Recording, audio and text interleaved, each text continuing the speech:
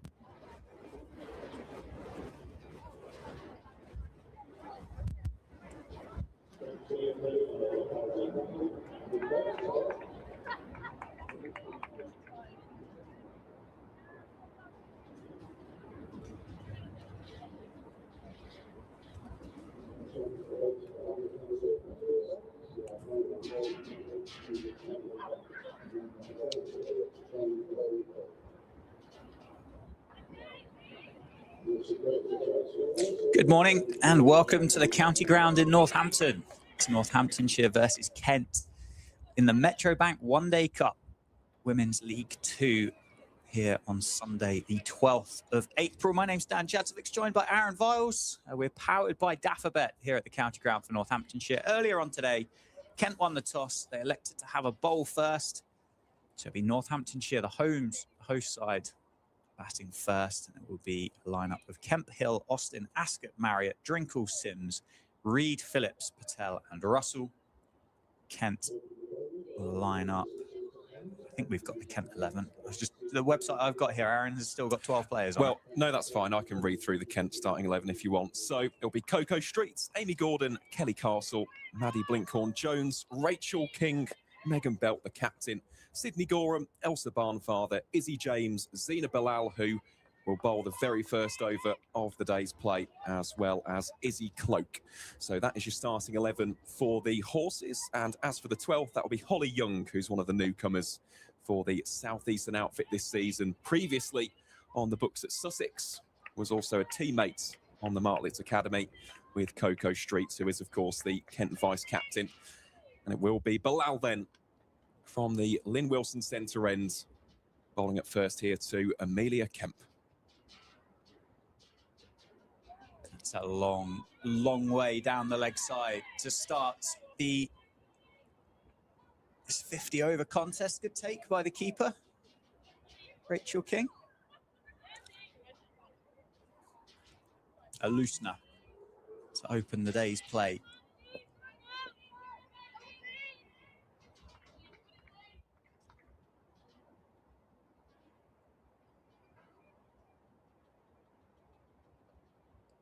And that one wide outside the off stump that time. So somewhere in the middle, be a lovely place to live for the start of this Metrobank One Day Cup. Exciting to have white ball cricket so early on in the calendar. 50-over cricket as well.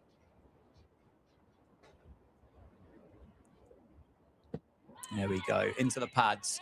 Northampton will scramble through for one run, in fact. So first runs of the morning off the bat, 3 for no loss. It's chilly out there again, isn't it? It is. It's bitterly cold today. It's also going to be a rather indifferent day with the weather. Just looking on the forecast, bit of rain on the way a little bit later on this afternoon. So fingers crossed That'll miss us here at the county ground itself.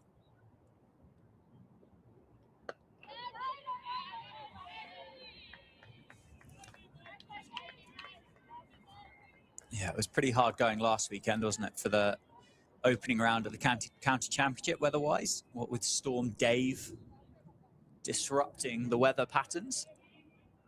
And it's not got a great deal better. It's chilly, it's windy. As you say, those clouds around us look a bit ominous, a bit dark. It's nicely bowled. Full face of the bat, defended back to the bowler.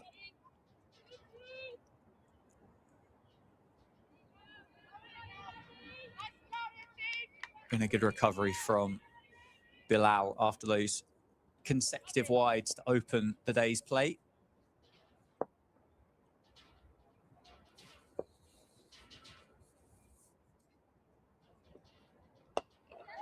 One turned past the 45 for what will be 2. It's well run for the Northamptonshire pair. So Chloe Hill opens her account for the morning with a brace. Yeah, big opportunity as well, isn't it, this season for Chloe Hill? Of course, started last season at Worcestershire, arrived at Northamptonshire midway through the campaign, spent the rest of the season on loan. One of the real experienced and classy operators in the side. It's a great shot through the covers. Going to be a long chase on down into that pocket. I don't know whether the ball's got the momentum to get there or not. It does. Just a teaser for the fielders. The ball eventually has enough momentum to get over the rope, and it's for the first boundary of the morning, and that to Chloe Hill. Yeah, again, it's a lovely shot, isn't it? Just leans into that cover drive, lets the ball have all of the momentum, really. Not throwing hard hands at it, and in the end, it's just guided along the turf. A lovely shot, that, from Chloe Hill. A nice way to get the boundary counts up and running. What's turning out to be a decent first over for the Steelbacks.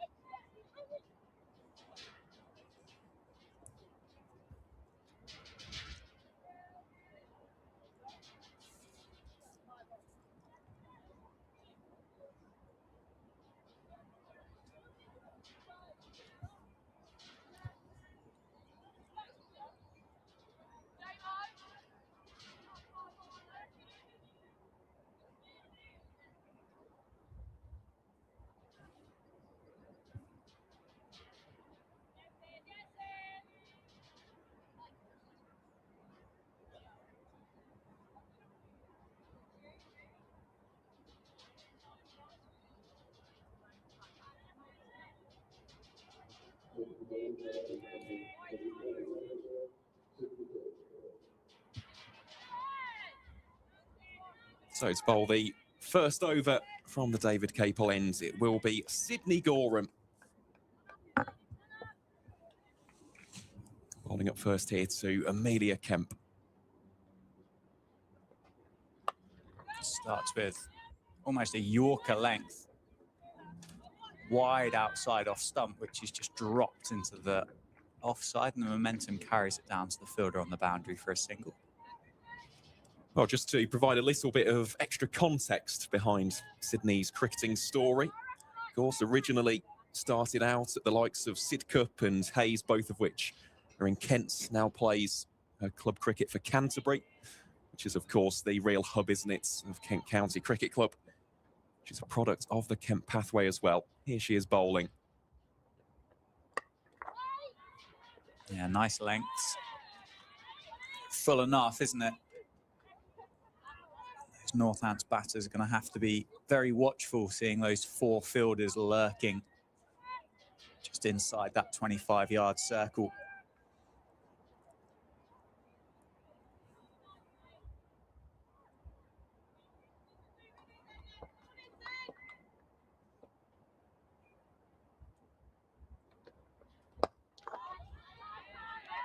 Nicely timed, fielded off her own bowling.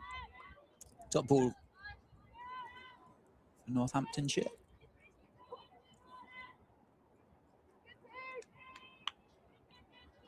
Always a nice start, isn't it, for a bowler when you can get into your rhythm nice and early. Couple of dot balls already in this over after the solitary single from the opening delivery. Tidy stuff this from Gorham.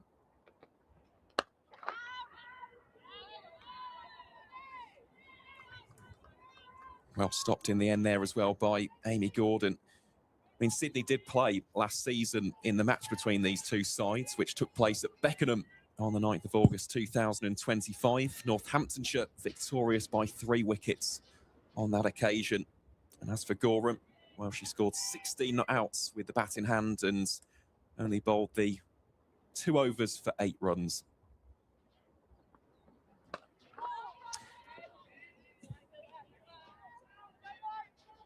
It's been a very, very good start, hasn't it? Just 1 run coming off it.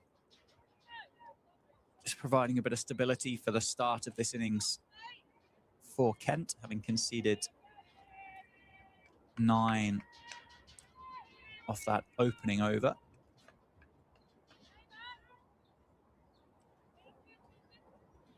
Final ball of the second over then.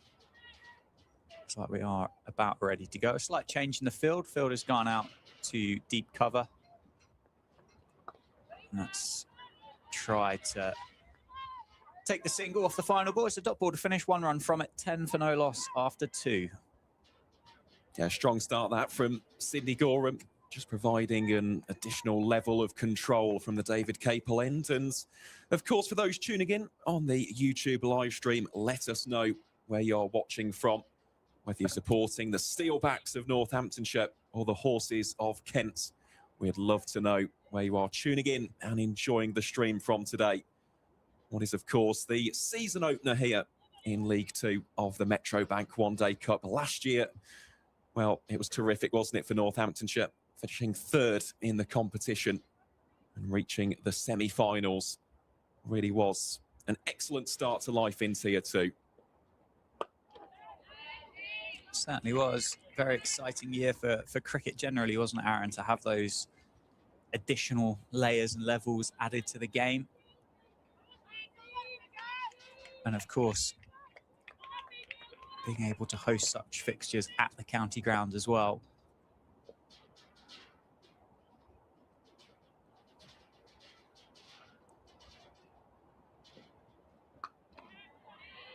Good recovery here from Bilal after what was a pretty tough opening over. Did say at the start it's incredibly breezy out there, so can be forgiven for that wayward radar to start, just adjusting to those conditions.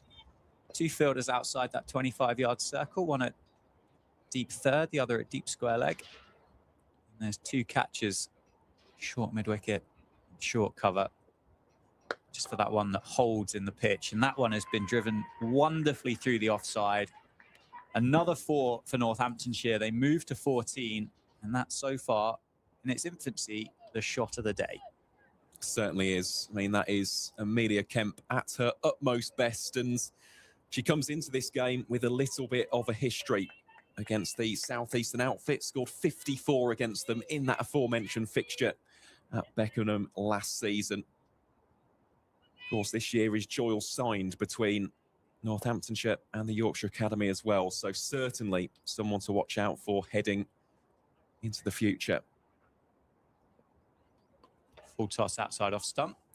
We'll get away with it because of that field placement. Take the single, boundary single, get down the other end, but certainly the batter there will feel they've missed out on a full toss, that they couldn't get that slightly squarer.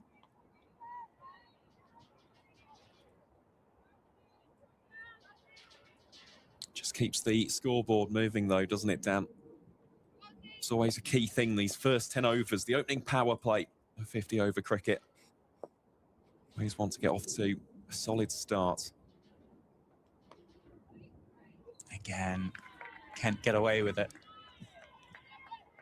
Straight to that fielder located on the 45.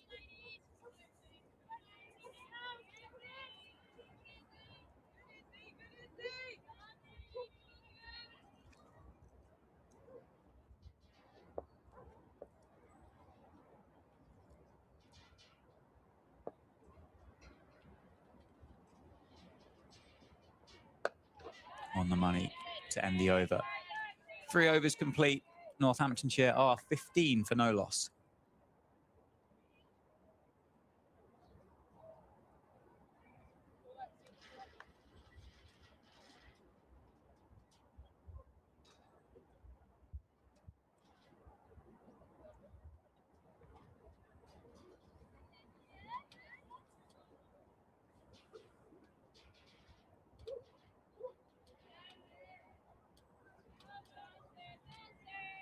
Unsurprisingly, it will be Gorham to continue on the David Capel end. Just making a slight adjustment here with the position of the fielder. Izzy James it is, who's down at deep third. Beauty.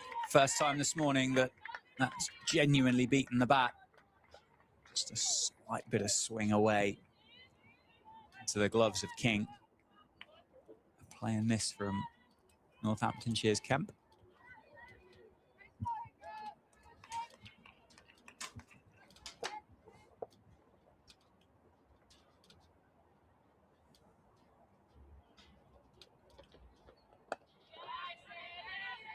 That time a bit straighter. Defended successfully by Northants opener. 15 for no loss after 3.2.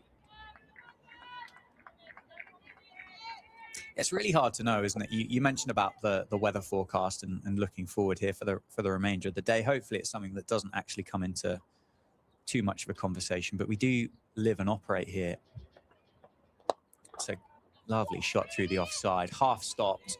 Will allow Northamptonshire to come through for a single, but the ground almost lives in its own little microclimate, doesn't it? And you spend the day looking out the window here in the commentary box, looking down towards the southwest of the ground, and you see the clouds kind of building up and getting darker, and all of a sudden you think, oh, well, not going to be long now.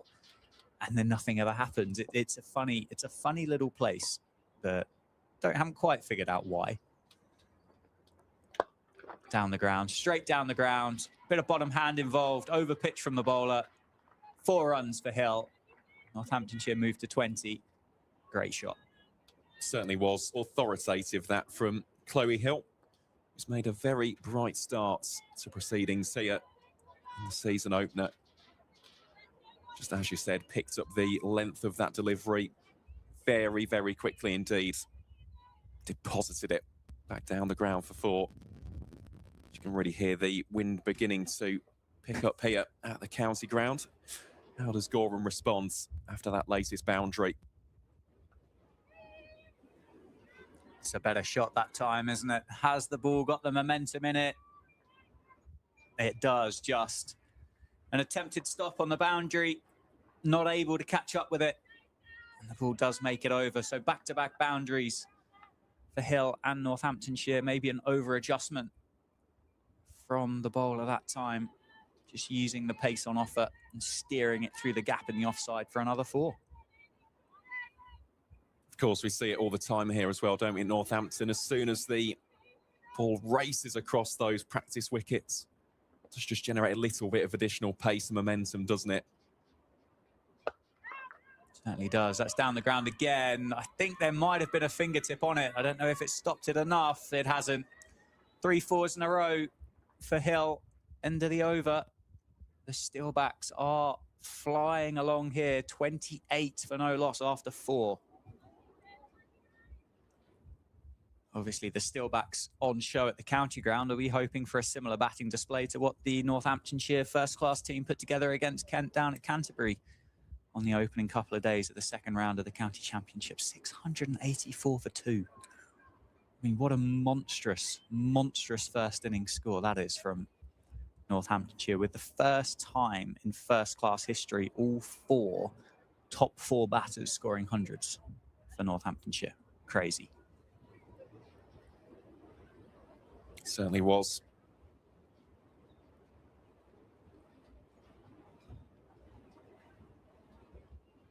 It's just gone a little bit gloomier out there, hasn't it? Just looking out the window here in the commentary position. Plenty of grey cloud overhead. We keep our fingers firmly crossed They won't have any impact on the action here. So Amelia Kemp prepares to face off here against Zina Bilal.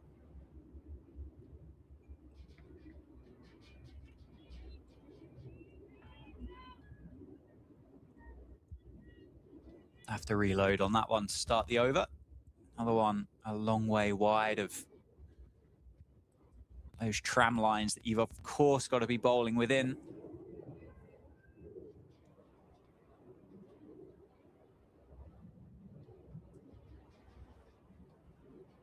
Short ball. Just dropped into the offside for a single. Allows Northamptonshire to get Hill back on strike, who is seeing the ball very nicely at the moment. Up to 30 now, the Steelbacks.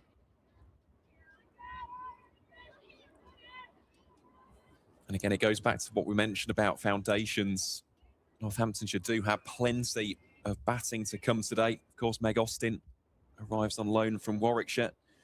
Got Beth Ascott, got Gemma Marriott, Lenny Sims, May Drinkle. On down the leg side. We'll have an eye on the umpire. Has it got bat on it? Is it off the pad? It is. It's got bat on it. Another boundary for Hill. So the previous 4 deliveries that Chloe Hill has faced, all 4 of them have now gone to the boundary, just helping that one on its way as it drifting down the leg side from Bilal. 34 now on the board. Yeah, it's been a real show of intense early doors, hasn't it, from Chloe Hill? How does Zina Bilal respond after that latest boundary?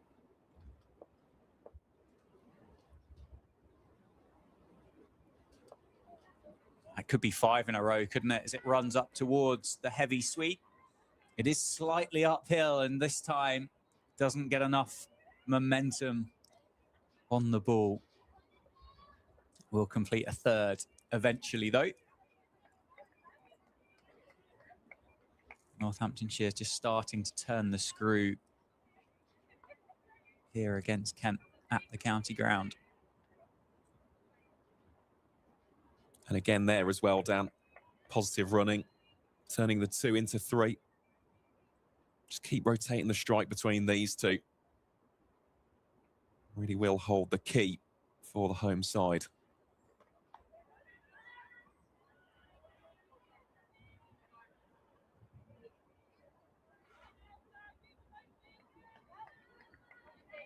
Of course, though, as for Kent, I mean, they've got plenty of dangerous bowlers. Of course, the captain, Megan Belt, with the finger spin.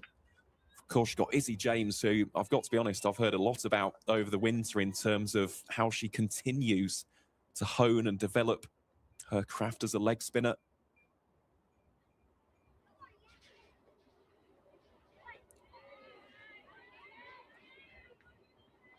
So that one will be a dot ball bowled by Zina Bilal. Of course, Amy Gordon, another spin option. And then if you just want something a little bit different with the seam, of course, you can get Izzy Cloak and you can bring Rachel King up to the stumps.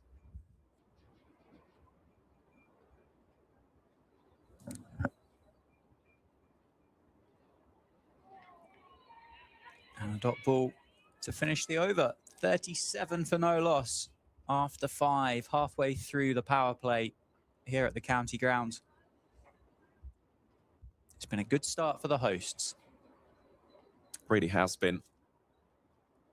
Hasn't really been a full shot played so far between these 2 when it comes to those boundaries. It hasn't been aerial, it hasn't been uppish.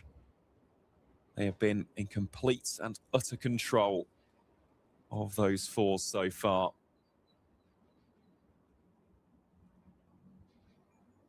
In terms of the outfield, it has been pretty quick, of course. We've just seen that latest one down towards the heavy sweep, slowed up slightly, but square of the wicket, it is going to race along. Hence why, actually, I think you're seeing Coco Streets out there, just on the boundary rope itself, as Gorham gets ready to bowl her 3rd over of the game, just in case it does pick up a little bit of extra velocity off those wickets. Yep, we're going to get a change for the keeper as well. King comes up to the stumps.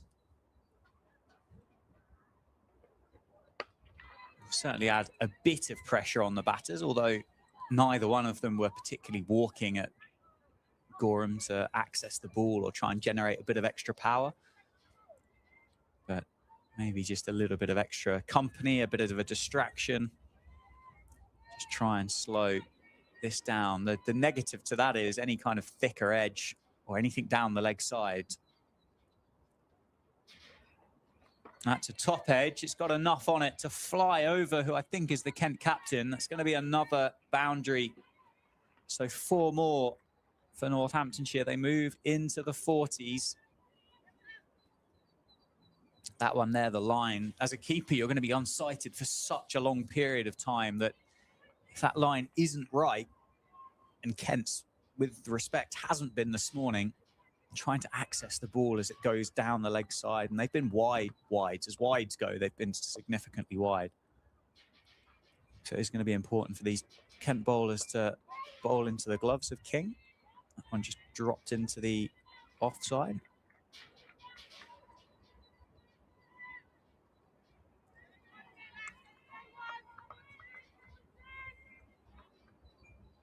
As you can hear through the ambient mic, still plenty of encouragement being offered here to Sydney Gorham. Can she be the one to provide the breakthrough here for the visitors? Beautiful cricket shot. Job to do on the boundary. Just a single taken. Smooth one-handed pickup down on the boundary edge. Obviously, Kent vice-captain Coco Streets down there today.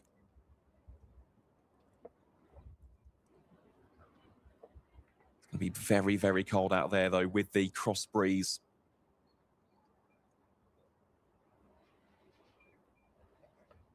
Nicely played. It's going to beat that fielder. It's gone very, very fine. Using the pace.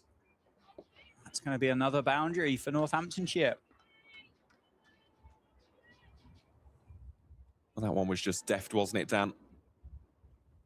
Just as you said, just guiding it beyond. That is the danger, of course, when you don't have keeper behind. And Izzy James is a little bit squarer on that occasion, not as fine to cut that potential shot off. Yeah. Slightly surprised that for the opening couple of overs at least, there was no slip in place. If this white ball is going to do anything, it's going to do it in the opening couple of overs. Dot ball to finish the over. So damage done earlier on. 46 for no loss after 6 overs. Yeah, real positive start this from the Steelbacks. Of course, we heard, didn't we, David Ripley, the head coach, he wanted his side to challenge this season. And look, it is going to be very difficult. I look at teams like Middlesex, Glamorgan, of course. They're going to be very strong, but Northants have got some serious players in this division, especially the likes of Chloe Hill. I mean, she's been part of a record-breaking stands in domestic T20s in this country for Worcestershire. Of course, you've got Anisha Patel, the captain, who has done it for so many years for both Warwickshire and, of course, now for the Steelbacks themselves. And there's Gemma Marriott's spoken already about the likes of Lenny Sims and, of course, Kemp herself. Ella Phillips is someone to watch out for. Could be another promising campaign for the East Midlands outfit. And I think we are going to get a change of bowling here, Dan, from the Lynn Wilson centre end. Spoke about Amy Gordon being one of those spin bowling options, and we are going to see a bit of off-spin for the first time today. Yeah, well, it's not really worked for the two seamers, has it? They've both conceded 23 runs off their opening 3 overs, so going at a shade over 7.5 runs per over. And Kent here looking for a change that's just going to try and slow this start down for Northamptonshire. Which you'd have to say is kind of the first win for the hosts to make Kent or force them into an early change, one that they wouldn't have necessarily planned for. So it is going to be a bit of spin. Amy Gordon from the Lynn Wilson centre end. Starts with a drag down. Pulled away behind square. Be a chase on. Should be 2. They do come back for the second. Again, comes back to good communication there between Kemp and Hill. Inching closer to what would be a fine 50 partnership to kickstart the campaign as well.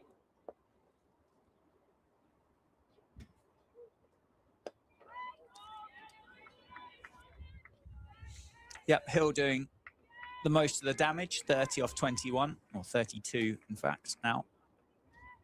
Kemp 13.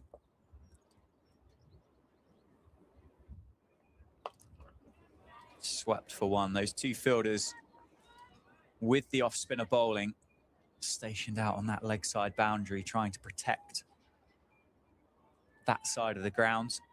See the risk associated to the Northants batters here would be playing against the spin and going through or over the offside.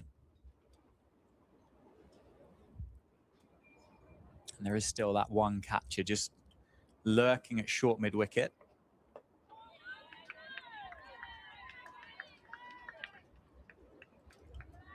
You've got the screen on in front of you. Is there much turn on show here for Gordon, or is it pretty straight on off breaks at the moment?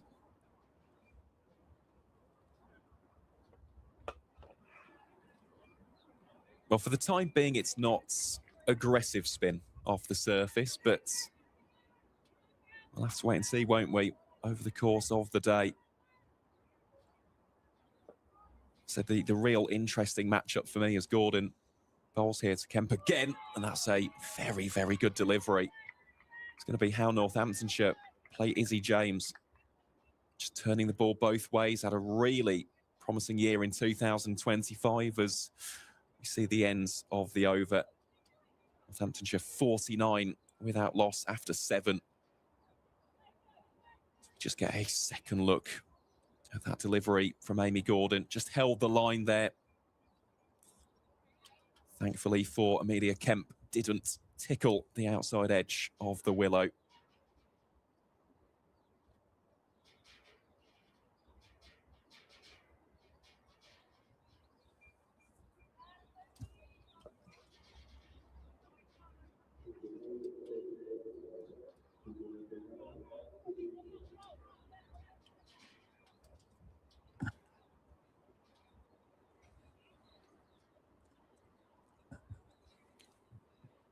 Appears as though we'll have another change of bowling here, this time from the David Capel end, Dan. It'll be Izzy Cloak, of course, returns to Kent in 2026. She's had a really good pre-season. We'll talk about her batting a little bit later on, but this is what I spoke about. We've seen this against the University of Exeter, for example. We've seen it in terms of Kent's training sessions. Keep her up to the stumps. It'll be nice and full, nice and straight. Bringing LBW and, of course, bowled into players.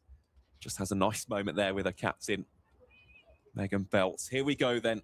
It will be Izzy Cloak to bowl here to Chloe Hill. Yeah, changes they had to make, wasn't it? Those two opening bowlers. Expensive. As I mentioned earlier, going at just over 7.5 runs and over each. Good start for Izzy Cloak. Starts with a dot ball.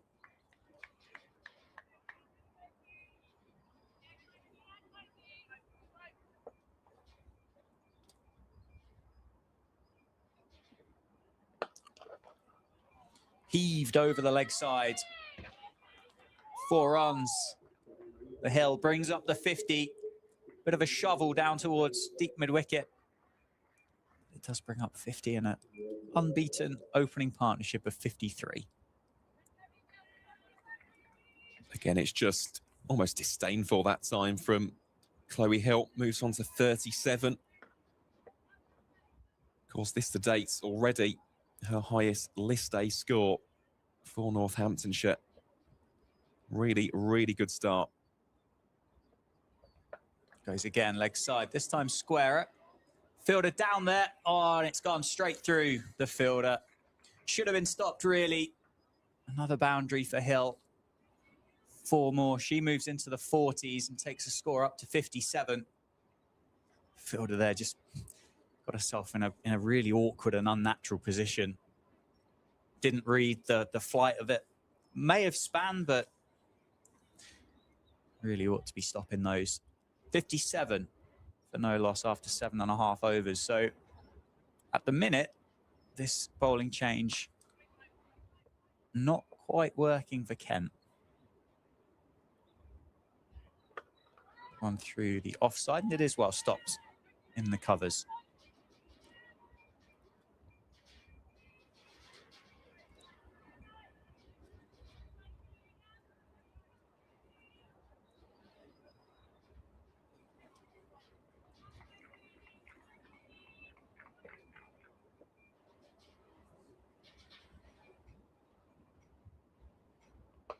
One through the leg side again.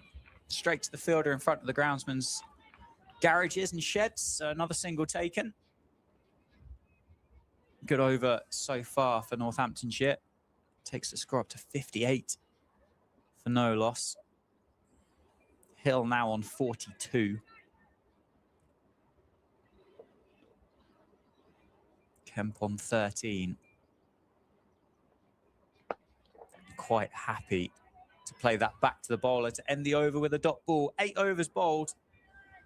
Having won the toss and elected to have a bowl first, Northamptonshire find themselves 58 for no loss.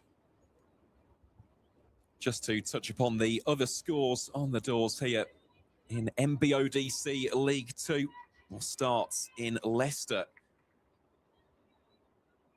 where the home side have gone off to a great start. Sussex 28 for 3 in the 10th over. Absolutely fantastic start there for Emma Thatcher and Ellie Phillips. As for the game between Glamorgan and Gloucestershire, unfortunately, no play in that one as of yet due to quite a bit of rainfall at Sophia Gardens. We'll take you through the next one after this delivery from Gordon. Wide outside the off stump and fetched by Chloe Hill. As for the game taking place at the County Ground in Derby, well, the home side have just lost their first wicket. The Falcons 25 for 1 in the 9th over. Saskia Hawley, the Middlesex skipper, clean bowling the loney Rebecca Duckworth, as we see a Hill scoring a single there towards deep backward square.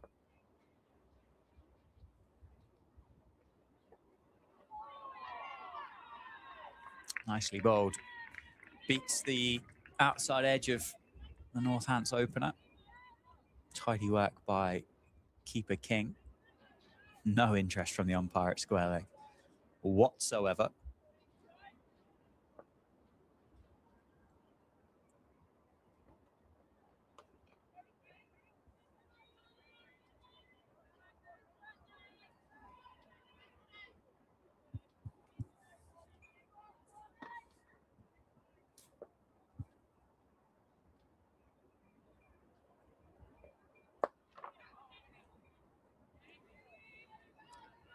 Been a good spell from Amy Gordon so far.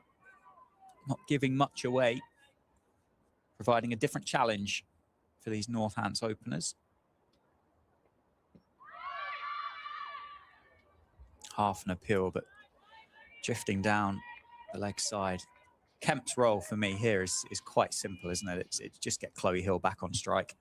Play second fiddle for a moment. That's okay. You don't have to go at the same pace at which your opening partner's going along at. You can play a simpler game, try and find that single, get down the other end and hand it over to the teammate that's currently 43 off 31.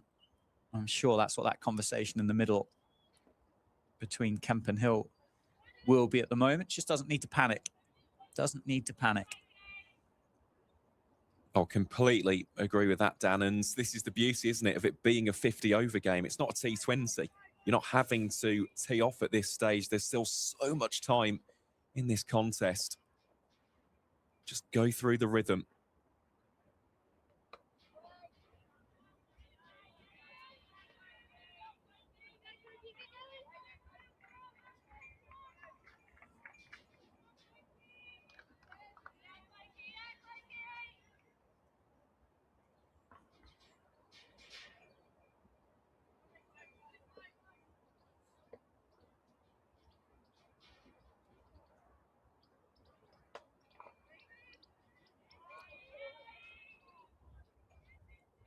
Plenty of width on offer from Cloak Hill, just not able to pierce the gap at the moment. Certainly tried a couple of times, just not able to find any one of those gaps between those fielders. It is with the gradient, so almost certainly would run away for 4 if she were to find the middle. On full and straight. They're going to nick a single there. It's really well run. Ball barely left the cut strip. And they have come through for a single. 60 up for Northamptonshire. Yeah, it was alert running, wasn't it, between Kemp and Hill? It's almost been a hallmark of this opening partnership so far.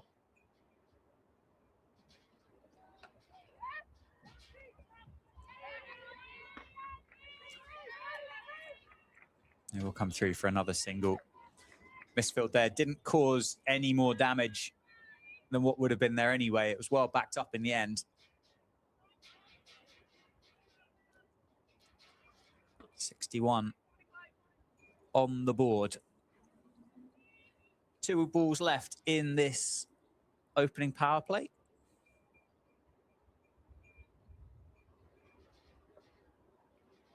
There's an appeal there from the keeper and mid-on. Nothing from the bowler at all. Those attempted slog sweeps again from Hill. 61 for no loss.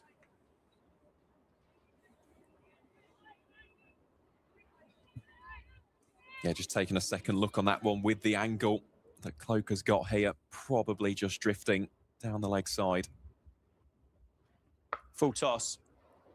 And it's only going to cost 1. End of the power play, and a very, very good one for Northamptonshire. 10 overs done, and the score is 62 for no loss. It's Hill on 45 and Kemp on 14. Kent having chosen to bowl first this morning, currently wicketless here at the county ground. Well, I think it is important just to reiterate that decision. I think a lot of it will be down to the weather as we head towards the latter stages of the afternoon. Does appear to be a little bit of rain on the radar, so could see Duckworth, Lewis, Stern come into the equation. And of course, as is the modern way, teams want to chase. You want to know your target. So this has been an ideal start for the Steelbacks. Precisely what they were looking for. And yeah, both of these opening batters doing a terrific job so far. As we see Amy Gordon continue here from the Lynn Wilson centre end. 4-5 field in favour of the onside. As that one just over the top, and this one racing down towards deep forward mid-wicket. There's a chase on here for the fielder, and well stopped in the end by Zina Bilal. Another couple to add to the tally here for the home side. Moves them on to 64 without loss. Hill 3 away from a half century as that one top edge. Another pursuit on here for the Kent fielder.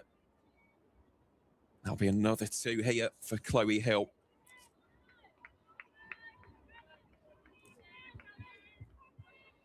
So Hill now just 1 run shy of what would be her first 50 for Northamptonshire in the 50 over formats. As Gordon changes approach, bowling around the wicket now to the right-hander. And Hill goes for the sweep. Will get through for the single, and this will be Chloe Hill's first 50 over half century for Northamptonshire County Cricket Club. It has been an innings of fantastic pace, rhythm and tempo. Includes 8 boundaries and comes up in the 11th over. Very, very well batted Chloe Hill. And dare I say, I don't think that will be the last time that we are seeing Chloe raise the bat for a 50 in the summer of 2026. That was a dominant 50, wasn't it? Just off, what, 39 deliveries, I believe it is. 8 fours, chanceless. Really making these Kent seamers pay.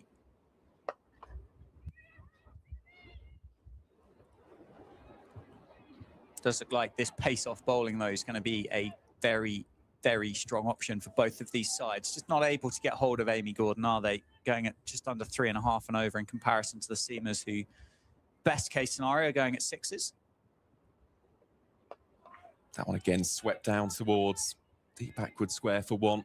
Streets will do the fielding on that occasion. That'll be the end of the 11th over. Northamptonshire continue on their merry way. The home side, 69 without loss. And yeah, Gordon almost feels like a little bit of a veteran, given the fact that you go back to her career, of course, represented the Surrey Stars in the 2018 and 2019 installations of the Kia Super League. Of course, went on to play for the South East Stars in the regional stuff, went on to play for the Welsh Fire in the 2021 version of the 100, captain Surrey in the previous county setup. And yet she's only in her mid-20s. So she has still got plenty of years ahead of her in this game. And as a spin option, as a batting option as well, she will have a prominent role to play for the Horses in 2026, as we see the resumption of Izzy Cloak's spell. Bowling up first here to the half-centurion Chloe Hill.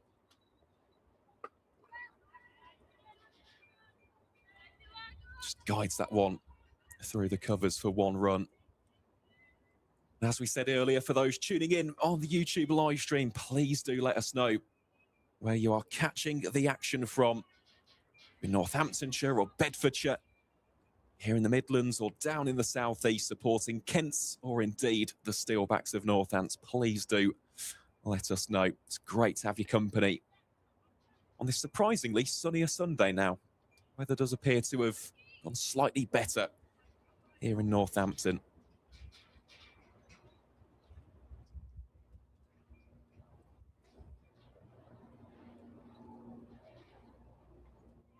It's a nice delivery there from Izzy Cloak.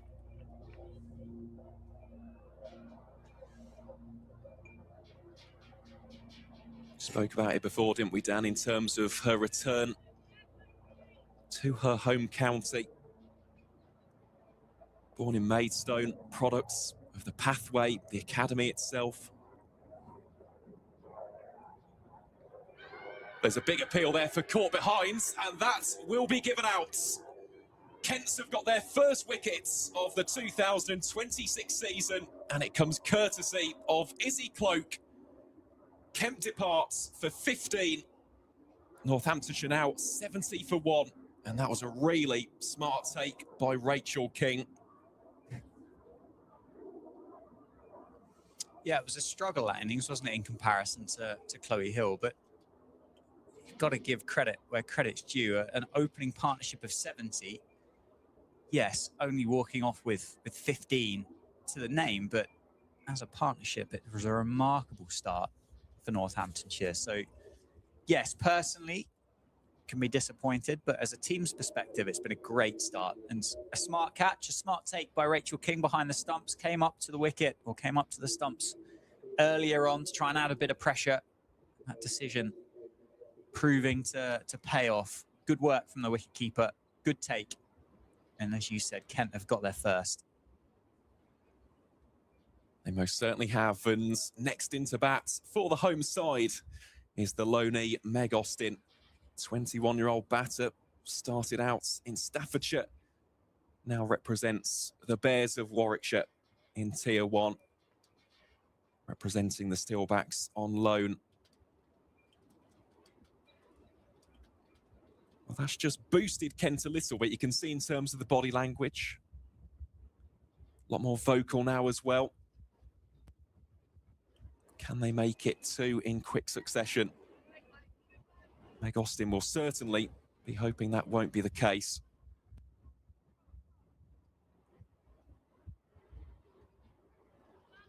Just weighing up the scoring options here. Plenty of fielders on the offside.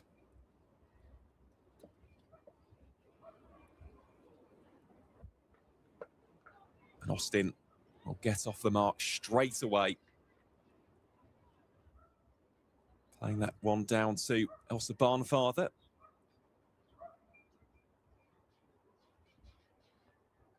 Again, Austin, definitely someone to watch out for. Having commentated on numerous matches of hers in 2025 for the Bears, especially in T20 cricket. Certainly someone to watch out for in the future.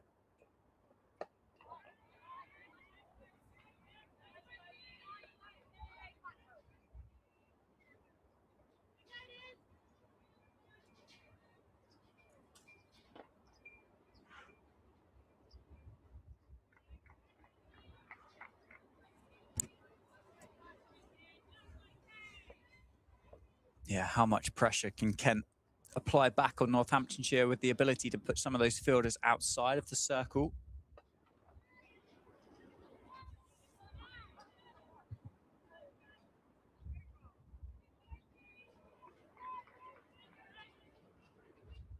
That'll be the end of the over. A very good one as far as Kent County Cricket Club are concerned. Just the 2 runs from it. And the key wickets of Amelia Kemp for 15. Northamptonshire 71 for 1 after 12 overs here at the county ground. Will be Amy Gordon to continue her spell here from the Lynn Wilson centre ends. It's been rather miserly so far, just the 11 runs conceded from her previous 3 overs bowled. And up first to face, it will be the aforementioned Meg Austin.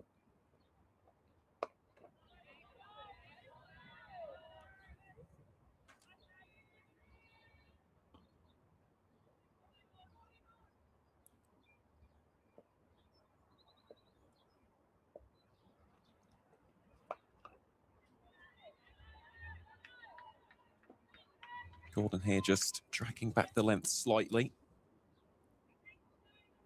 forcing Austin onto the back foot. So that one is just lapped away down towards square leg for 1.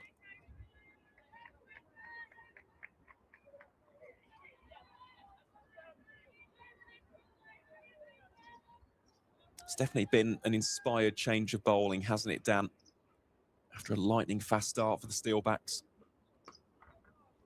Yeah, going to spin early in the power play. You see it a little bit, don't you, with an off spinner opening or say sneaking through the first over or the first couple of overs if it goes particularly well. But this was definitely a defensive change for Kent, just trying to restore some control to the fixture, and they have been able to do that from one end. And I'm certain the pressure that Gordon has been able to have built there has helped Cloak pick up the wicket at the other ends, just try and slow that rate down and build the pressure up. I suppose the question is really is what other options have they got when it comes to the slower side? I think Belt's going to be reluctant to go back to those 3 seamers as that's drop kicked into the leg side. Fielder there erring on the side of caution, keeping the ball in play. Northants complete a single and complete the over. You'll just have a slight delay here. Chloe Hill has rushed straight over. Yeah, just grabbing a quick drink here is the Steelbacks opener. Yeah, in terms of the bowling options, of course, Kelly Castle as well is another one.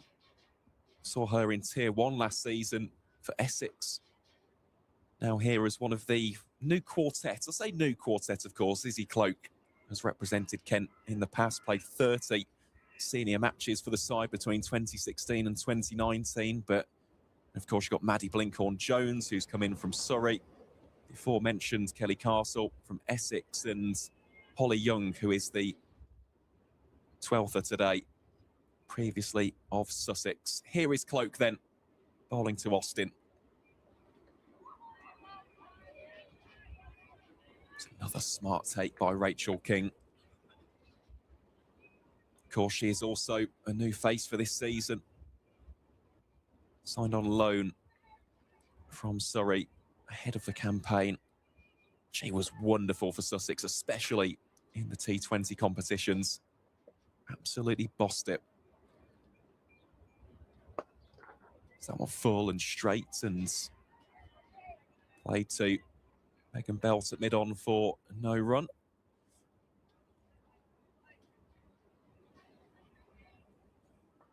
Having spoken to a couple of this Kent side at the media day, and they were absolutely over the moon to see Izzy back.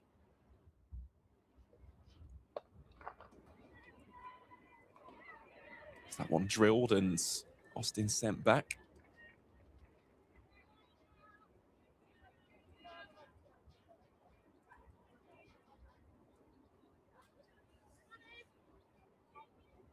Funnily enough, though, Dan, she actually plays a club cricket now down in Sussex. Plays for Brighton and Hove. Oh, played there a few times myself. That is chilly on a windy day. So this should be perfect conditions.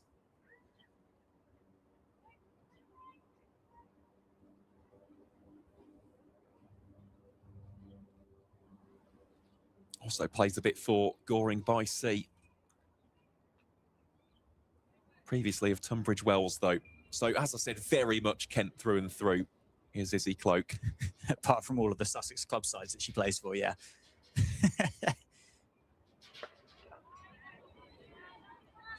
Brilliant. But no, it's wonderful to see her back. It really is. I said we'll talk about her batting a little bit later on. She has been in tremendous touch in pre-season. And of course, on the conversation of club cricket, for those tuning in, if you do want us to give a little bit of a shout out to your local club team, please do let us know. Yeah, one of my sides is just starting as there's a misfield there at point. And it's going to be another boundary. 4 more for Northamptonshire. Nicely timed through the offside. Beats the fielder, 14 overs, 78 for 1. Yeah, teammates taken to the field this afternoon for Slindon. One of the oldest cricket clubs in the world, formed in 17... Oh, when was it formed? 17 something. Bear with me. I know it's getting close to the 300th anniversary of the club. 1723, I want to say. In that in itself, even the fact that it starts with a 1700s is absolutely crazy. Just see Gordon here. Around the wicket to Hill. Goes for the big slog sweep. Down towards Zina Bilal. Deep mid-wicket for 1.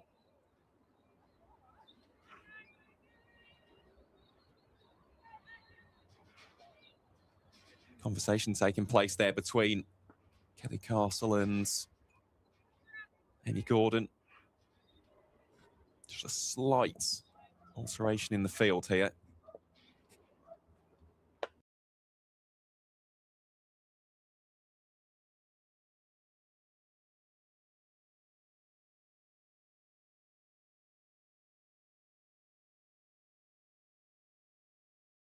In favour of the onside.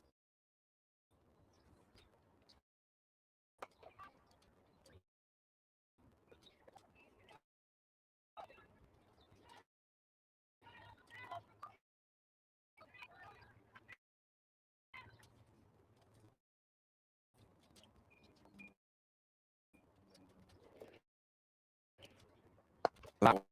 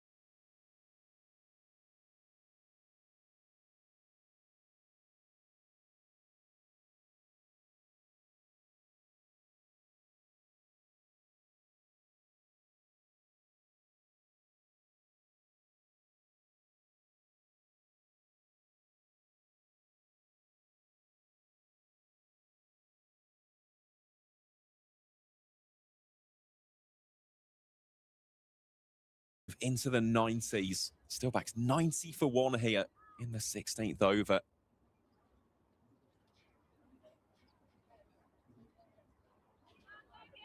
Meg Austin now moves on to 16 from 17 deliveries faced. Good start this for the Warwickshire Loney. Of course, the Bears involved in a very good game yesterday at Edgbaston. You were there, weren't you? I was indeed, yeah. Were you working or were you spectating?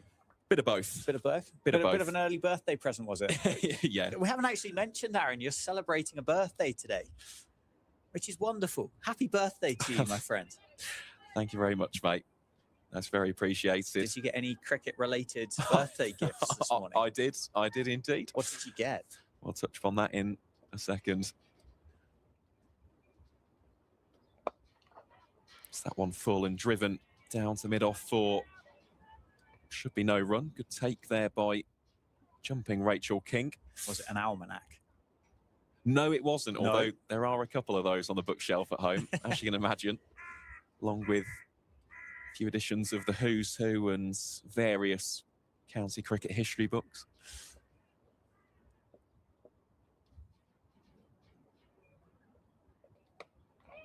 Austin again.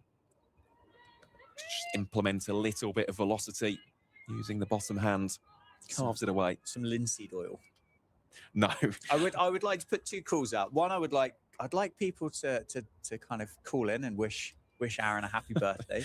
And I'd also be curious to know as the most crickety item that anybody's ever received for a birthday present. Because I feel someone somewhere has received linseed oil as a birthday present. Hill just pushes that one through the covers for 1. Feels like something Marnus Labuschagne would receive for his birthday, or maybe Bat Steve wax. Smith.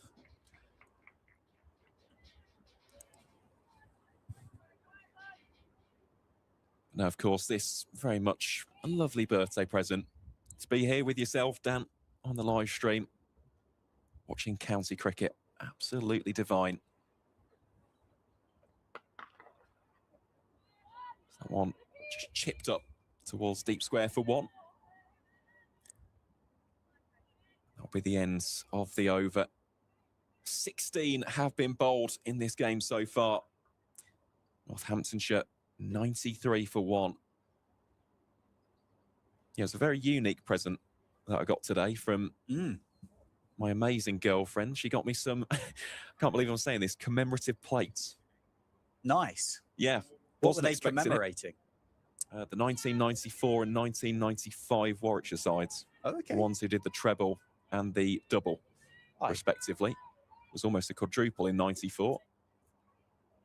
They ones that you'd have your spaghetti bolognese on, or are they kind of exclusively being put in the cabinet? Yeah, they're display only.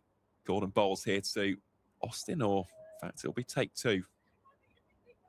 That may be the wind just playing a little bit of havoc there on the former Surrey all-rounder, who laughs it off.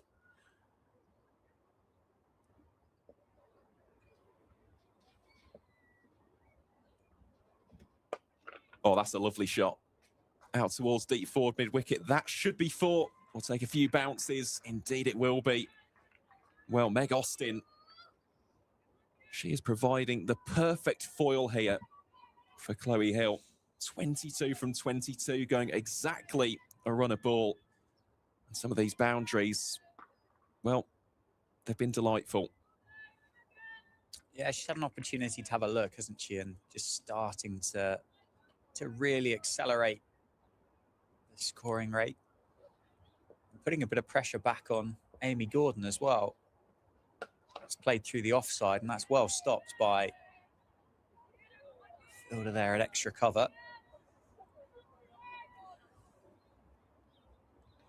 But someone who's bowled so economically in Gordon to break that initial partnership in the power play is now just back under pressure again, as that's guided through a pretty vacant area of the field behind square on the offside. It's going to be another boundary. No fielder anywhere near it. And it does bring up, I believe, the 100 for Northamptonshire, 101 for 1. Does indeed. Again, just a deft shot, that, isn't it, from Meg Austin? Showcasing plenty of finesse and class with that one. For the first time really in this spell, Amy Gordon under a little bit of pressure. Sally's dragged down and heaved away towards deep forward square for one. I've already had one nice message from that shout out, Dan, and it's from Nick down in Kent. Good. Really good friends with Nick. Glad to hear you're keeping well, mate. And yeah, thank you for the lovely message as well. It's very much appreciated.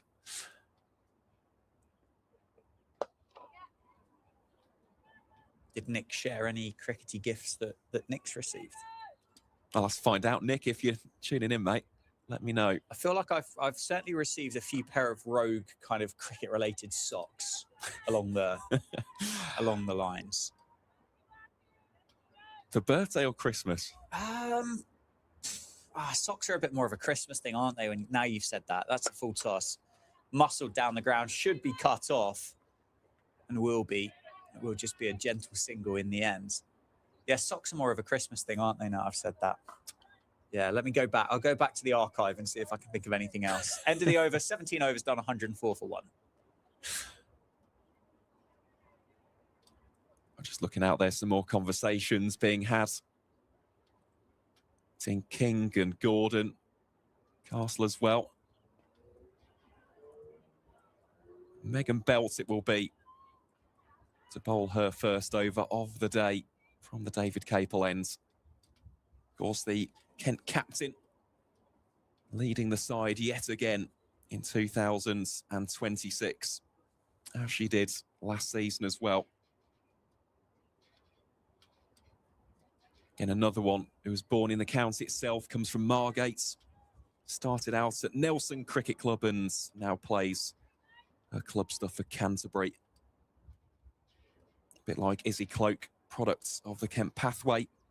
Made her senior debut in the previous county iteration in 2013 and was also a member of the Kent sides that won the double in 2016, as well as the Women's County Championship in 2019. Here she will be to bowl some finger spin from the opposing side of the ground. She'll always have cap number 49 for the horses. You can tell it just means the absolute world to her to represent her home club, her home county. Can she provide the visitors with their second? Bowling here to Meg Austin. Austin straight away. Just carves that away down towards deep third for two.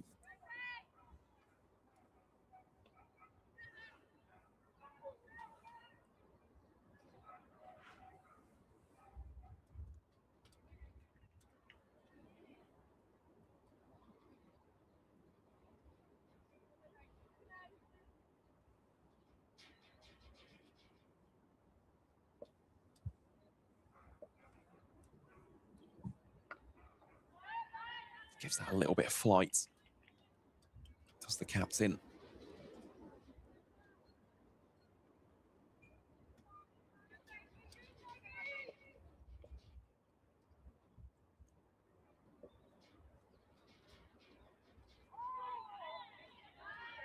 And Austin looking to play that one off the back foot.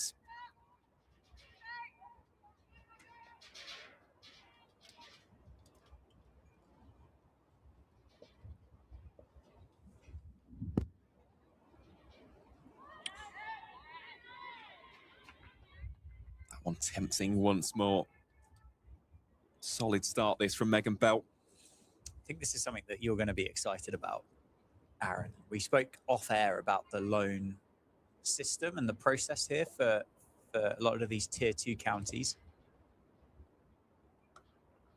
You already highlighted, and they're going to sneak a thick single through there as we get a misfield at backward point.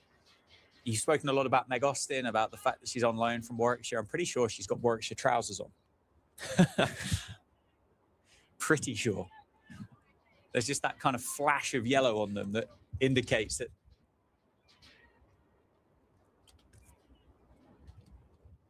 You know, I hadn't even clocked that. Now that you say it, looking on the monitor, I think you're correct in your observation there, Dan. They definitely are. Here is Hill on strike then. Just dabs that really into the offside for no run. That'll be the end of the over. Very useful one that from the Kent captain. Goes for just 3 runs at the end of it. Northamptonshire 107 for 1 after 18.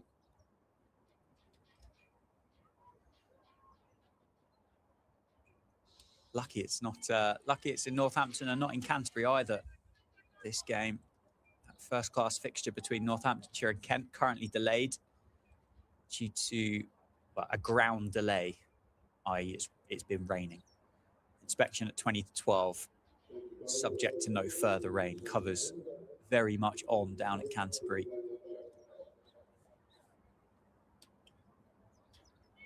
Change of bowling here from the Lynn Wilson centre ends as for the first time today. We'll see a little bit of leg spin.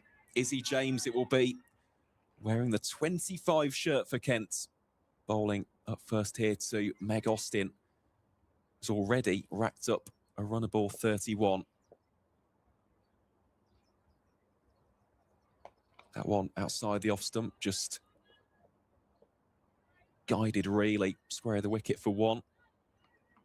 As said, this is the matchup today for me. Coco Streets spoke very highly of Izzy in terms of the work that she's done over the winter.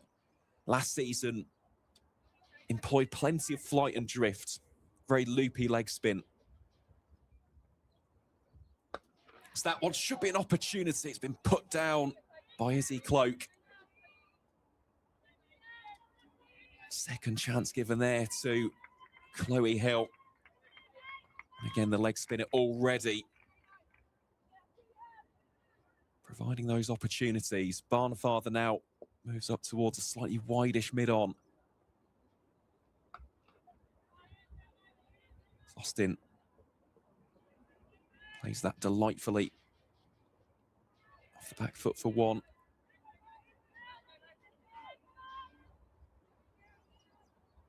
You can already see here the trajectory a lot flatter from the 21-year-old. Gives that a little bit more flight. It's got up in the air. Could be a catching opportunity, and it will be taken by Amy Gordon. An excellent catch from the all-rounder. And the leg spin does the trick once more. Kent have their seconds. Steelbacks 2 down. Northants find themselves 110 for 2 as Chloe Hill departs for a fine 59 from 51 deliveries. An inspired change of bowling from the horses. Yeah, very good decision by the captain to make that change. Really taking the pace off and slowing it all down. It was a brilliant innings by Chloe Hill. Just got stuck a little bit at the outside or the back end of that power play. Did all the running in those opening 10 overs. Took the pace off the ball, put the fielders out. Not able to find the boundary quite so fluently. But yeah, walking off 59 to the name. Very, very good start to this innings. Very good start to the 2026 summer for Chloe Hill. It really is an excellent start. Well batted, Chloe Hill. You can see the numbers on the screen there. 8 fours, strike rate of 115. Got the side off to an excellent start. Just laying the foundation for what could be a very handy total here at the county ground as we see Beth Ascot's come into bat now at number 4 for the Steelbacks.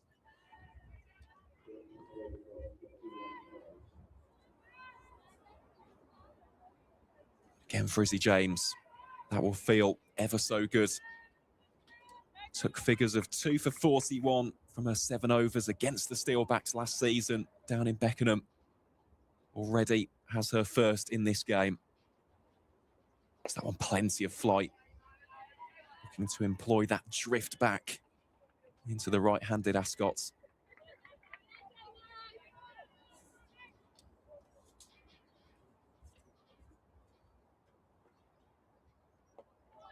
Produces the leading edge. last delivery as well. Really good start that for Izzy James. The first over of the game goes for 3 and also produces the crucial wickets of Chloe Hill. Northamptonshire 110 for 2 after 19 overs here at Wantage Road.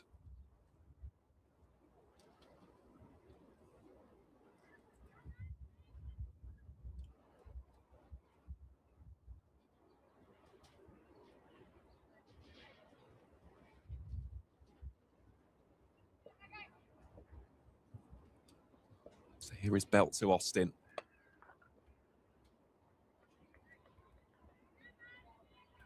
No run from the first.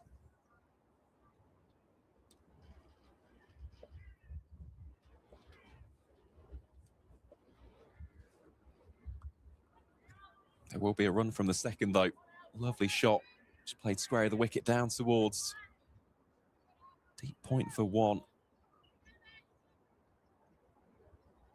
Intriguing area of the game, this now, isn't it, Dan? After what was a very fast start from the Steelbacks, the spinners just beginning to slow down the tempo and the pace of the innings itself. Yeah, I think Northamptonshire will be happy. They'll certainly be the happier of the two sides with 110 runs, or 111 runs, in fact, on the board. Just the loss of those 2 wickets. The 2 spinners doing a good job, as you say,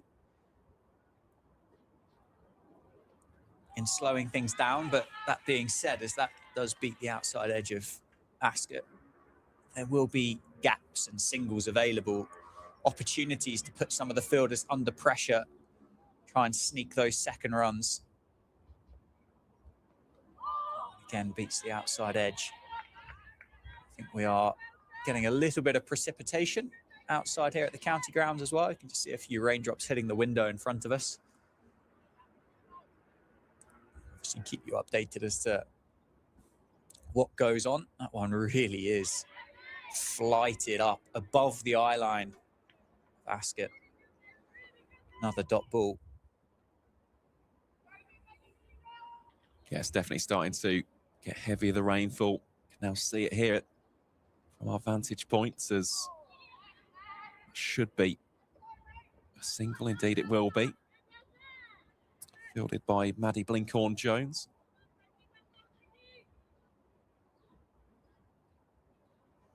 That'll be the end of the over. 20 overs have been bowled here at the county ground in this, the season opener for both of these sides in Metrobank One Day Cup League 2. Northamptonshire 112 for 2.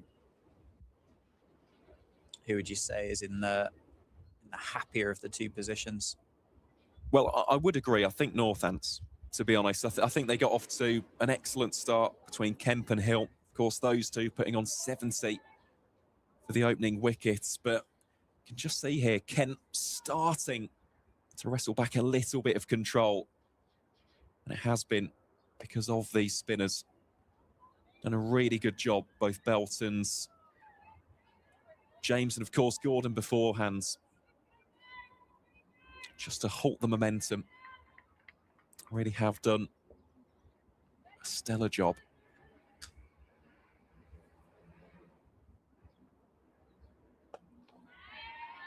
Yeah, 3 spinners making the difference, taking all of the pace off.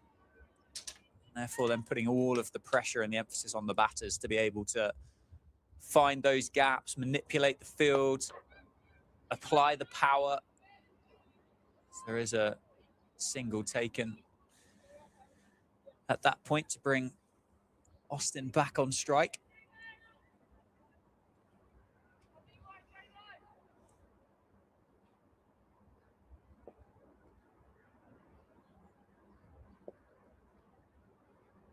Swept away.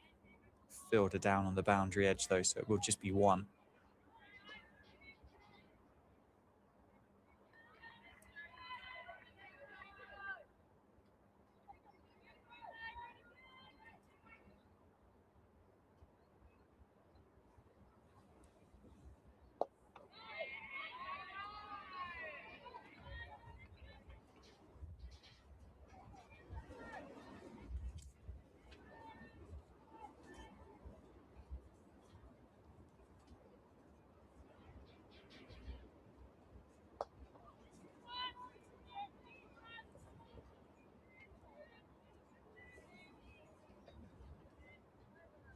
Be another single to end the over. 21 overs, 115 for 2. A good over for Kent. Really slowing the game down, or slowing the run rate down, but sneaking through some of these overs. So that's another thing for Northamptonshire to have an eye on, and another skill and another tactic in the game to try and rattle through some of these overs a little bit quicker.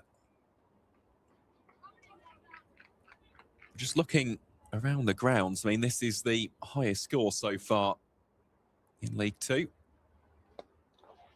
Scott just pushes that one back to Belt for no run.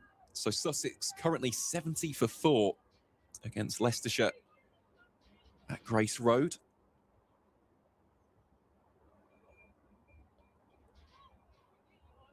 That'll be another dot ball. See the slip in place in the form of Kelly Castle as well. Derbyshire 63 for 2 after 22 overs at the County Ground derby. They are taking on Middlesex. Oh, powerfully struck. Misfielded. Should come back for a second. They do. Ascot moves to 5. 5 or 14 for the Northamptonshire number 4.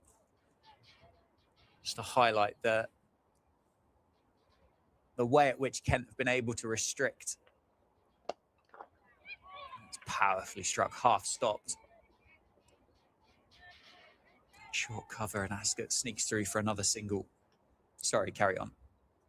Well, I mean, they are the only 2 games, aside from this one, of course, that are taking place in League Two. Unfortunately, no play possible yet in South Wales in the game between Glamorgan and Gloucestershire.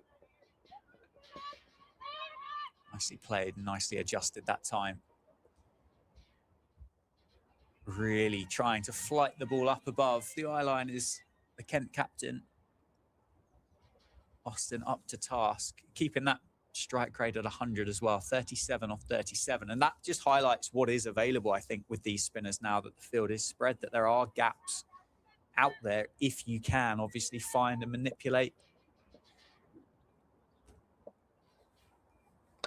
the field. That's nicely played. Whether it reaches the boundary or not, I think it might. It should have enough legs on it, and it does just about. A beautiful cricket shot through the covers. Meg Austin moves into the 40s. Something I think the two of these two can do well together is run, put the fielders under pressure. I'd like to see Austin have more of the strike as Ascot starts the innings off. Putting some of these Kent fielders under a bit of pressure, who have shown signs of struggle at points, I think would be fair to say, with a couple of drop catches and some misfields that have allowed the boundary or the ball to cross the boundary, that you can put these two under a bit of pressure. And to say, if Austin can face a few more deliveries from than Ascot at the start, I think that would be good for Northamptonshire. Well, she is the more set of the two, isn't she? Currently on 41 from 38. Of course, for those who look at League Two from a slightly wider perspective, you may have thought, well, we've only spoken about 8 teams there. There are, of course, 9 in this division. The 9th one being Worcestershire, who aren't in competitive action today. James Bowles here to ask it for no run. They are playing a friendly against the Warwickshire Academy, which actually features a couple of Northants players in Bethan Robinson and Ava Clive. Again, plenty of flight there from Izzy James. The latter currently unbeaten on 18. That one so far, 2 4s and a 6. So yeah, Worcestershire, essentially their bye week.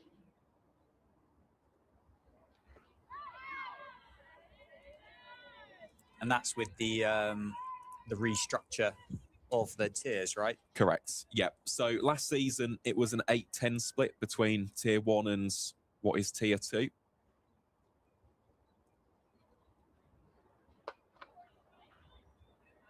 This season, it's a 9-9 split. So 9 in Tier 1 because Yorkshire been elevated to the first division. Next season, it'll be a 10-8 split between Tier 1 and Tier 2.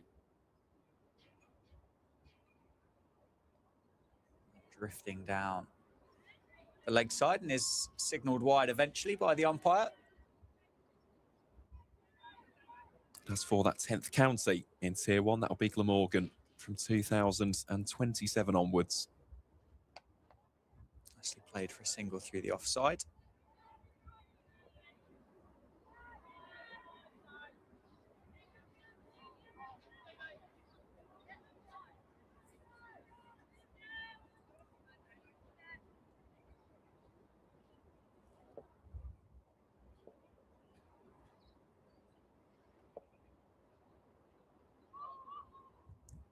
Thick outside edge. A benefit of the doubt, I think that's been played down past the gloves of the keeper King. They should come back for a third. Ascot scampers through and completes that third run.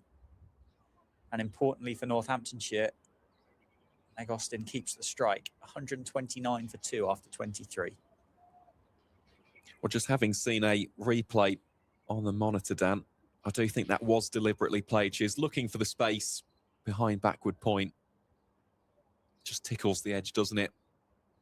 Runs fine and no further damage done as far as the home side are concerned. So Northamptonshire 129 for 2. They've also had a bit of an update from Canterbury when early lunch has been taken at 12:30. So no further play in the championship as of yet.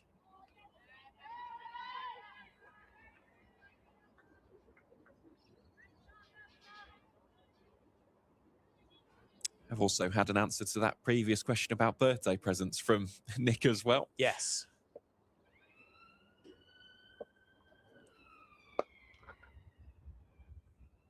So yeah, for those presents, shout out to Nick. Got a Bears mini bat signed by Brendan McCullum on the day that he scored 158 against Derbyshire in the Blast. Nice. So that is a terrific present. Terrific innings as well.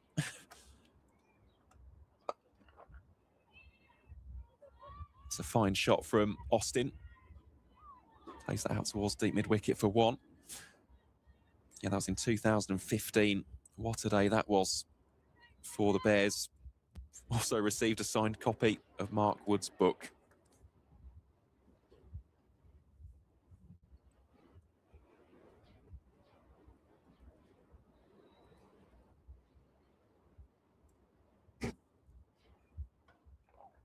Whipped on offer once again. Ascot can't find the gap. It's backed up in the end. So there's a huge gap, isn't there, between that fielder that is at first slip, kept employing a slip for the first time in this fixture between Kent and Northamptonshire. Ascot again uses the feet in the misfield once more in the covers. Should allow Northamptonshire to come back for 2, and does. Gone straight through that fielder. Took enough pace off of it to make sure it doesn't reach the boundary, but again, another one that I think should have been stopped. Another handy couple of runs for Northants. Dot ball to finish the over. 24 overs done. 132 for 2. Certainly is. Getting closer as well to drinks being taken as we just see the end of the 24th over here at the county ground. They are currently taking drinks in Derby, where the Falcons are 72 for 2 against Middlesex, and Lauren Kenvin going well in that one. Currently unbeaten on 29 from 45 deliveries. That is a serious Middlesex attack, though, featuring the likes of Saskia Hawley, Hannah Davis, who's certainly someone to watch out for with her leg spin. The overs tell you everything. Currently wicketless, but 4 runs conceded from 5 overs with 2 maidens. Serious, serious figures. Of course, Sarah Pearson as well, who's currently bowling in that game.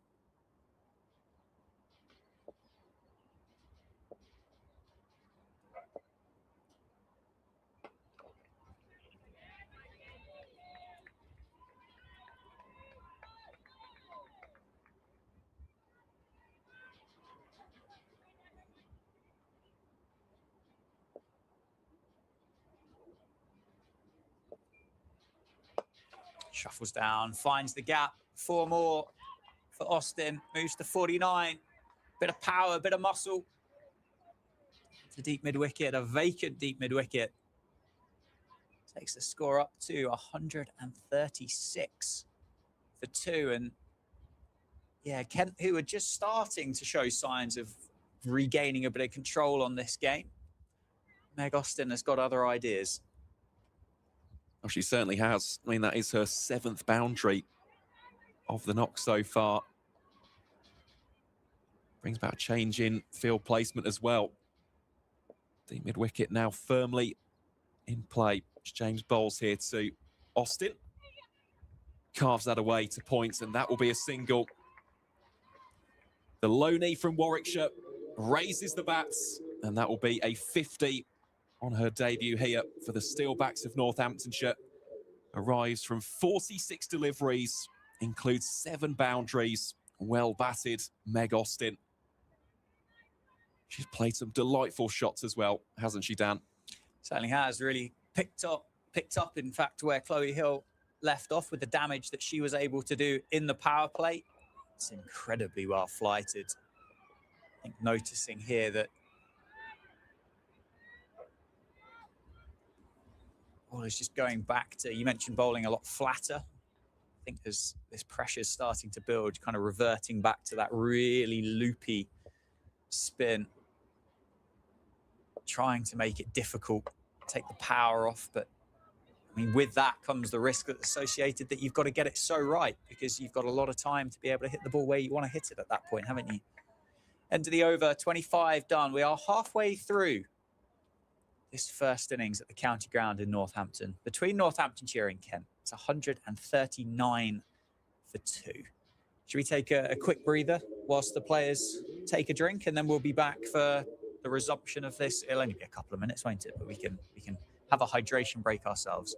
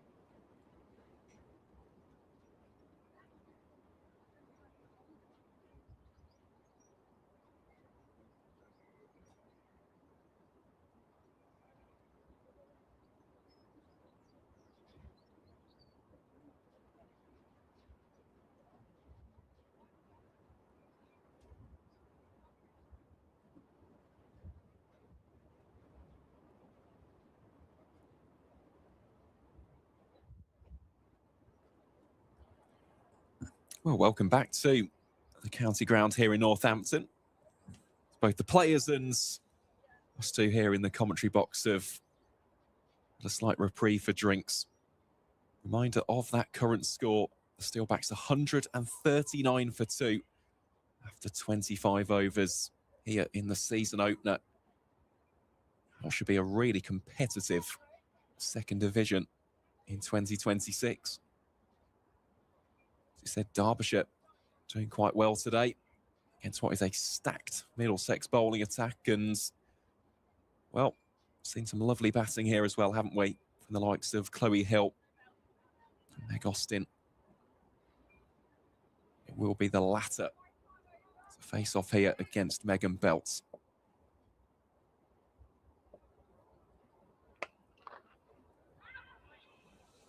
It's going to be muscled down towards the boundary rope. It's a long old chase, isn't it? Has the ball got momentum? No. A good long chase up towards the dressing rooms, saving the team one. Austin continues just to churn the runs out. 54 off 48 now. For the Warwickshire Loney, 142 for 2. Nice moment there as well. You can see David Ripley, the Northants head coach, just down there by the bench, and even he applauded that effort from Izzy James, as that one given plenty of flight and just dispatched through mid-wicket for 4. Again, another very nice shot from Beth Ascott. Just whips it away, really. It's another boundary for the home side.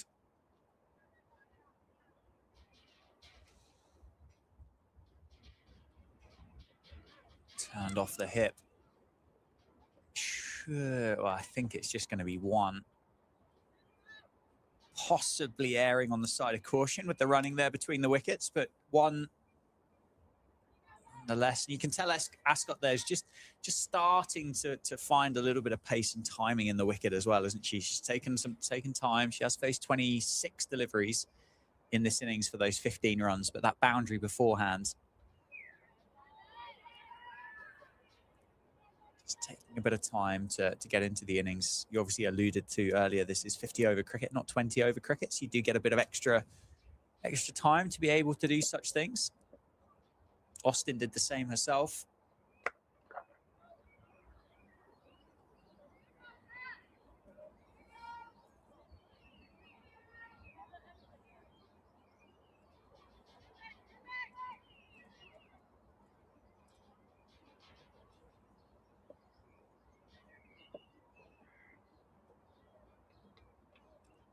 Beats the outside edge. Tidy work from Rachel King. End of the over. Dot ball to finish. 26 done. 147 for 2. That was razor sharp, wasn't it, from King behind the stumps? Austin, though, had that back foot firmly in the crease.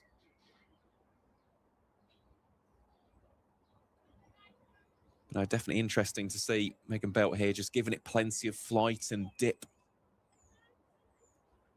It could be the way, couldn't it, just to almost bait that full shot, whether it tickles the edge or indeed produces the stumping. Even the clean bowled gets brought into the equation. Definitely the wise approach against Meg Austin. Here is Izzy James once again. Single taken. I suppose that there highlights. Oh, I wonder. Had Izzy James not tried to take the ball there, was that going to hit the stumps before Ascott made her grounds? But one of the risks of these low knees that come in and play these games, they wouldn't have batted together. The running maybe isn't going to be as fluent as what you would have from players that, well, it certainly wouldn't be as fluent as the running that you'd have from players that have played a lot of cricket with one another. Austin almost stealing the single as Ascott on the heels. 149 for 2.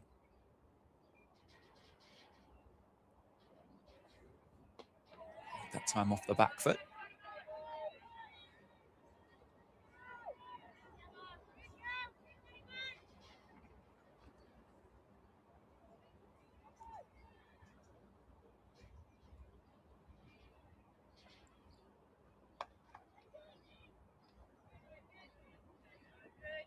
can really see Kent's tactic, can't you? They want to bowl at Ascot. They don't want Austin on strike. They'll try and build frustration at both ends in different ways, different tactics. So the plan here is good from Kent. We'll see as the game extends here how the execution works out. But they'll try and starve Austin of the strike, as that single does bring up the 150 for Northamptonshire. Frustrate Austin, maybe try and make her play the big shot because she feels that she's running out of time, and then frustrate Ascot by dotting her up as Austin tries to create something off the final ball of the over. 150 for 2. Well, to be honest, Dan, I do think that's quite a pertinent point. I mean, we mustn't forget that Austin is, of course, a contracted professional now for Warwickshire. So you would expect her to not only have the lion's share of the strike rate here, but also in terms of those boundaries, you can see a lot more consistency. And as a bowling side, you've got to try and stifle that and, well, limit the opportunities that she's got facing off against the bowlers. So definitely do think that's a tactic. I think the field so far have been pretty well set in terms of Ascot scoring areas. And yeah, this is interesting as well. Change of angle here for Megan Belt coming around the wicket. That's well played by Ascot. That's going to be 4 races away. Those 2 fielders out there on the boundary didn't stand a chance. So there always used to be a practice wicket block down in front of the floodlight on that side of the ground. And you can kind of see on the cameras that the ground staff here in Northamptonshire are putting that back together. So when it got down there, it just gathered pace, across the boundary rope, and a good start to the over.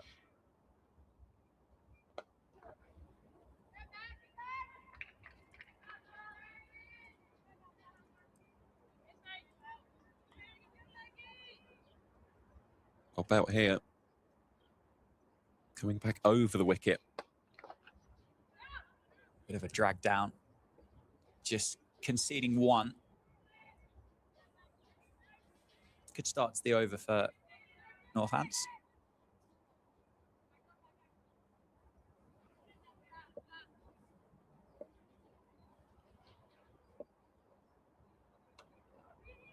Nicely played once again. Could be 2.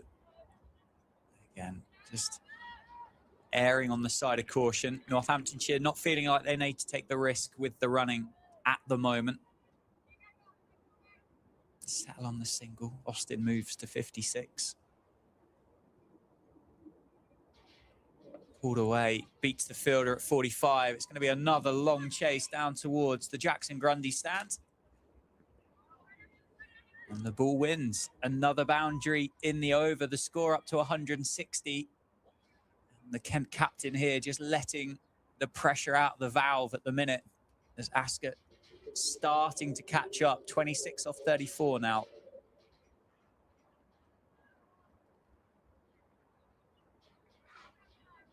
Also the 50 partnership between these two. Very, very impressive so far as, again, drills that firmly. Sprints through for the single as well. As you said, Dan, an excellent over, wasn't it? Northamptonshire, 11 runs coming from it. Steelbacks 161 for 2. And let's not forget that Ascot last season produced some wonderful knocks. Of course, the real crown in the jewel, wasn't it, was the 86 not out against Yorkshire. What a game that was, first and foremost. But of course, that was almost the glue that held the rest of the innings together. She scored 45 away against Leicestershire. She scored an unbeaten 38 away at Derby. She scored 30 against Gloucestershire, 28 versus Glamorgan. She did have a really good campaign, and almost the only blip as such, ironically, came against Kent in that game at Beckenham. She only scored 2 in that game, so good to see her getting off to a solid start here in 2026. Pulled away, nicely timed. Straight to the fielder. Yeah, it's been a good start for a number of the Northants batters, hasn't it? all getting in. 250s for Austin and Hill. Ascot, who you've just been speaking about, catching up that strike rate now on 28. And the partnership, as you said, worth 50, as that's nicely timed through the offside. That will just be a single straight to the fielder. I suppose that's one thing that the Northants batters would look to increase as this innings goes on now, with what, 21 and a half to go, overs. Just start maybe putting a little bit of extra pressure on the Kent fielders in the deep. Try and sneak through that second run or even third. Nicely bowled. Defended into the, or up to mid-off.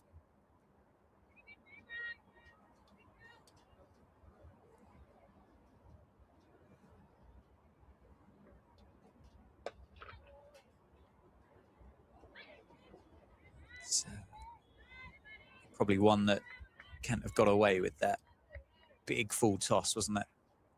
That Ascot's hit down upon into the ground, playing it safe. And then just to add a little bit of insult for Northamptonshire, straight at the fielder on the boundary rope as well. So just one more. Ascot moves to 29, 164 for 2.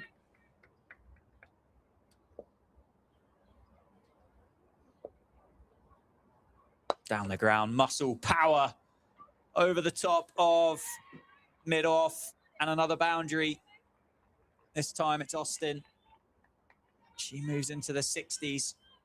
61 now for Northamptonshire's number 3, and 168 for 2 on the board. And that shot right there sends a message, doesn't it, to any spin bowler. Utilising the feet, meets the pitch of the delivery very early indeed, and well, just whacks it down the ground for 4. Very, very nice innings this so far from Meg Austin. In fact, it is the highest score of the innings so far, isn't it? That latest boundary surpassing Chloe Hill's 59. That too, a stellar efforts opening the batting.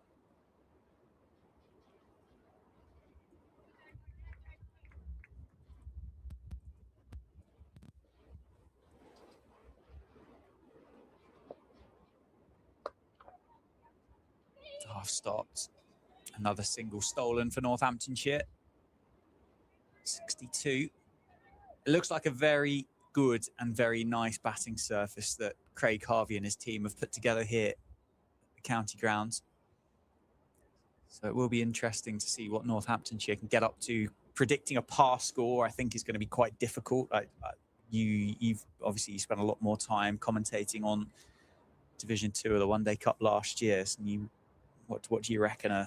It's a difficult one because it really does vary from week to week. The fact is, sometimes you will see 300 plus, and even that might not be a ridiculously par score. At other times, you'll see low 200s, maybe even high 100s towards the 190, 195, and it just depends basically on the game itself. But I think from this position, 169 for 2, plenty of batting.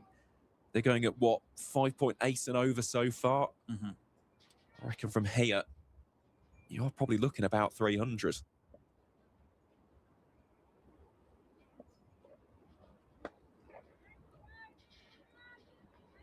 Of course, the caveat with that, though, is if wickets fall quickly in bunches. Because when you've got Austin, Beth Ascot out here batting like this, they are making it look very easy. Case in point there, that one just carved away down towards deep backward point for 2. But of course, if suddenly these two go, you've got 2 new batters at the crease against spinners who have provided a lot more control and discipline in the innings so far. Suddenly your 300 could become 250. Could be 240 with a collapse. So still plenty of work to be done here for the home side. They cannot rest on their laurels and just assume that 300 is on the cards. They've got plenty of work to do before they can reach that. But I do think that would be a very good total, especially if that rain does arrive a little bit later.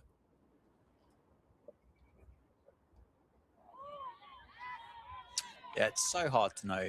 We mentioned earlier that the kind of the microclimate that exists around the county ground here at Northampton. You can check radars and weather forecasts, and probably your best bet really is to turn up at the ground and stick your head out the window, isn't it, and see what's going on, rather than worrying about that reverse swept that time. It's nicely placed.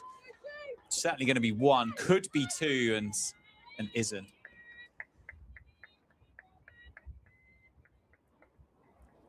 Good recovery from the Kent fielder in the end. Keep it down to just a single, saving the team one.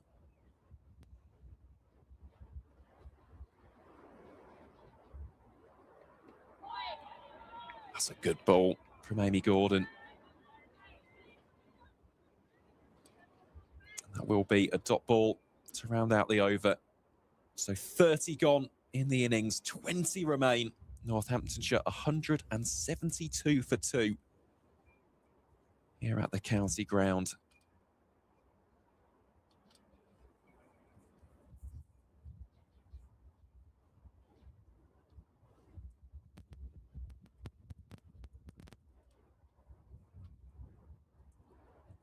And it appears as though we will get a change of bowling here from the Lynn Wilson centre ends. Sydney Gorham has taken off the cap, handed it to the umpire. She just prepares to go to her mark. This is someone that really does need to bowl a bit better than what they did with the new ball. It's going at over 7.5 runs and over in those opening 3 overs from the David Capel end. So change of ends, change of scenario, a bit more protection out on the boundary as well. Kent looking to have a look at the seam rather than the spin with 20 overs to go. Here is Gorham to Austin. That one's short and carved away very nicely indeed. Plenty of pace, plenty of velocity on that one. Hurtles its way down towards those advertising hoardings for 4. Austin now moves on to 69 from 63 deliveries faced. That one very wristily dealt with.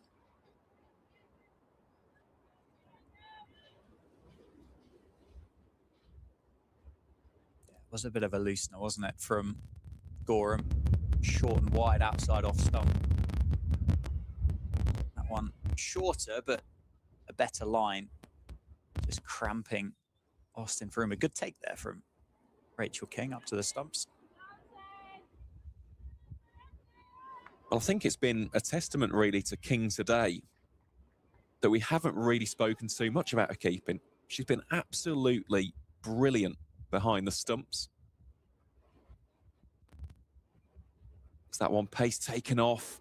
It's up in the air for a split second. Should be cut off and will just be 2 runs scored. Of course, it was her keeping which brought about the opening wicket, wasn't it, for Kent? Off the bowling of Izzy Cloak. Actually stood up to the stumps. Strong take after Kemp edged it behind for 15. Yeah, the wind really starting to billow again. You can see the flags over at the ground staff's hut, and hopefully the rain will move on its way. So that one will be half stopped by Amy Gordon. Can do have cover down there in the form of Elsa Barnfather. Now there'll be slight change in the field.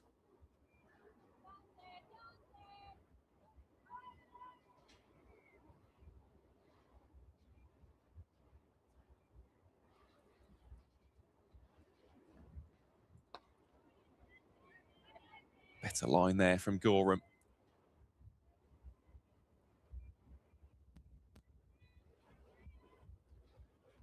And some words of encouragement just being offered there by Kelly Castle. She's doing the fielding there at mid-off.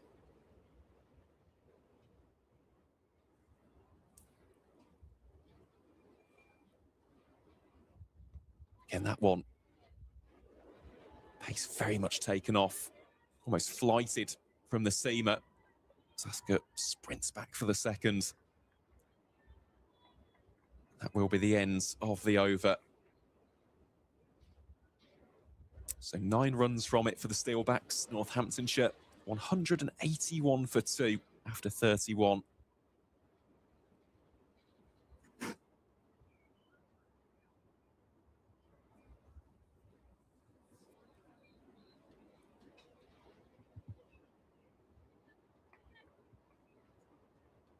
Once more, the Kent leadership group has a little bit of a huddle. How can they break this partnership? Now stands at 71 for the third wicket as Amy Gordon comes on to bowl here from the David Capel end. The key wicket here would be Meg Austin. A little bit of a flash at that one. Good take by Rachel King once more. Solid as a rock behind the stumps. Austin goes on the reverse. Just be a single to Maddie Blinkhorn-Jones. They need to find a partnership to build pressure, don't they? They have had moments where they've started to, but Northamptonshire have kind of wrestled that back. It's nicely played, using the pace and guiding it into a vacant position down towards deep third. Should be 2, could be 3 if they turn quickly. They do. It's Austin completes the third. But they've been untidy in the field, Kent. At times, I think would be fair to say they've had opportunities that have gone down. They would have been good catches, but they've still gone down. There's been misfields that have cost boundaries. And with each one of those moments, those bowling pairs and partnerships will have just felt the pressure kind of go back towards them rather than onto those Northamptonshire batters. It's nicely stopped. A little bit of a bottom edge from Austin. But I think it is important to say that this, from the position that we're in, it looks like a good batting pitch, doesn't it? It looks like a pitch that's got plenty of runs in it. The outfield is quick. Not a great deal of turn. Straight down the ground, muscled. No one's stopping that. Another 4 for Austin. 189 for 2. Moves to 77. That was gun barrel straight, wasn't it? From the low knee. Once again, just picks up the length of that one within a split second before whacking it down the ground for 4 more.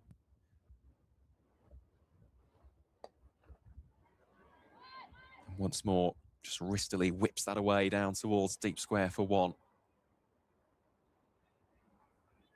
That'll be the end of the 30 seconds.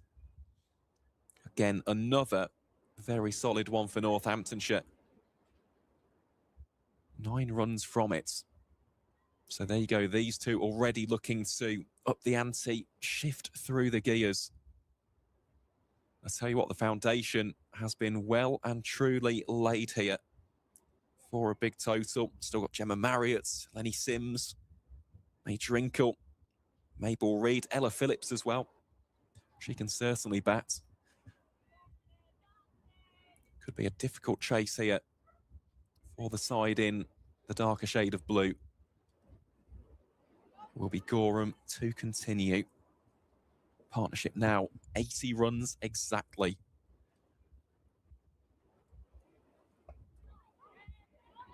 So the slower ball is picked there by Austin.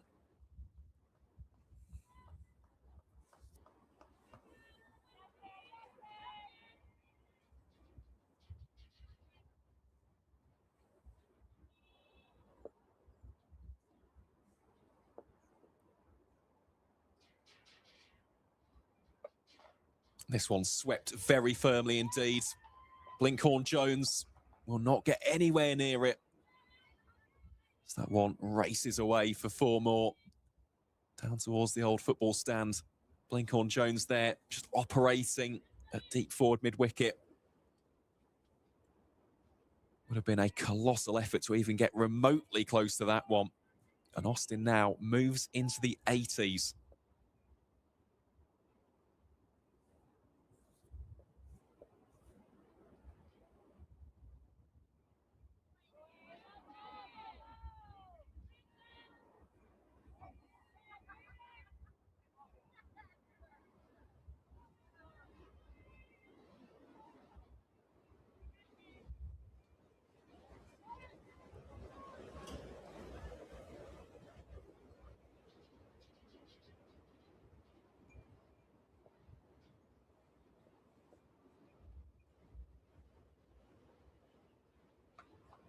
That one just hangs outside the off stump. Play through the covers for one. Looking out there on the field, I think Izzy Cloak just getting the bowling shoulder a little bit loose. Could potentially signal a comeback with regards to her bowling in a few overs' time. Also a change in the field here as Kelly Castle comes up to mid-off and Coco Streets, the vice-captain, goes down towards deep backward square.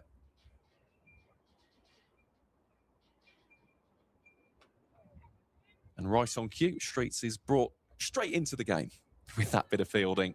1 run taken. Perfectly placed, as you say.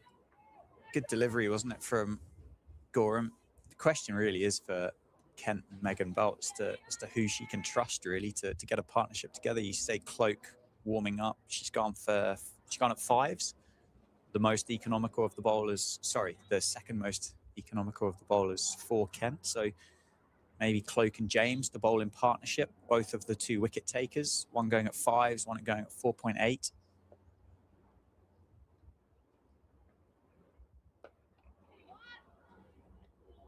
But then they'll also have to have one eye on these final 10 overs as well, as to what they can restrict Northamptonshire to, particularly with that batting lineup and the power that there is to add for the hosts here as well. So it's going to be a challenge here for Kent. It really is. That's going to be a good measure and a good barometer to see where these two sides are at this halfway stage. Obviously, yes, it does look like a good batting surface, but we can only really judge it properly, can't we, once both teams have had a go on it.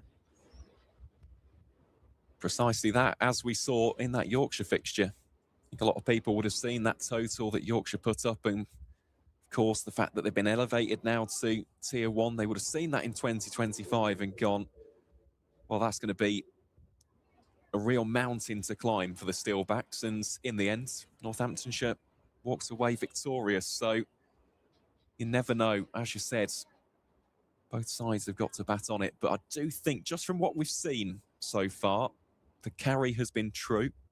We haven't seen ludicrous amounts of turn for the spinners as of yet.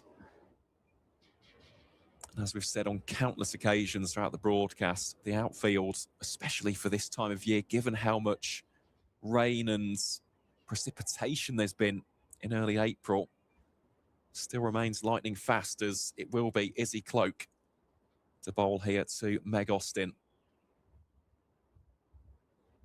Starts off with a wide.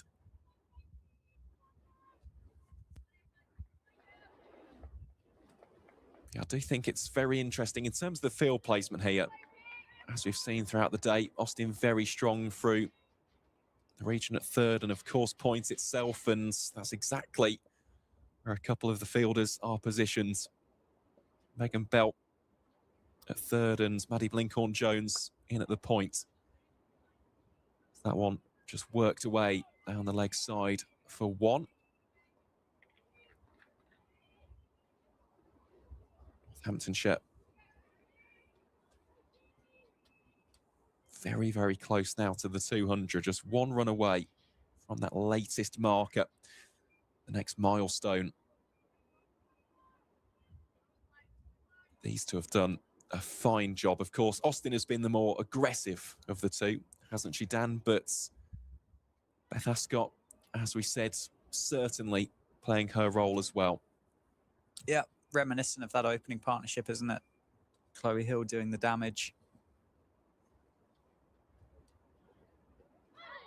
and Kemp quite happy in that opening 10 overs to play, as you say, second fiddle. But yeah, the partnership 88 now.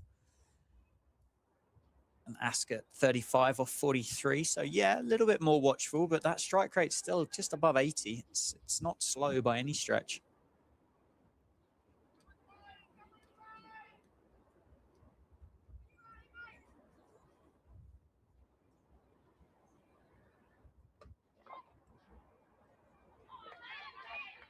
Good stop there by a diving Blinkhorn Jones, and that will be the 200 up for the Steelbacks.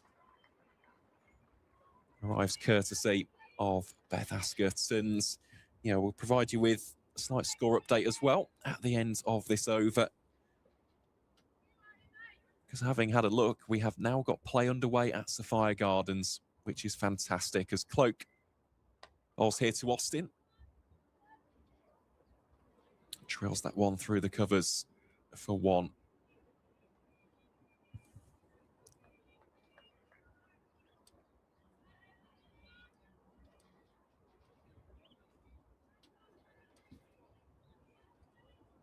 Judging by the update from Canterbury, maybe getting some play in the county championship as well.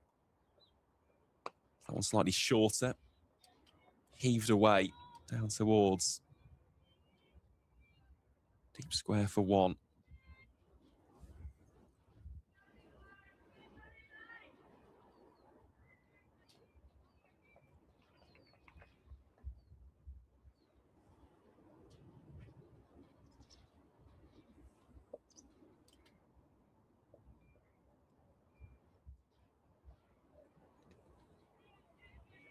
Very full. Pace taken off there by Cloak. That will round out the over. Dot ball to finish in the end. Just 5 runs coming from it. So as for those other scores on the doors here in Metrobank One Day Cup League 2, we'll start in South Wales. Why not? We've not had the opportunity to speak about that game between Gloucestershire and Glamorgan. Glamorgan won the toss. They chose to have a bowl first. And they've already got Gloucestershire 6 for 1 in the third over. Strong start there from the Welsh outfits.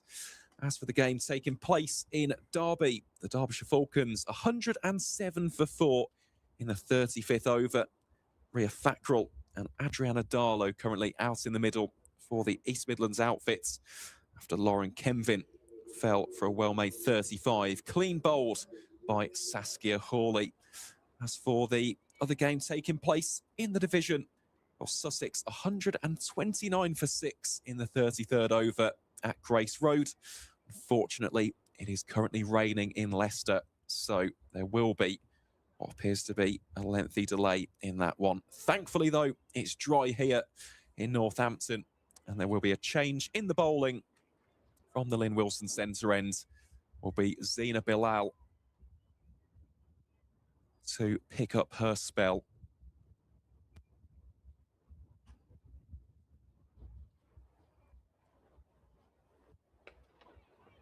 Starts off there with a dot ball.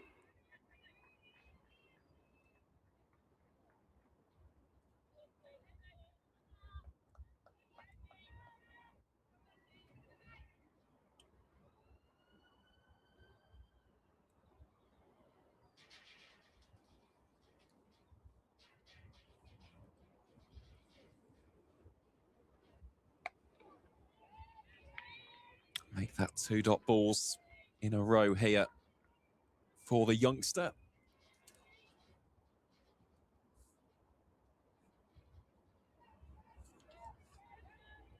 Multi-talented sports person is Zina Bilal. In addition to cricket, also played a little bit of football for Bromley. Here she is bowling to Ascot. They'll take the quick single. Shouts of hit them for Barnfather. Just couldn't quite corral it in time.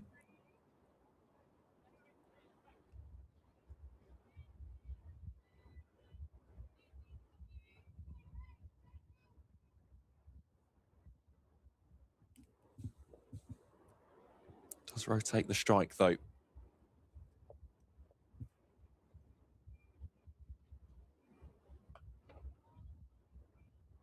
Austin can't quite find the gap through the covers.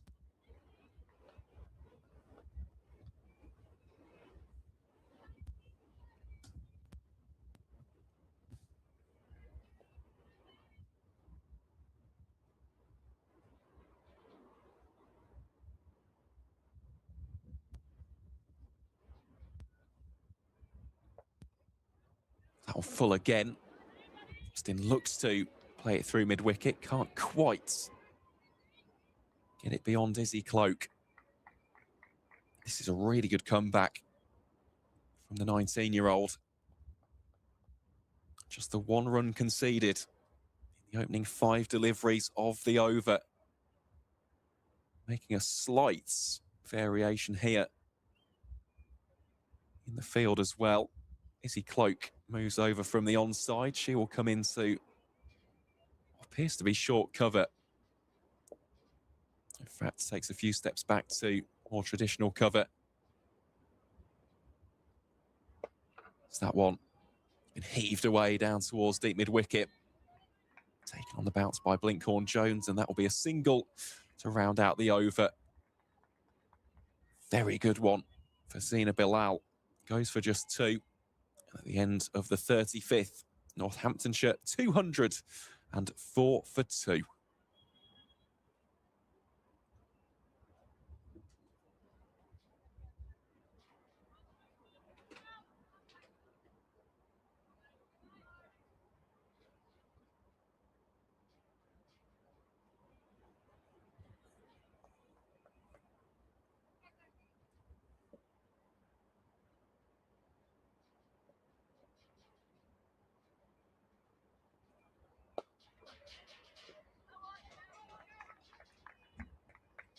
Izzy Cloak into her latest over here from the David Capel end. These dot balls now really mounting up for Northants. Can Austin provide the release? Should get at least a single there. Just be kept as a single.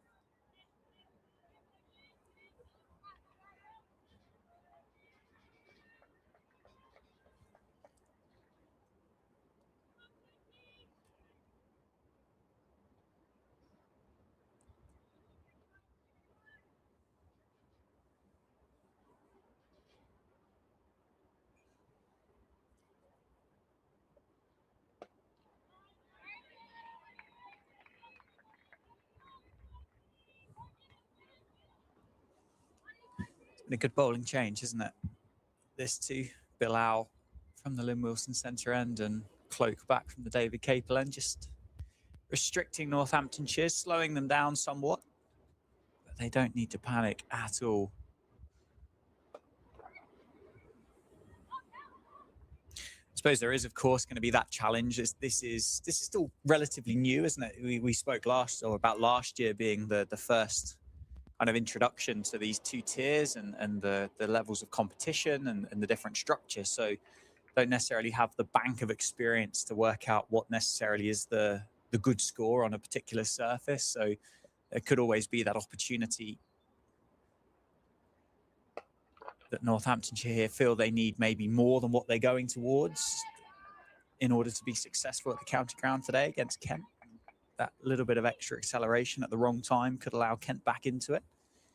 Partnership, basically a runner ball, isn't it, at the minute? It's all going very well. So I think if you can have a runner ball partnership that's worth the best part of 100 in the middle of a 50-over game, you don't really need to panic at all, as that's half stops in the covers. It's well stops in the end, but it will allow Northants to pick up another 1.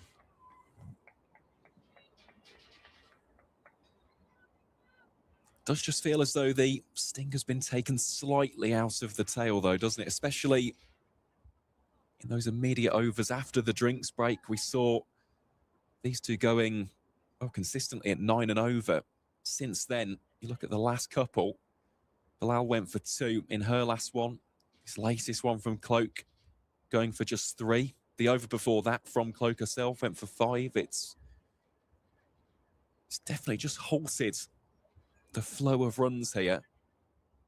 As you said, the partnership itself has been absolutely superb. It stands at 97 after the wicket of Chloe Hill.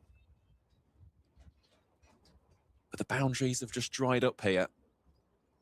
And of course, that then can provide opportunities for Kent to get those breakthroughs, because suddenly you're snatching at the ball, you're trying to get those fours flowing again. So again, it's another dot ball. I think the thing that Northamptonshire have got, there's 14 overs left in this innings. Yes, Kent are able to apply a little bit of pressure on this. However, with the wickets they've got left, they hold the cards really as to how they want to complete this innings, how aggressive they want to be. Do they want to absorb this pressure? As that's pulled away into the leg side, it shouldn't go to the boundary. And well safe and well short, but they will come back for a second, I think. Eye on the umpire, given not out, diving into the crease is Ascot there. Worth having another look on this one, I think. Well, I think what's happened, Bilal there just didn't get it cleanly. So she has disturbed the bails, but the ball wasn't in full control. Okay. Yeah.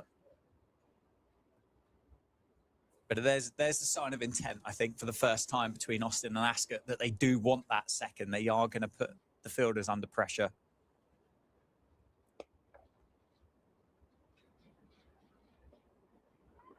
And that'll be four.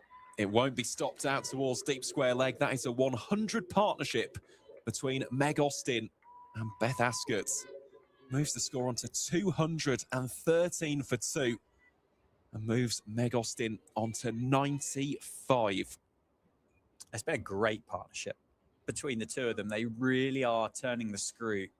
They have had to weather a storm here and there. They have had to deal with the pressure at points, but mostly it's been all their own way.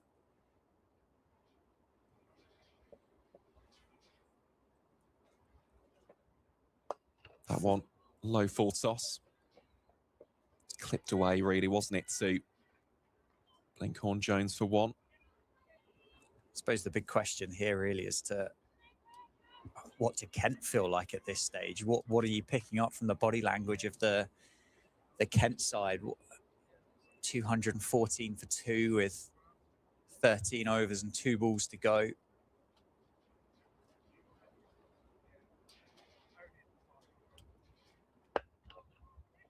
Have they got the batters in their side to bat the way that Northamptonshire have through these opening 36 overs?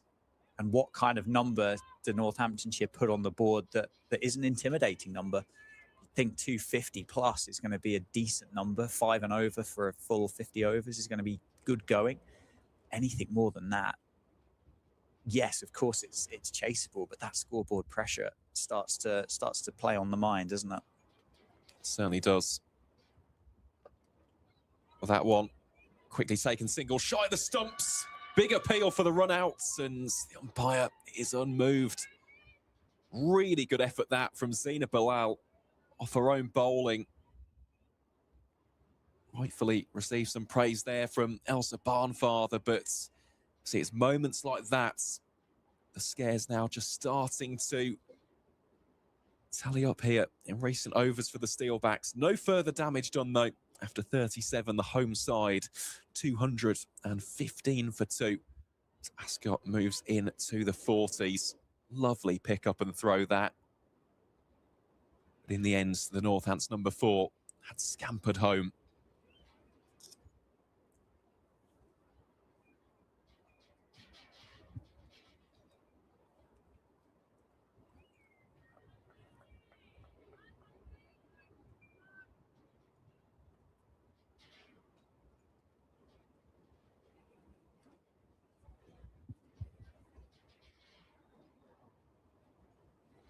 Waiting here for the stumps to be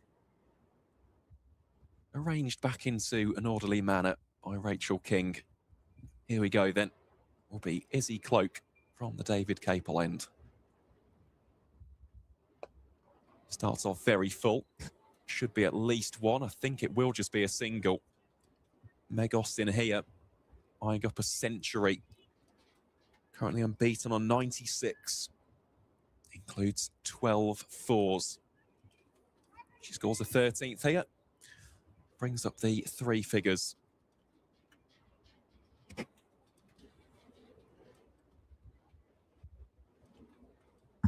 Currently a 5-4 split here in favour of the offside. Fielder just brought up into the circle on the onside. Here we go then. Cloak it will be. Bowling here to Meg Austin.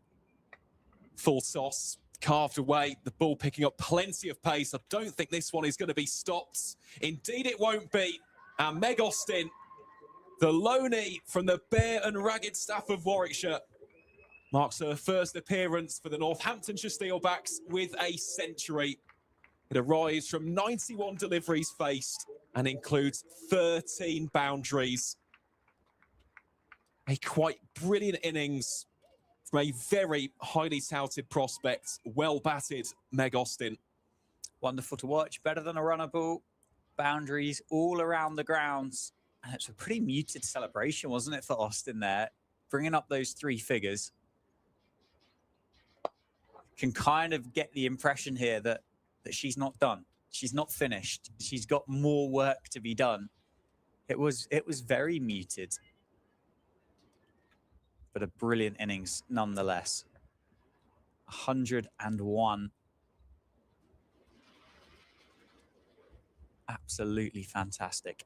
And a great start to the summer for Northamptonshire. Certainly is. Ascot there just goes for the drop and go on the offside.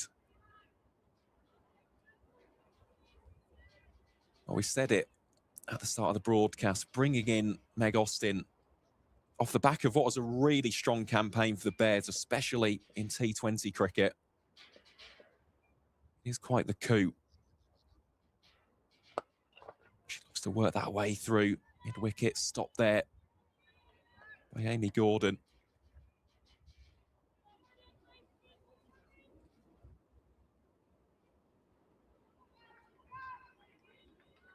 This has set Northamptonshire up absolutely divinely. 222 for 2, still plenty of wickets left in the shed. This time she goes for the lap scoop over the top. And that one will take a few bounces and go for 4 more. An air of innovation and enterprise there from the loanee. That'll be a 14th boundary of her innings so far. Very, very nicely played. Steelbacks 226 for 2.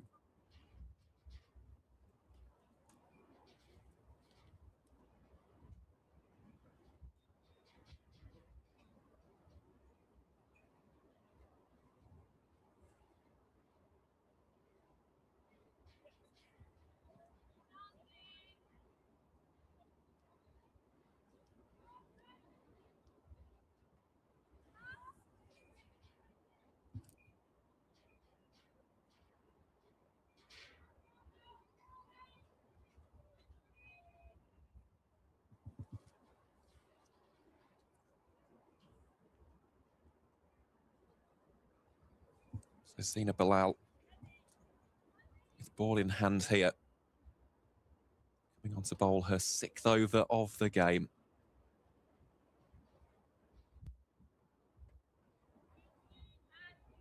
Starts down the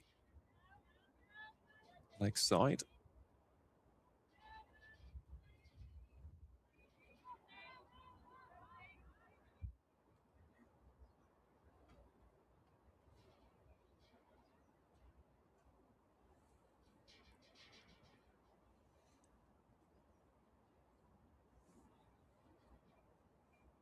That one's slightly shorter. Hacks it into the front foot. You can just see though now, Dan, that run rate starting to climb a bit. A couple of overs ago, it's hovering around about 5.78. It's now a tickle under 6. Yeah, and it's the time, isn't it, for the 2 in the middle to not to accuse them of it at all, but to really kind of put that personal milestone to the back of their minds, take on those second runs, put the fielders under pressure, risk your wicket for the benefit of the team. Nicely played. Austin sets off quickly. It will just be one. Slightly shorter side of the ground, down towards that particular floodlight as the boundary rope in the outfield just cuts in towards the end of the Spencer Lounge and where those members are situated today. So just one on offer, but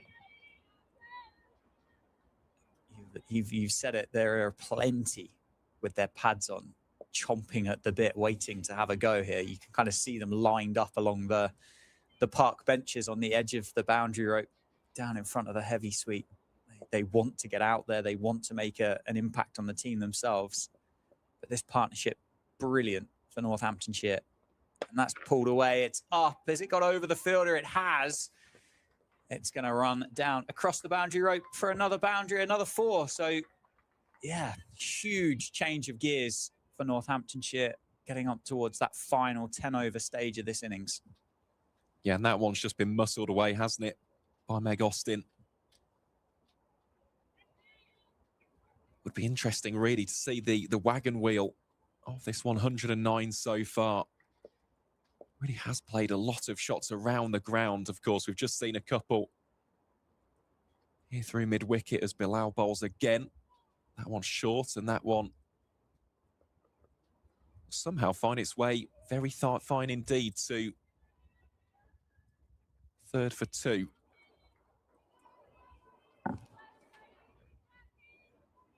Just take a second look at that one. Yeah, just almost ricocheted off the ribcage of Austin there.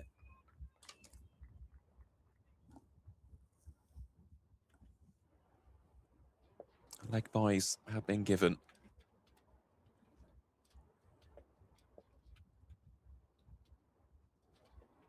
That one full and driven to Izzy James at mid-off for no run. That'll be the end of the over. 7 from it for Northamptonshire. The home side, 233 for 2 after 39 overs. So 66 deliveries remain from here on out, Dan. You've got to think, first and foremost, at least 280, at least, if not 300. Yeah, I was thinking kind of a runner ball would be the absolute minimum, but think really 11 overs to go, some good running between the wickets, the occasional, well, no, the more than occasional boundary, 8 and over, 10 and over maybe. Obviously there are some skillful bowlers on show, and I mean that will be a lot down to how long these two can stay together for. It has proven not tricky, but taken a little bit of time for batters to get in and get used to these conditions. But as a minimum, you'd think Northamptonshire could add a runner ball, which would take them up to, what, 299? But I think they'll get more than that. Just looking at the overheads, it has brightened up a little bit, hasn't it, compared to what we saw earlier. That's a rather ominous blanket of grey above the county ground as that one pulled away. Just in front of square for 1.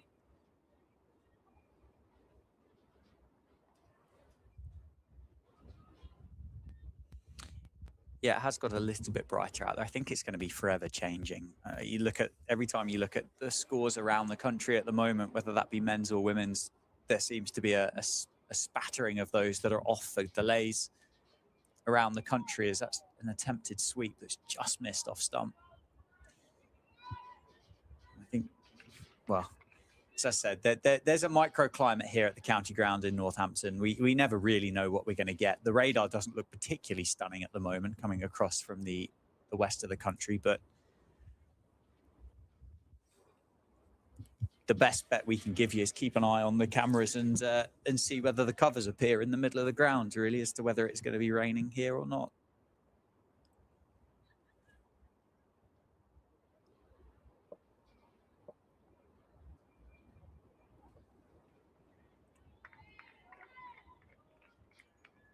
It's another good delivery from Amy Gordon.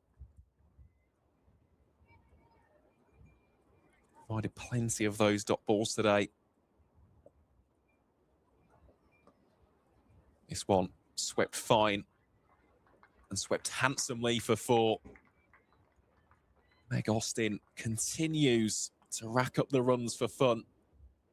Moves on to 113 from exactly 100 deliveries faced. As the sun now shines very brightly on us here in Northampton. Good to see, both in terms of the weather and in terms of the batting being showcased here from Austin. That one, length pulled slightly back. Pulled away towards deep square for 1. That'll be the end of the over. 40 have gone in this, the first innings of the game. Northamptonshire, well, they are in a fantastic position on 239 for 2. They really are, aren't they? And don't forget as well, Kent elected to have a bowl first this morning. As you said, though, I think that's a lot to do with the weather forecast rather than the actual conditions. I'm sure on a crisp spring day, first use of this surface would have been the preferential choice, but if we get it, I think there's going to be plenty of it making its way across from the west of the country. Hopefully it avoids us, but it does look a bit ominous down towards the southwest here at the county ground. 10 to go then, 239 for 2. Power down the ground. I think they've got all of it. They have straight as you like. If you can hit the ball that straight, it's something that we saw so much in that T20 World Cup, didn't we? Off the full ball and off the short ball as well. To go straight back over the bowler's head, it's going to be incredibly difficult to set fields to. Bit of a short arm punch and a jab from Austin. 243. Reverse swept that time, and it's gone through everybody. It's missed the keeper's gloves, who has been good through the course of the game. Fortunately, it doesn't have enough pace on it, but well run, the pair in the middle. Add 3 to the board. Yeah, just see Austin there as well, practicing the shot, potentially an omen for the future. Really has been ever such an impressive knock, this. And at the same time, I mean, Ascot's definitely played a prominent role here, just in terms of strike rotation. She's not really been held back at one end and struggling. It's been consistent singles. The running between the wickets has been very good, considering the fact that these two haven't really played with one another prior to this game. That one turned into a full toss by the advancing Austin for 1. Now, I have been immensely impressed. Of course, for Ascot as well, wouldn't it be nice to start the season with a half century, 5 runs away? Make that 4 now for someone who is very much Northamptonshire through and through.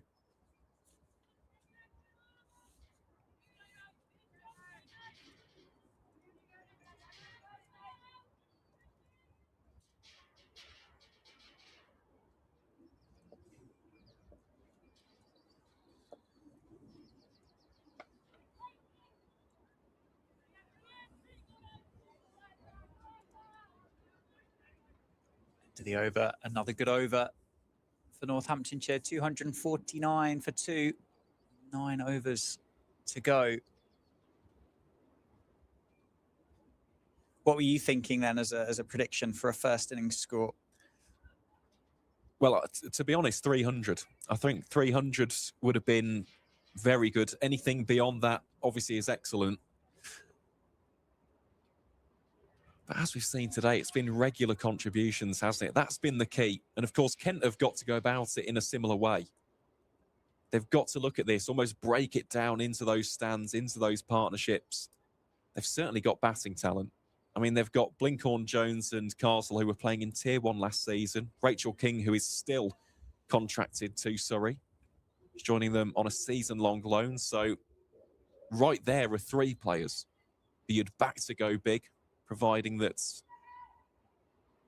they have the time to settle into the innings. And then, of course, you've got Amy Gordon, Coco Streets as well.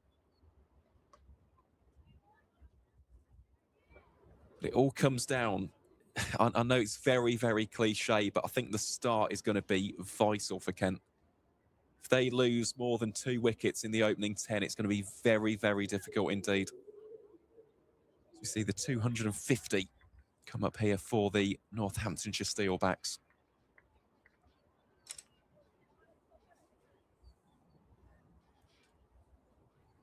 Yeah, it's how much pressure does that scoreboard apply, doesn't it? It's it's going to be the big question.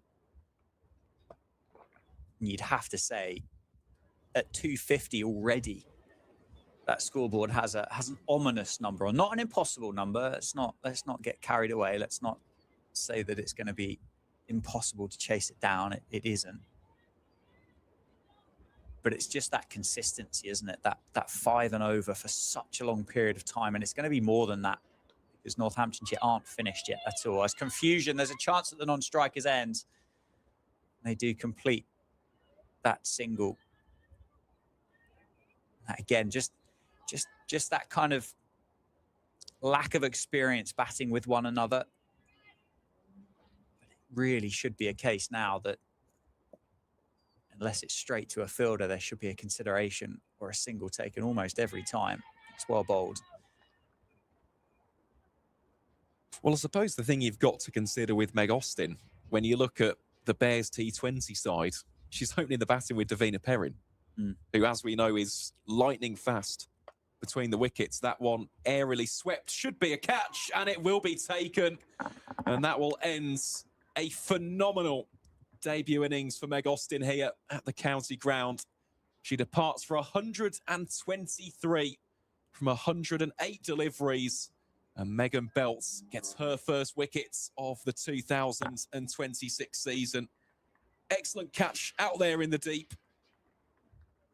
Northamptonshire have lost their third. The Steelbacks 252 for 3. And not for the first time today, Dan, we have seen an exceptional catch as well, courtesy of Amy Gordon. Yeah, she's taken 2 good catches, isn't she? That one the better of the 2. Running in off the boundary rope, diving forward, judging it well, but the end, what was an absolutely brilliant innings by Meg Austin. 123 runs to her name. And she's walked off on debut for Northamptonshire.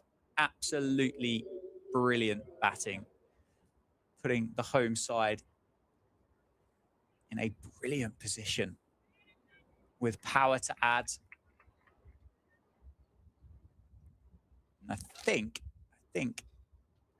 the reaction to the catch from the Kent team probably just indicating where they think they are in this game as well. Yes, they did all go over and celebrate with Amy Gordon, but it wasn't a huge euphoric celebration, was it?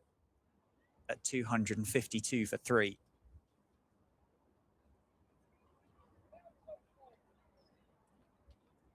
Well, that has been the real stabiliser, hasn't it, in terms of this first, well, almost 42 overs now for Northamptonshire. It's a big wicket. Austin was looking ominous. You look at those numbers, 17 boundaries in that knock of 123.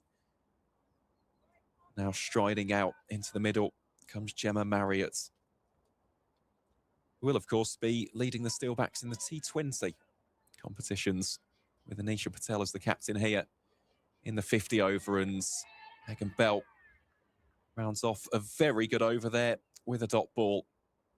3 runs conceded. Of course, the huge wicket of Meg Austin coming on the 5th delivery. And after 42 overs here at the county ground, Northamptonshire 252 for 3.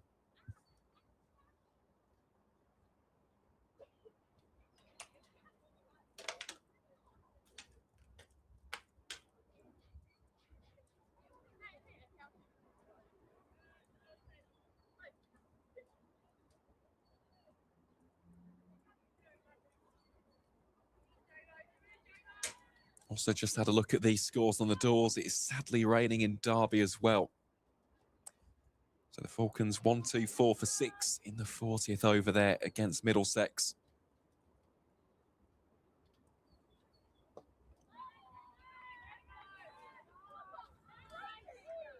No further play in Leicester as of yet. Sussex still 152 for 6 in that one. That's the Fire Gardens. Gloucestershire 62 for 2 in the 12th. Ascot using her feet that time, taking the single down the ground. How quickly can Gemma Marriott get up to the pace of the game? Do Kent try and squeeze the new batter, try and keep her on strike? I think they should, at least for the start of this innings. Don't have to have the 4 fielders, or you don't have to have the full quantity of fielders on the boundary rope. You want to try and put pressure on. It does get off the mark. That single down the ground. Just in terms of the final game, which features one of the Tier 2 sides, but of course isn't a competitive game. It's a friendly taking place in Exhall.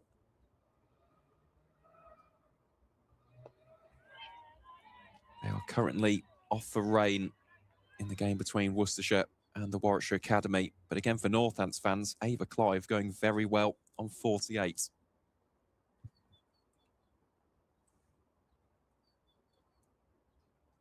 Oh, chipped in the air. Does it carry? No. Just evades. Fielder, another single added. And 50 for Beth Ascot as well. Really good partnership with Meg Austin. Very, very integral part of it as well. Worth well over 100, and she brings up her half-century herself. The 3rd half-century for Northamptonshire today. Yeah, well batted to Beth Ascot.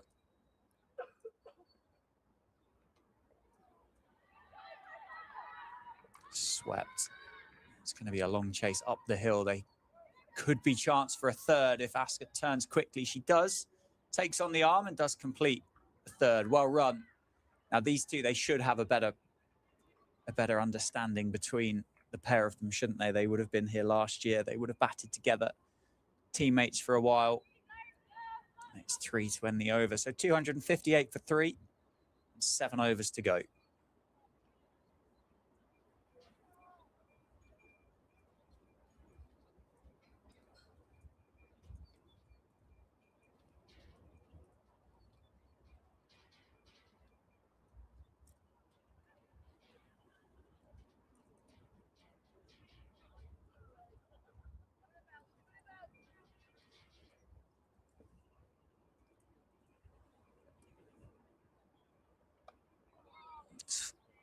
Played off the back foot. Should be 2. It isn't. Good bit of fielding. Good arm back into the keeper.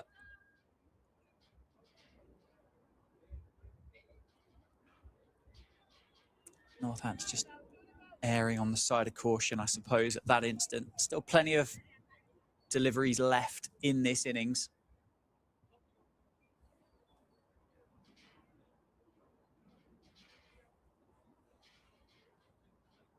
Reverse sweat. Big appeal for LBW. No interest. A quick shake of the head from the umpire. It's going to be a leg bye, though, so no bat involved.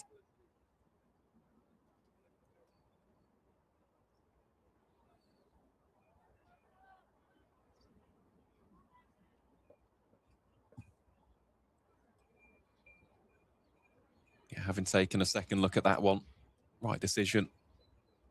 The impact was essentially on a 4th stump down the leg side, so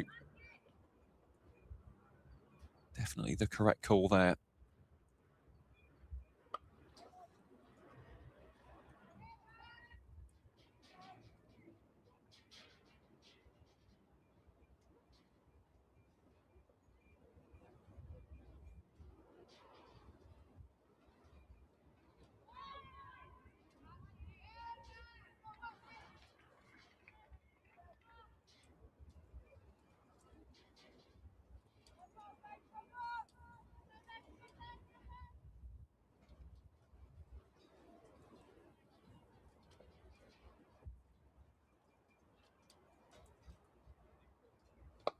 Down the ground. Is there enough on it? No. Safe catch. Selfless batting by Gemma Marriott, trying to keep the pressure on. Just doesn't get enough willow on it to get it over the fielder at mid-off. Simple catch. 4 down for Northamptonshire. 260 for 4. A simple catch in the end, wasn't it? Frizzy James, and Megan Belt gets her second. Get 2 big wickets. And of course, wickets at this stage, it's not just the wicket, it's the dot ball as well, isn't it? You're eating away little by little. You can definitely see the intent being shown here from the Northamptonshire batters. So Marriott departs for 5 from 7 deliveries faced. Coming into bat next for the Steelbacks is Mabel Reid.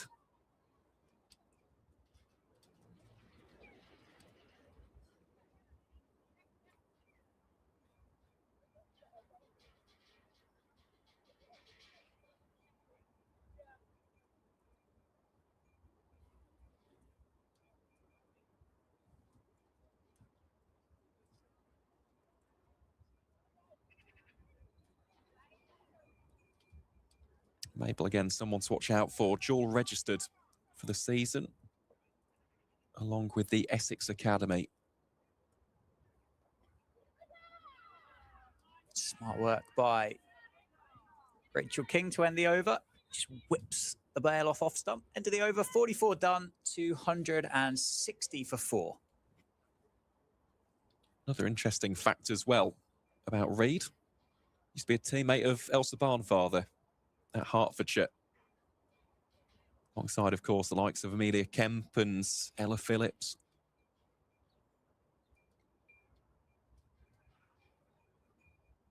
In terms of the role that she's got to play here, it is a case of basically get Ascot on strike, isn't it? And have her face the majority of the deliveries as the set batter.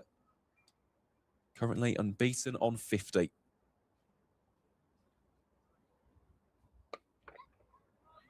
Pulled away, bit of muscle involved. Settle on the single, straight to the fielder on the boundary rope. So Megan Belt putting those fielders in the right places.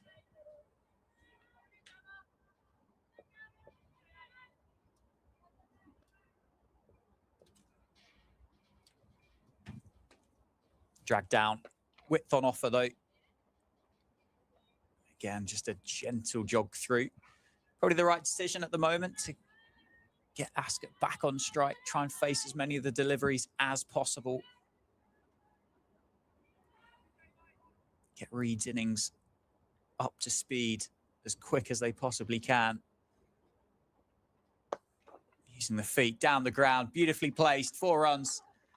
Ascot gets another boundary, moves to 55 personally and takes the score up to 266 for 4.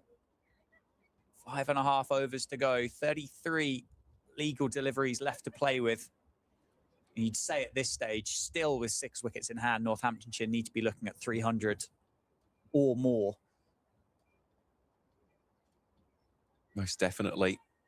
Very aesthetically pleasing shot that, wasn't it, from Ascot. Just held the pose a bit as well after the shot was played.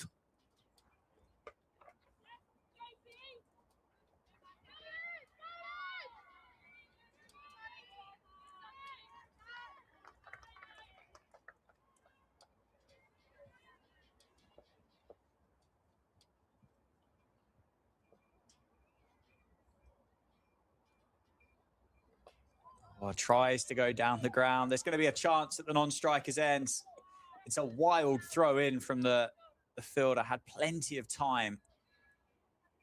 Reid trying to go back over the bowler's head. Gets a thick outside edge on it. Just balloons up into the offside. Maybe just indicating there is a bit of turn, a bit of grip in the surface. Oh, attempted reverse sweep. End up missing a bit of a full toss. End of the over, 5 to go, 268 for 4, and it's got very dark out there very quickly. Yeah, it definitely has. Just wanted to touch upon Beth Ascott in a little bit more detail as well, Dan, because from having watched her on a few occasions last season, predominantly played spin off the back foot. And you can see today, in terms of meeting the pitch of the delivery, playing those shots down the ground, keeping a nice straight back, taking the attack to the bowlers. I've been really, really impressed. It shows an evolution of the batting style. Of course, she still played plenty of shots off the preferred back foot, but I think that's definitely been a work on over the winter, and, well, it's paying dividends, isn't it, in this game? Yeah, it's been a good innings. So we spoke a lot about that partnership that she had with Meg Austin as well. Very, very key part of it. Half stopped, just a single. I guess being a naturally shorter cricketer, probably being on that back foot, is going to be a lot more comfortable because of that, I guess, kind of extra bounce that you would perceive to receive being a shorter cricketer. But as you say, it's been noticeable the willingness. There's a big appeal for caught behind and given. Bit of a slow death from the umpire for Ascott there. It's a brilliant innings, a good catch from Rachel King. 269 for 5, and Beth Ascott is removed for 56. That's another wicket as well, isn't it, for Megan Belt? I mean, what a game she's having. 3 wickets and counting for the Kent skipper. In terms of those wickets, they've been crucial, haven't they? Just in terms of halting the flow, halting the momentum. At one point, you could have seen Northamptonshire bare minimum of 310, if not 320. As a result of these trio of wickets, now 300s. Might just be a little bit more difficult. 269 for 5, the home side, and for Megan Belts, well, she has bowled rather nicely indeed. Again, just provided plenty of control. I've really enjoyed, actually, the way in which she's gone about her bowling today, because there's been that slightly flatter, zippier, skiddier arm ball. Of course, she's taken a bit of pace off, added in a little bit more flight now and again, just trying to extract something with the off breaks. And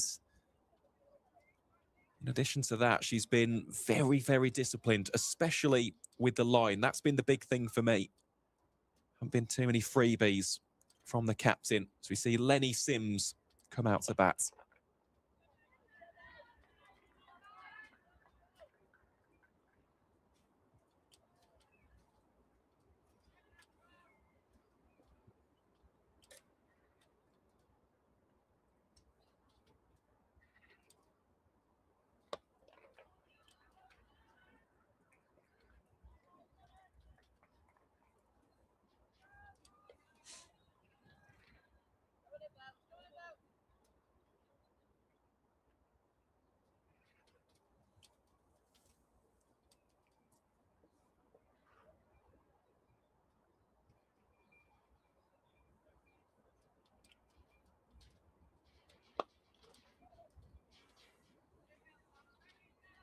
Single taken down the ground. 2 new batters in the middle, as you just said. Yeah, that 300 feels a bit further away, but at the same time, it's still only 29 runs away. It's not a million miles away by any stretch. That is down the ground, and it's out. Bit of deja vu cricket there. Not enough bat on it. Can't get it over the fielder at mid-off. And another wicket falls. 6 down now for Northamptonshire in the dying parts of this first innings. And it's another one for the skipper, isn't it? Another one for Bell. It is, and again, just takes a little bit of pace off that one, allows the dip, allows the flight to tempt Sims into that shot over the top of the fielder. Doesn't get the desired connection, and it's another simple catch in the end. It's a 4th wicket now for Megan Belt, and that just comes down to now some experience. Seen a replay there. You could definitely see what Sims was trying to do. There was that vacant space in behind, but just didn't have the elevation to get it over the top of Izzy James, who now has another catch to add to the collection. That's another really top over from Megan Belts. Think back to last season. best figures in the competition were 2 for 40 away at Gloucestershire. So already has doubled that tally in the wickets column in 2026. So could see a 5-wicket bag for the Kent captain. That would be very impressive, starting the season with a 5-foot. As we see May Drinkle come out to bat here for the home side.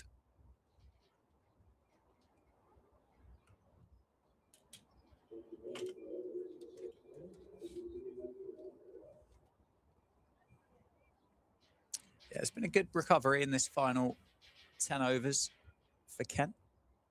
We're going to go back to the seamer, Bilal. 6 overs, no maidens, none for 38 so far. So I'm sure that bit of extra pace would just add a touch of value to the batters here.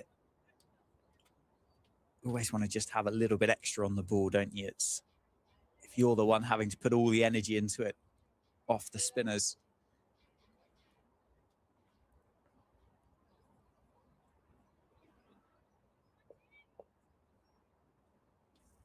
So it is Bilal from the Lynn Wilson centre end. 4 overs to go. Short ball pulled away.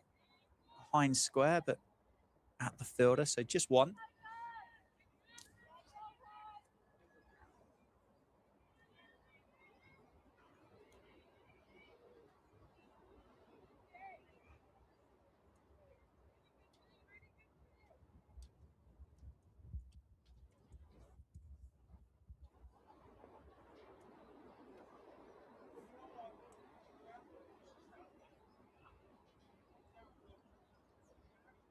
Short ball again, outside off stump, wide, signalled from the umpire. Have to reload and bowl that one again.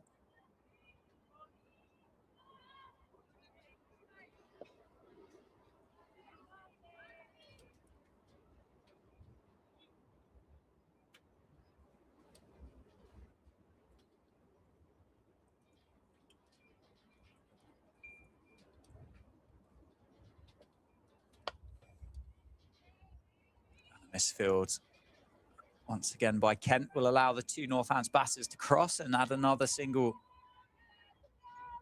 to the board. 274 for 6.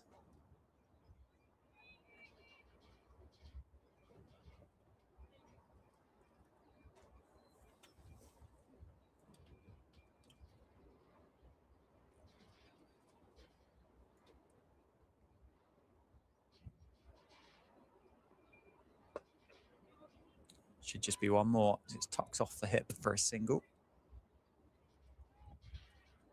Yeah, Kent have just started to apply the squeeze a bit here. The 42nd over, Northamptonshire were 252 for 3. Midway through the 47th, 275 for 6.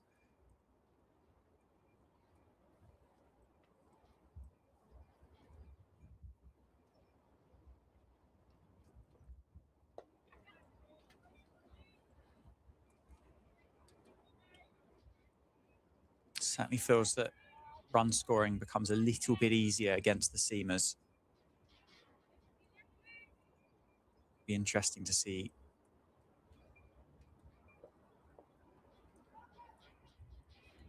what Megan Belt does in these final couple of overs.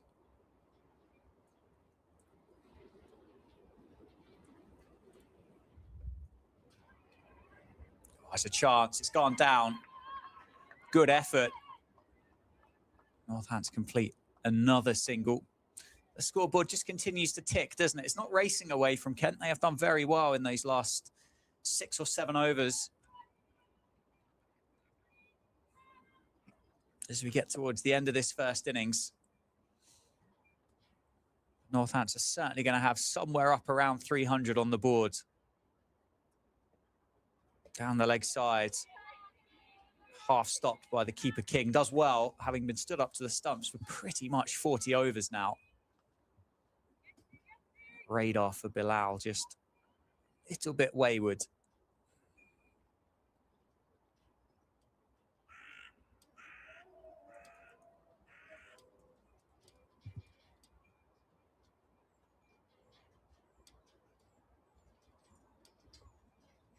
Full toss. Fortune for Northamptonshire. Outside edge. Keeper can do nothing about it. And it runs quickly up to the members for 4. Good way to end the over for Northamptonshire. Not the best for Kent. 282 for 6, and there's 18 deliveries to go.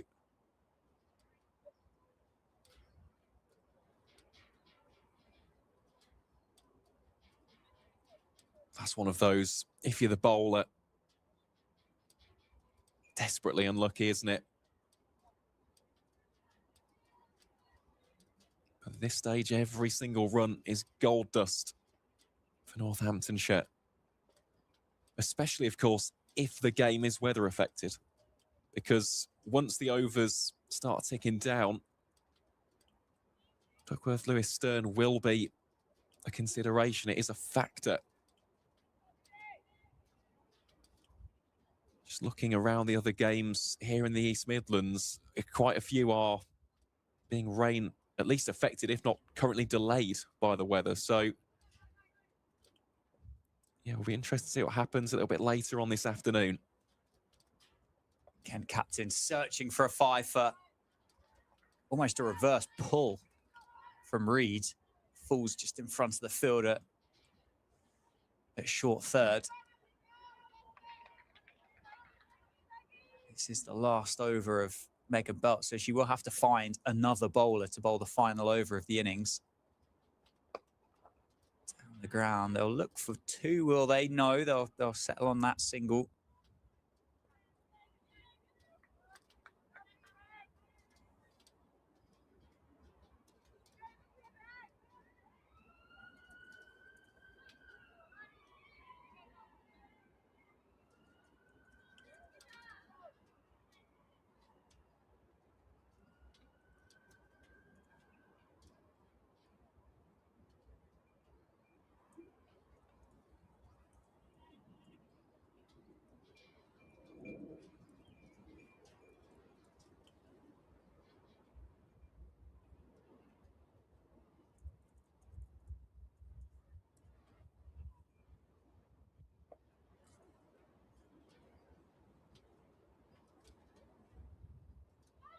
Appeal for LBW. Is it the 5? And it is.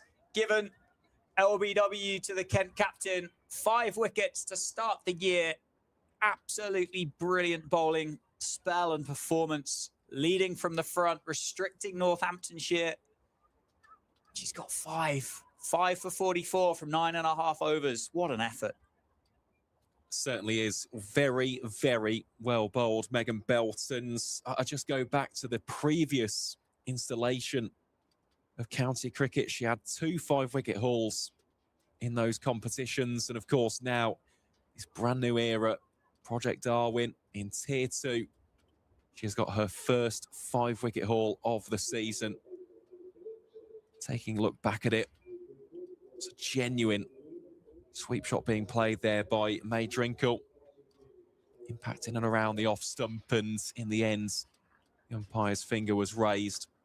Belt now has got the opportunity to go on and get career best figures in the formats. Her previous best, if it stays at 5, they won't be today.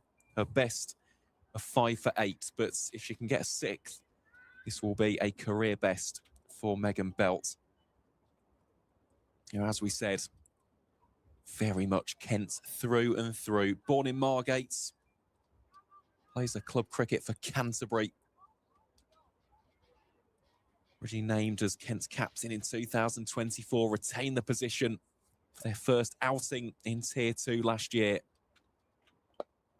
Here she is with an opportunity, these next couple of deliveries, to obtain career best figures for the horses.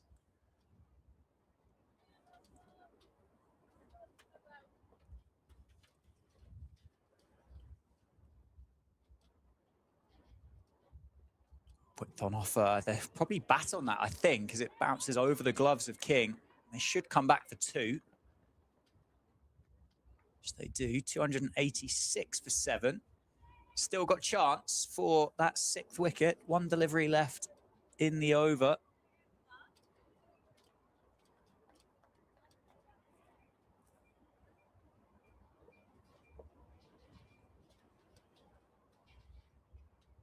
Down the ground. Is it over the fielder? It is. Got enough on it this time. It's a long chase up there, isn't it? Fielder's going to win. Steelbacks will come back for a third. There's a chance at the keeper's end. I think she's out. Have they done enough? Umpire says no. A very well-run third for the Northants pair in the middle.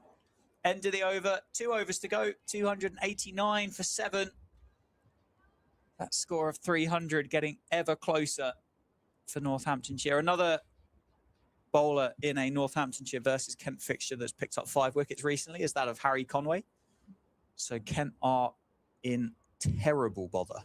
If they weren't, well, they weren't in particularly good bother at the start of the day, but 138 for 9. Kent, Harry Conway has got figures of 14 overs, 4 maidens, 5 for 35. Picking up the wickets of Jaden Denley, Jazz Singh, and Joey Everson this morning, or this afternoon, in fact. So Chris Benjamin and Keith Dudgeon are in the middle. And that will be very much a case of put your pads back on, Kent. You'll have another bat. Once this final wicket has fallen, of course. Pulled away. Good shot. That's going to be 4. Fielder's not going to get to that one, I don't think. The line is wrong from the bowler. Just had to be helped and heaved around the corner, and it was for 4. It's a very useful knock, this, isn't it, from Mabel Reid? Moves her on to 17 from 13, just injecting some much-needed life in these death overs.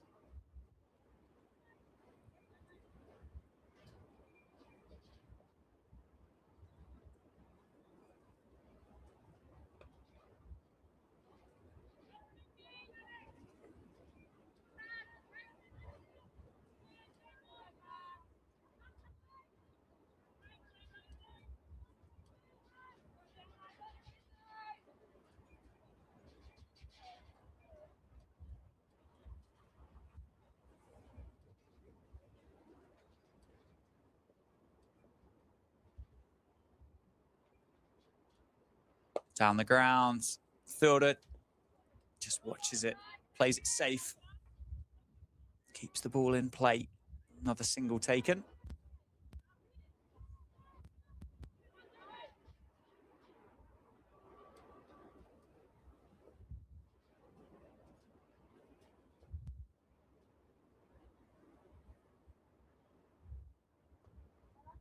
Oh, that's inventive, creative. Bowler has tried to hide it outside off stump, but still were able to split the 2 fielders on the leg side and get it on the leg side in the first place. Another couple of runs. 299.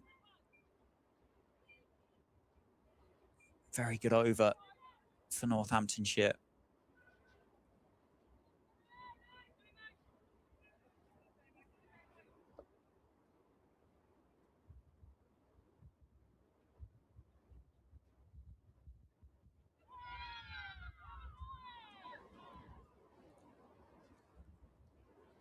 Was that a mis-stumping? Is there an opportunity for... I think the ball went down into the ground, which is why it ballooned up as high as what it did. But it looked like Reid just left the crease there.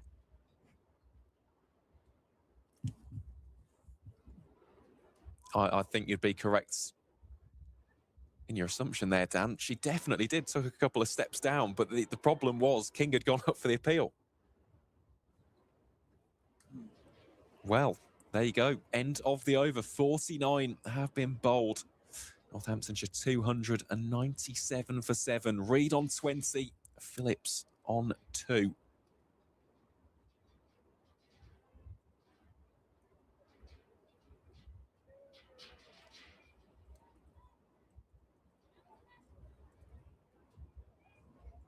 Well, 6 to go, Mr. Viles. What do you reckon? What are they going to get? And I mean, if you had to put a Viles Viz at the halfway stage, what percentage would you be giving the 2 sides? They're going to give the final over to Amy Gordon, which I think is a good option, a good decision. Could be 2 if they set off quickly. Just settle on the single. Yeah, what are you thinking? Well, the first milestone is 300. Get these first 2 runs, and anything above that is a bonus. I think if they can get 8 or 9 from the over itself, that would be very productive for Northants. But of the 2 sides,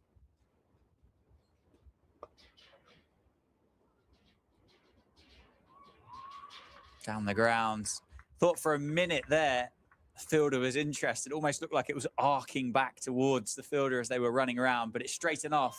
It's another 4, and it is the 300 up for Northamptonshire. 302 for 7. 4 deliveries left to go. Sorry, carry on. no. It's more important to commentate on the action, of course. But yeah, I think that Northamptonshire would be the happier of the 2 sides. That one has gone aerial again. It may just fall into the gap. Indeed, it does. Just swirled in the wind, though. You can see the 2 flags on the groundsman's hut. Just billowing in the wind. It's Phillips. Can't get bat on that latest one. Yeah, I think anything over 300, even if this is a reduced game, I think Northants will fancy their chances. Full toss, and that's a good catch from Amy Gordon. One-handed, very stylish indeed to see the end of Ella Phillips. Muted celebration, as you can tell at this stage of the game, but still a very, very good grab indeed. Let's take a second look at that one. Oh, effortless. Yeah, I think the reaction, once again, kind of tells you everything you need to know, really, with the position of the game or where Kent find themselves in. They did they won the toss. They chose to have a bowl first this morning. Northamptonshire have put 300 on the board with still a couple of deliveries to go. I think that probably gives you everything you need to know with regards to the score on the board. Couple of deliveries left then. 303 for 8.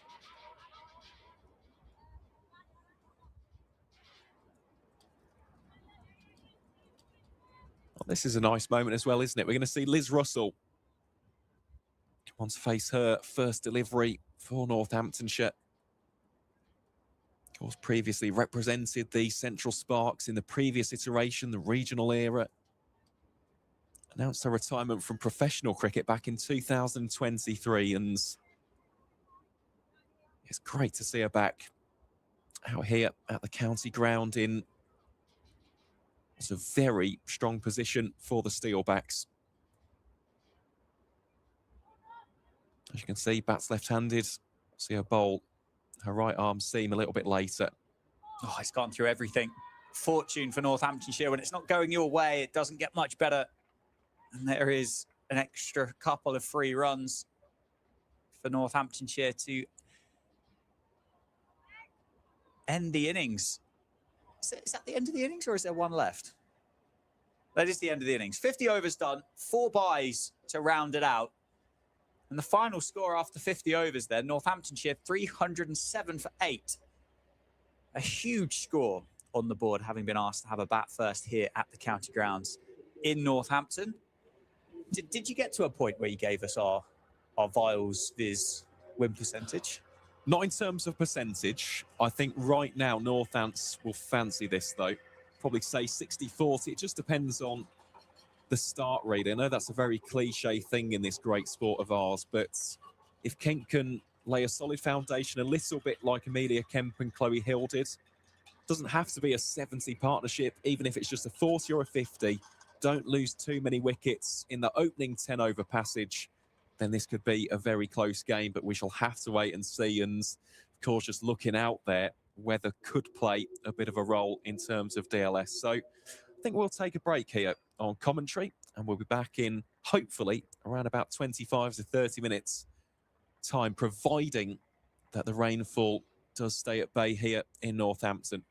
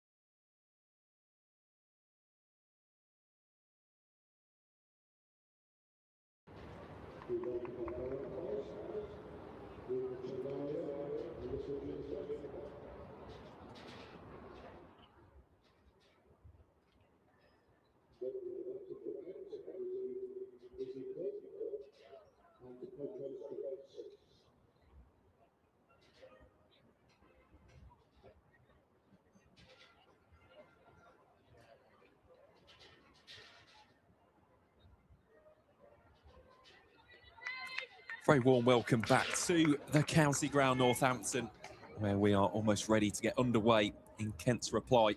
As you can see there on your screen, Northamptonshire, well, they scored 307 for 8 from their 50 overs. Of course, the real key innings coming courtesy of Meg Austin. She scored 123. Also some fine contributions from the likes of Chloe Hill. She chipped in with 59 at the top of the order, as well as Beth Ascott. And as for Kent, well, their two openers will be Izzy Cloak, and to face the very first ball of the run chase will be the vice-captain, wearing the number 17, Coco Street. Here we go then, almost ready to get underway. Scoreboard just getting ready to our left. It's got Coco Street on there, as well as the bowler, who is Mabel Reid. So, standing umpire Juniper signalled that play can get underway. Here we go then. Reid it shall be to Streets. One slip, awaiting in the cordon. That being the captain, Anisha Patel. On the attack, Northamptonshire, with the catcher in early doors, they've got the benefit of that. They've got the 308 runs on the board. We have a slightly extended interval, didn't we, between the innings, as we were disrupted with a short shower. Might get a bit more, but we shall see how this afternoon pans out. Well, that one from Streets plays it square of the wicket. That one should go to the boundary for 4. There's a little bit of a chase on there for Ella Phillips. Can't quite cut it off, and indeed it will be a boundary to kickstart the innings, the run chase, and of course the season here for Coco Street. She moves on to 4. Kent's 4 without loss after 2.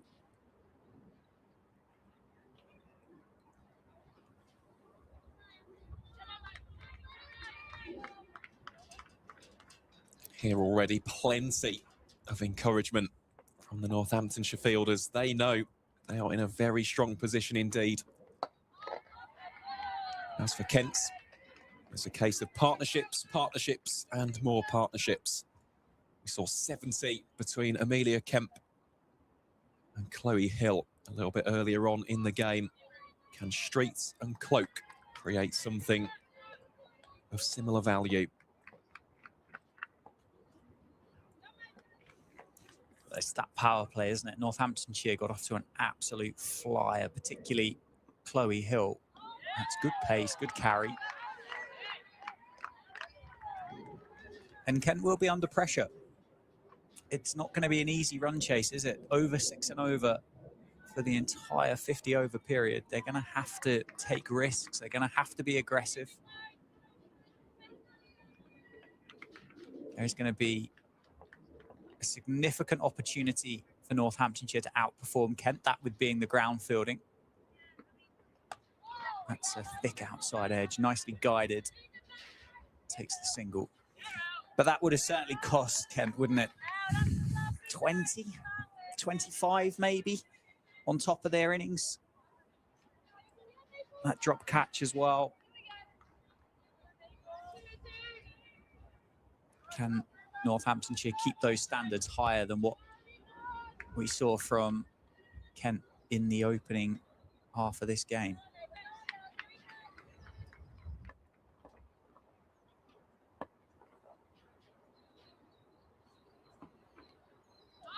Yet again, left well alone. Although this one has snuck through, and that will go all the way for 4. Byes will be signalled by the standing umpire. Will be a boundary to round out the first. Kent 9 without loss. Just dipped a little bit awkwardly there in front of Chloe Hill.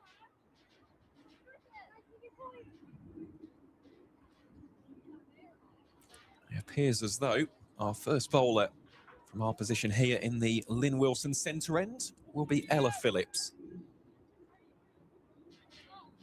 So a little bit of spin early doors here for the Kent openers to try and negotiate.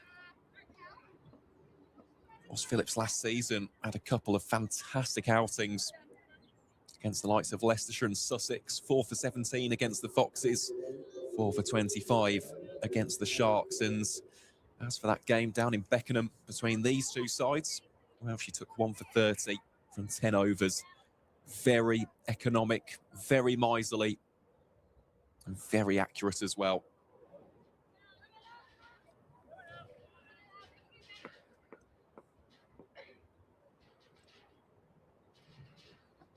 First one gives it plenty of flight. Streets looks to drive that one through the covers, stopped by Meg Austin for no run. Product of the Berkshire age groups is Phillips.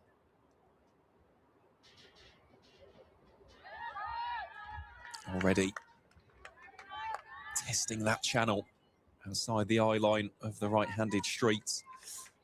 And of course made the switch to Hertfordshire in 2021. And now here in Northamptonshire.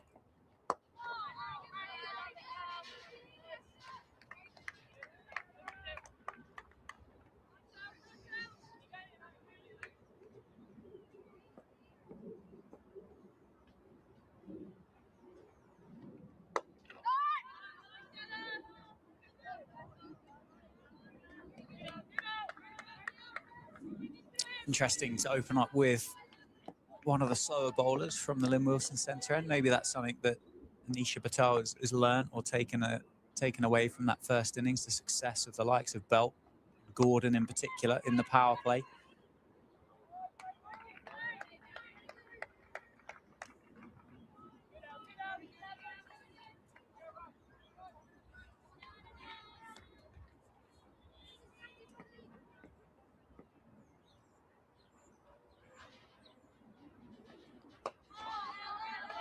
Streets again just pushing forward on the defence.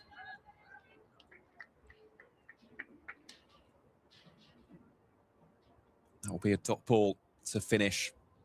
A very, very good start that for Ella Phillips. It's a maiden from her first, and Kent remain 9 without loss.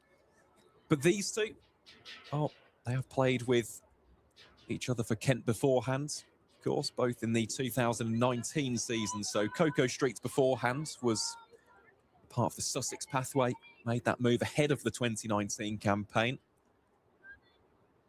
Izzy Cloak, as we mentioned, made those 30 appearances for the first 11 between 2016 and 2019. So should be rather familiar with one another's game.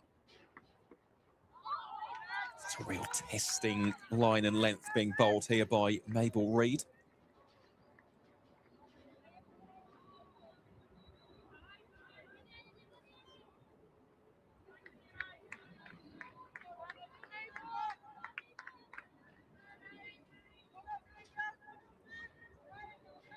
This is precisely the start that Northamptonshire would have hoped for.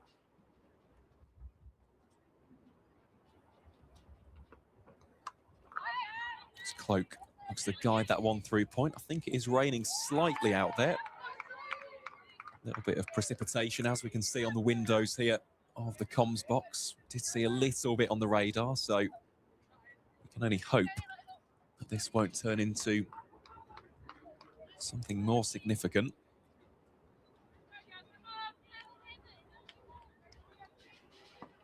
But DLS a little bit later on, if the bad weather does arrive, could certainly play a factor. That one short, guided to backward point. Meg Austin, alert to it's another dot ball.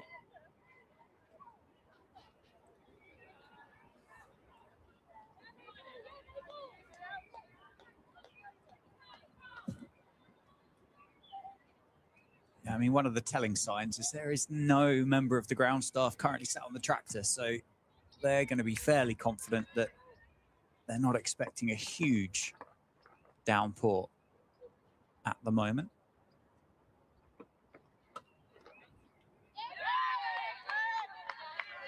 As we said earlier, as we see another brilliant piece of fielding by Meg Austin, it just has a habit of missing us. Yeah, it does. It does.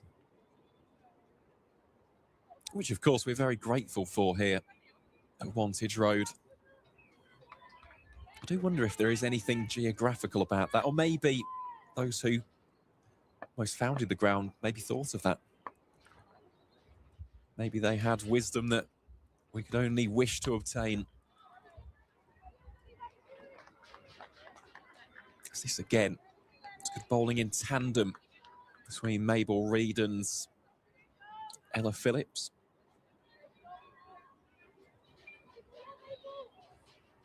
The key, though, as it is for any bowler, just try and see out the over. First 5 deliveries have all been dots. Have to finish it off.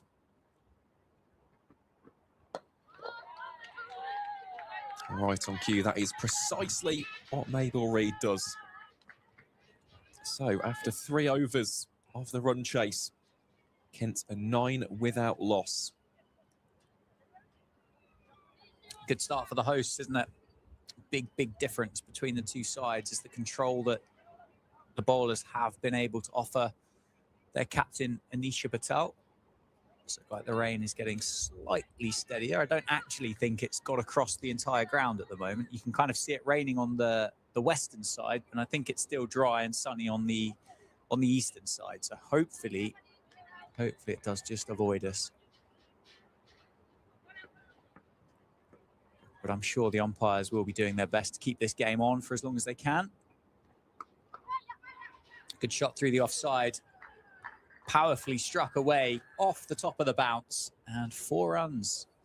Kent takes their score into the double digits. Yeah, the delivery was expertly read there by Coco Streets. A little bit of width offered there by Phillips for the first real time early doors in the spell. Resulting shots ends in a boundary. That's a much better response, a tighter line on that occasion from the off spinner.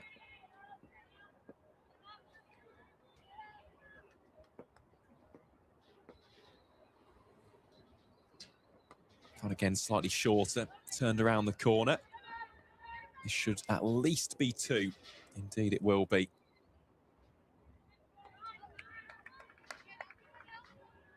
Yeah, that was that pressure, wasn't it? That opening boundary caused at the start of the over.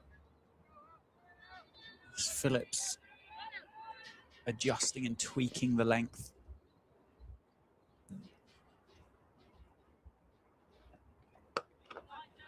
Good response. Takes a bit of pace off it, but drops it down on a 6pence.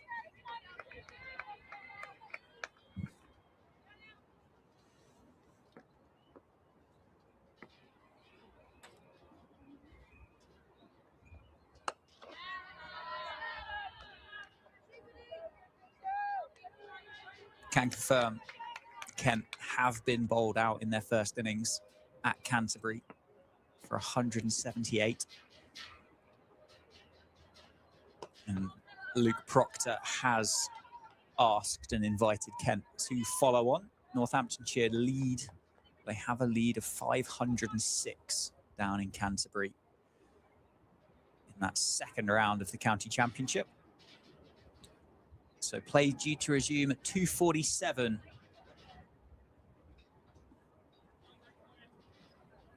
Was it England's Garden? Is it England's Garden, Kent? Is that It the way is it's described? indeed, I don't know whether I've described it in the right way. It feels like there's a more glamorous way of wording that. The Garden of England. The Garden of England. The Garden of England. Yeah. Yeah, not England's Garden, the Garden of England.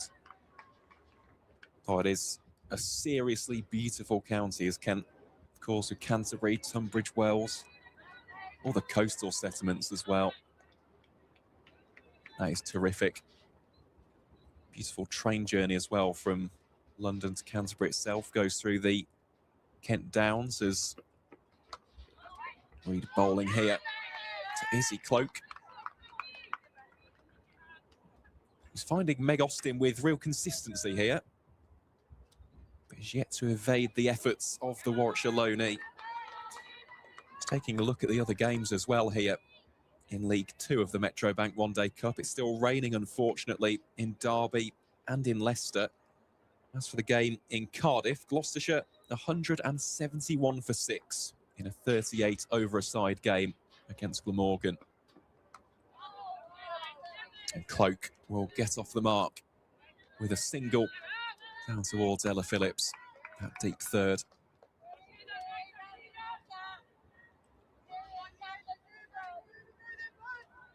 As we said, it is going to be a fascinating season, especially in the 50 over format. Northants can start their season with a victory here. Would set them in very good stead indeed. So that one just whipped away down the leg side. It won't be stopped. And that'll be another 4. A third boundary of the innings already for Cocoa Streets. On that occasion, it was just the line straying slightly there by Mabel Reid. Allows for Streets to bring the bottom hand into play. Just clip it away very wristily for 4. Yeah, crunched and crashed into the boundary boards, didn't it, down in front of that Jackson Grundy stand. Some real pace. And that one does evade the Warwickshire Loney, but just a single as there is some protection on the boundary in front of us.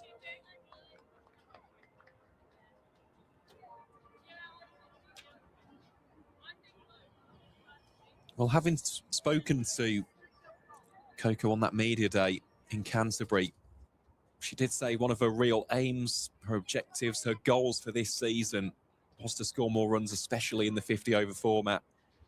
Think back to last season, high score of 43 not outs away at Sussex.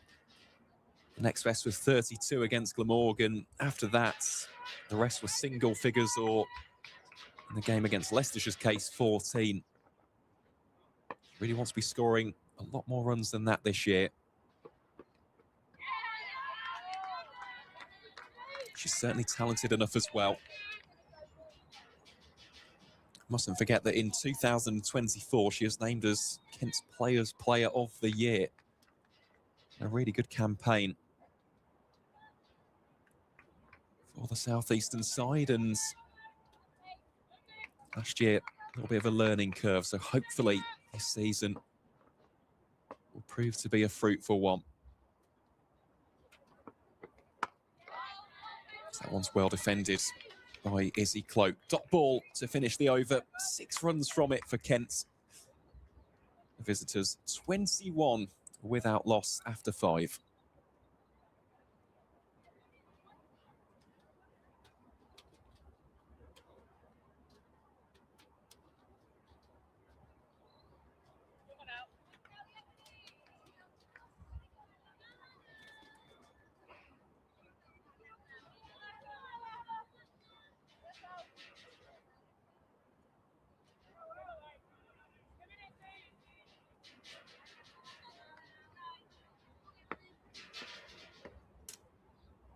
Here is Phillips once more then. Falling to Streets, plays that one very comfortably off the back foot.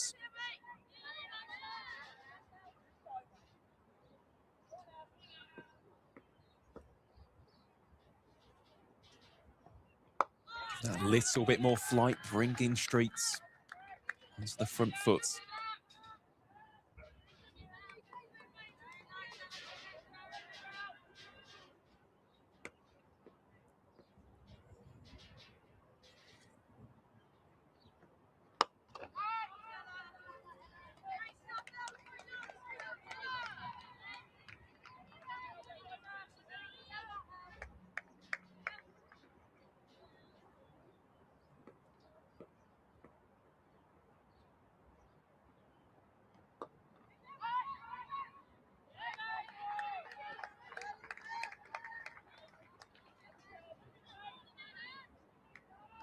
This is very tidy stuff indeed from Ella Phillips. Continues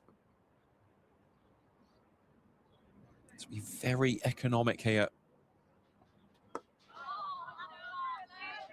Streets there trying to work it through mid-wicket. Can't quite find the gap.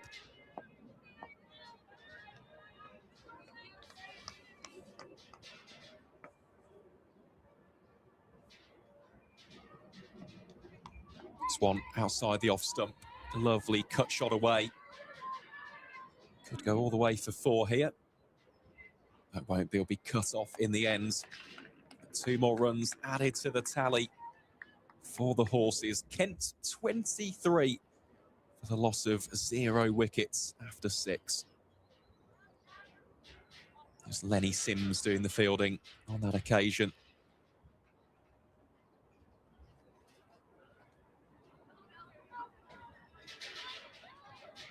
Interestingly here, Dan, Chloe Hill has just had the helmet removed from the field of play, so suggests to me that the next over from the Lynn Wilson centre ends will be a bit of seam. Could be Liz Russell. We shall have to wait and see. What we do know for now will be Mabel Reid to continue from the David Capel end. And that one played marvellously by Izzy Cloak. Just clips that one magnificently through mid-wicket. Made a lovely sound off the bat as well, didn't it, Dan? Yeah, just drifting a little bit too straight. Mabel Reid and waited for it perfectly. Head over the ball. Little bit of bottom hand to get it in front of that fielder at a short mid-on, and absolutely no stopping it down towards the coffee van. It was a lovely shot. This time looks to find the gap through the covers. Great tumbling stop there by Amelia Kemp.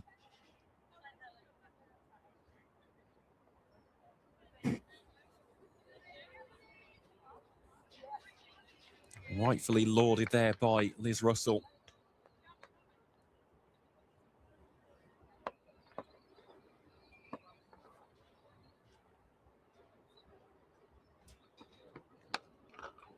This one won't be stopped though.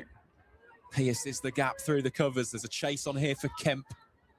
Yet again, the ball down that side does tend to just be slowing down slightly, especially after the additional rainfall that we've had over the lunch break. Means that it doesn't quite go all the way for 4, but we'll go for another couple. Yeah, I certainly think it'd be fair to say that it's been, well, on both part, one, a slightly more watchful start to this innings from the 2 Kent openers. But equally, the Northamptonshire opening pair of bowlers have bowled better than the Kent opening pair earlier on this morning. They have had less opportunity to score.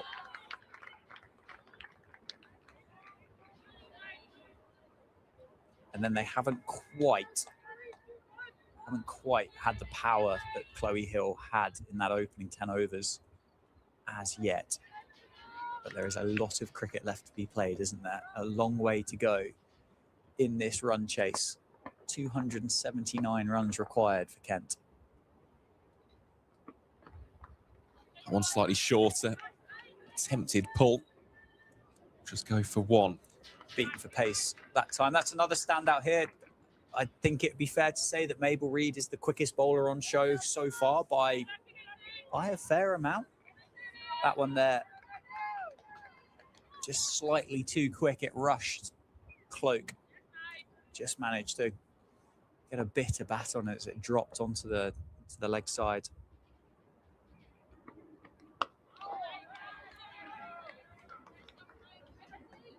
That'll be a dot ball to finish. You could also see there in terms of the field placement, not only a slip in place, but also a gully as well.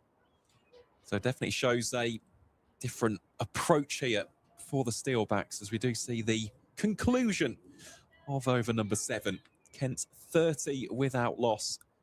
Still require 278 runs to win. It's going to be spin to continue. So the helmet leaving the field was either a bit of a double bluff for you, Aaron Viles, or some elite level housekeeping, really. If in an ideal world, you wouldn't have a helmet on the field behind your wicketkeeper on the moments that you weren't using it. So it'll be busy work for Northamptonshire's 12thers if they're going to be sprinting backwards and forwards over by over to bring the helmet out for Chloe Hill. But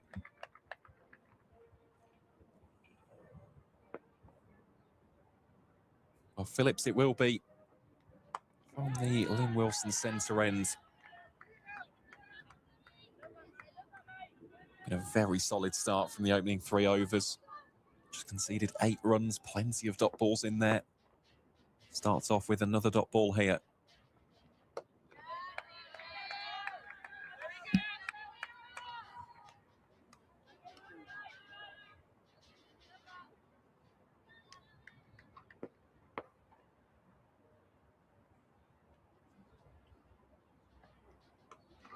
That one flighted outside the off stump, cut away for 4. That one will not be stopped. This time it's Izzy Cloak who gets her boundary counts up and running. Nicely played. Just evading that fielder inside the 25-yard circle at point. And it is that short side, isn't it? It did race away.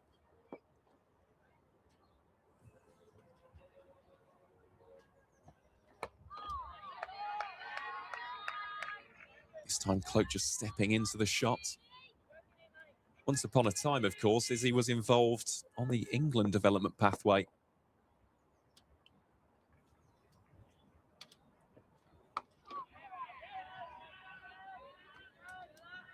Now back here, playing for her home county. Really good to see her back, and she's had a very good pre-season as well, as we touched upon in the first innings. Just watching the footage from the pre-season matches against the University of Exeter, I should say, the University of Exeter. And in that, I think it was the second game of the 3, she scored 52, played some immaculate shots over the course of that game. And yet again, the helmet is taken off, so Emma Gibbs will be kept rather busy if it is to be a continuation of Ella Phillips. It's a fantastic standard to set. David Ripley, of course, double blast winning head coach here for the Steelbacks. He will be installing those standards, and to have it run on and run off is something that you would see in Tier 1, certainly in the men's game as well. That kind of small risk, but that risk of 5 penalty runs just from having a helmet on the grass behind the keeper when it doesn't need to be there is a standard that you can set yourself as a team, isn't it? And I think you've got to admire that. Certainly do.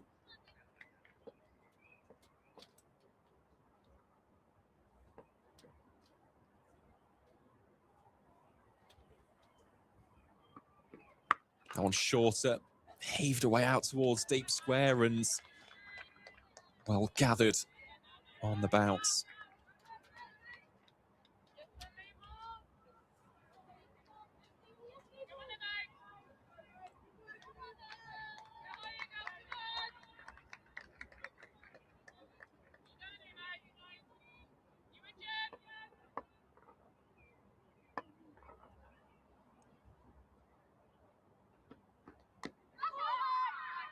This time the attempted swivel pull by Izzy Cloak doesn't get the desired connection, remains a dot ball. Just quietly, these two, we spoke about foundations, we spoke about partnerships and platforms.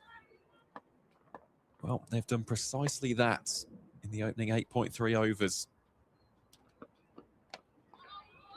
That one full and searching by Reed.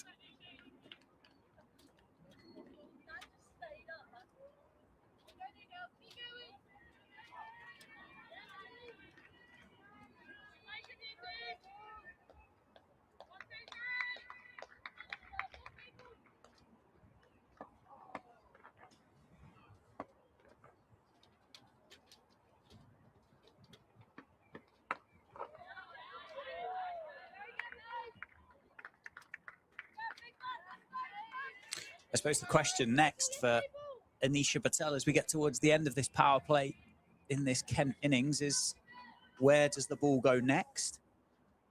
And can the first and second change bowlers back up the brilliance of what we've seen from Mabel Reid and Phillips, going at 4 and 3 runs per over respectfully.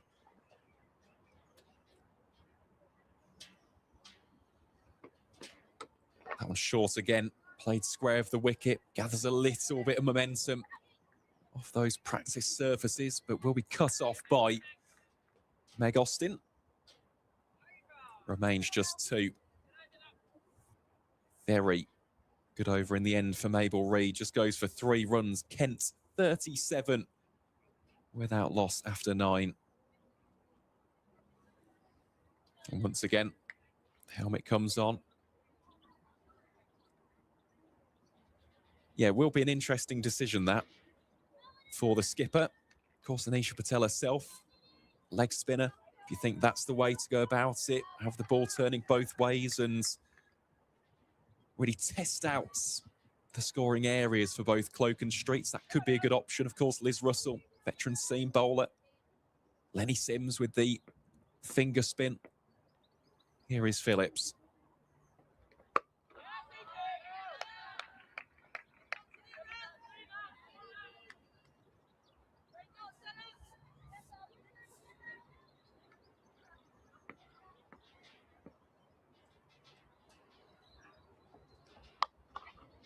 That one just carved away through the offside. That'll be 4 runs.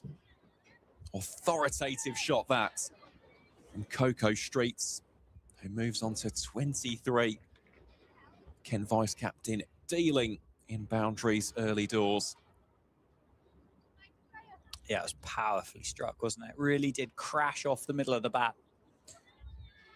Phillips has just, on occasion, dropped that length a touch too short and has been punished. Has been well backed up, to be fair, by the Steelbacks fielders. The ground fielding has been good in this power play. You just need to finish this over off and get out of the power play. Then they can put some fielders on the boundary, have a bit more protection. But I do that with an air of caution, Aaron. I think at the minute, yes, fine, Kent are none down, but you can keep a bit of a squeeze on here. You're about 20 runs in front of where where Northamptonshire were at the end of the power play themselves. Oh, 100%. And that is the luxury that the Steelbacks have got in this run chase. They've got plenty of runs left to play with. You look at the DLS.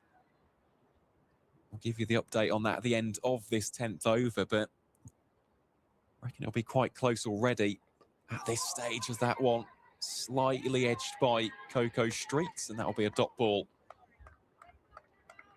to finish off the over. 10 have been bowled. Kent are 41 without loss. So yeah, the DLS, obviously it's very heavily weighted on wickets early doors, but it's 38 for now for Kent. Of course, as those overs tick by, if wickets do fall, suddenly it can accelerate very, very quickly. But this feels like quite an important part of the game, even though it's only really the second phase of the 10 over segments. Feels like for Kent, these two have got a big role to play, as we do have a change of bowler. And it will be Amelia Kemp from the David Capel end. Yep, so another seamer to back up what was a very exciting opening spell from Mabel Reid. 5 overs, 1 maiden, none for 21.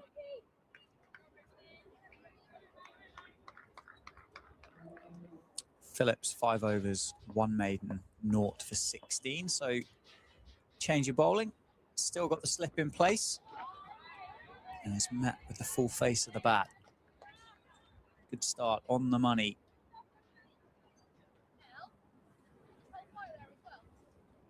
I've just heard through the effects mic that Phillips has been asked to take a spell at the end of that over as well. So there'll be a double change of bowling here for the Steelbacks.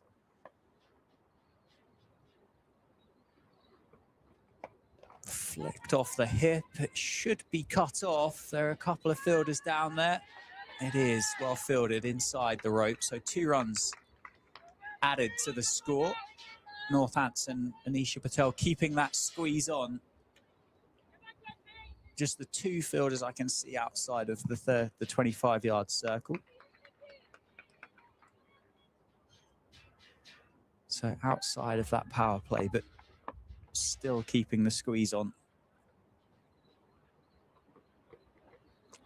Looking for that Yorker, but misses on line. Good take by Hill down the leg side.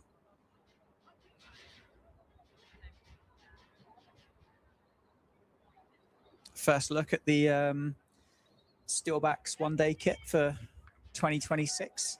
You're a connoisseur of many cricketing things. Are playing jerseys on the list of your connoisseurial behaviours? I don't know if connoisseurial is a word. It feels like it should be. Well, no, I think the first thing to mention, it does stand out, doesn't it? Just that shade of blue goes very nicely against the differing shades of green, doesn't it, on the outfield here at the county ground? No, I do like it.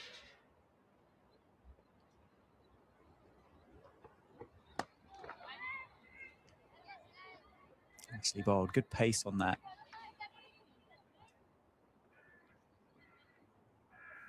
Nicely timed, but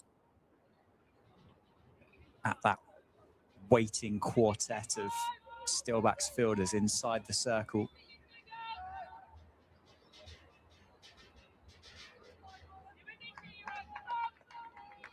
.44 for no loss. In response, R. Kent. That one does find the gap. A bit of extra pace. It's punished through the offside. It was a bit of a half volley outside off stump. Nicely put away by Cloak. She moves to 20. Streaks on 23 herself. And the partnership worth 48.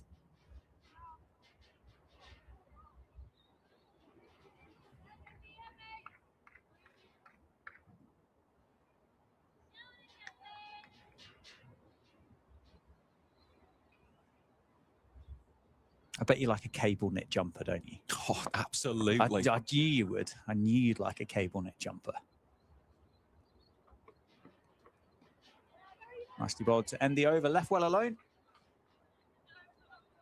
End of it. 48 for no loss after 11. Are you a exclusive cable knit at a cricketing venue, or would you dabble in a cable knit as a bit of streetwear, a bit of fashion? No, cricket only. Cricket only. As to the aesthetics, See, I could though. see you pottering about like Leamington Spa High Street in your cable knit jumper. It'd have to be a full sleeve one. I don't know about the vest version. Don't know whether that translates to day-to-day life, but the full sleeve cable knit. It's just part of the cricket aesthetic, isn't it? Yeah. I'll tell you what, today would come in handy. It has been very chilly at times. I know you can see the sun shining through the clouds here in Northampton, but there is that very chilling cross breeze, isn't there? Don't fall for it. Don't fall for it. There'll be plenty of jumpers and long sleeve shirts, won't there, being chosen by the players in this fixture, trying to stay as warm as possible.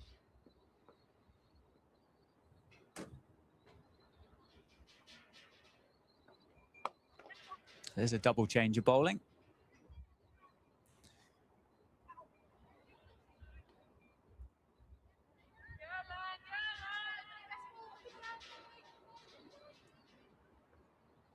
It's Lenny Sims replacing Phillips from the Lynn Wilson centre end.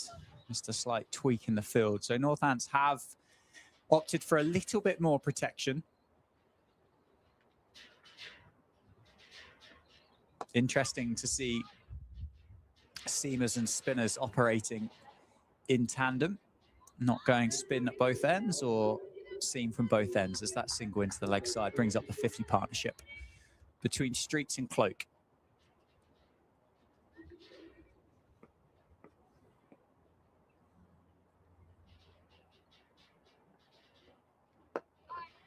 Nicely bowled. Bit of dip on that at the end.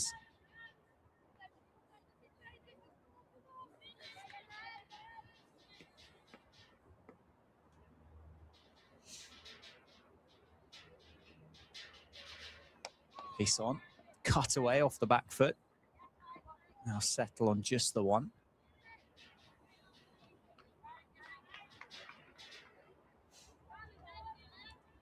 It's funny just harkening back to the last championship match here, Dan, because we actually spoke about one of Lenny's relatives during that game.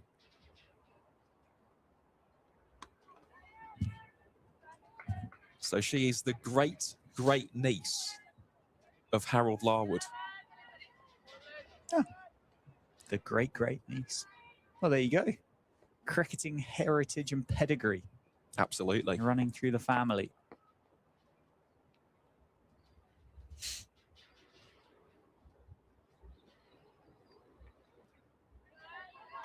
And left alone to end the over. Dot ball to finish, 51 for no loss after 12. Great niece. Have you got any famous relatives? I can't say that I do. No. No, certainly not to the extent of, well, the legend that is Harold Larwood. Of course, Lenny's also played international cricket for Italy in recent years. I think it was 2024. In fact, it was 2024 that Lenny represented the Azzurri. Of course, went to their first men's T20 World Cup, didn't they? Which was very interesting. I think just generally a good story that cricket is spreading around the world. Obviously, a lot of Australian and South African impact on that Italian side. Sri Lankan as well. However, that's kind of where it has to start, isn't it? And you hope then that those kind of moments can entice the sport or at least allow it to take root into a new country and a new society. Whether it did or not, I don't know. I don't know how many Italians are talking about the T20 World Cup generally, but nicely played into the leg side. Should be cut off. It's going to be a long chase down there, though. And I think the ball's won. I think the ball has won. It was a long way down there. And it's going to be 4 runs. Fielder, in hindsight, will be disappointed that that has made it across the boundary rope. But the fact that cricket is growing is brilliant. The fact more people are playing it, there's more interest around the world, can only be a good thing. Oh, most definitely. And the same can be said in the international women's game as well.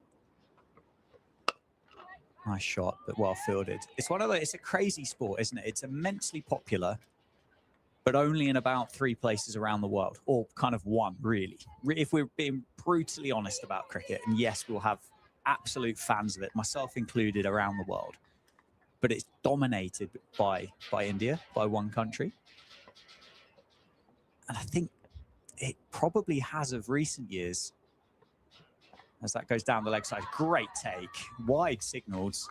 Thought I heard an effect, like something through the effects mic there. Maybe the batters just hit the ground on the way through. Great take by Hill to stop that running away for 4.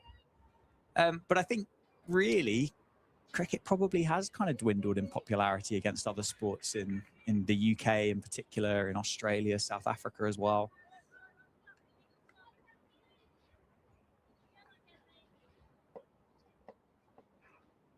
Make cricket great again.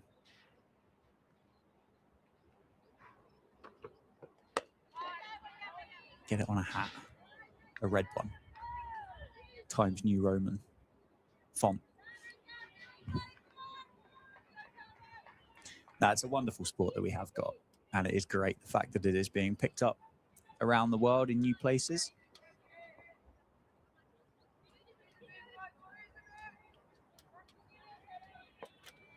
Still a bit of a squeeze on here for Northamptonshire. Those 2 catches at short cover and short mid-wicket respectfully. Just seeing if that ball's going to hold in the surface. Good bit of fielding, well backed up. Keep that Kent opening pair on their toes in the middle. So they take a quick single up to mid-off. But I don't think there's any demons in this surface at all, is there? It's coming onto the bat beautifully. I don't necessarily think that short shower that we had would have made a great deal of difference to anything. Looks like there could be a little bit more on its way looking out to the west of our commentary box window. Hopefully nothing serious. End of the over, 57 for no loss.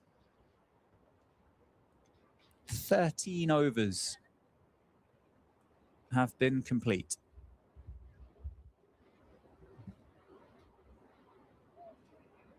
Yeah, just looking at the other games taking place in League Two. We have got the innings break in South Wales. Gloucestershire 185 for 8 after the allocated 38 overs. Just looking there, high score of 49 for Rebecca Halliday. Still reigning in Leicester and in Derby as well.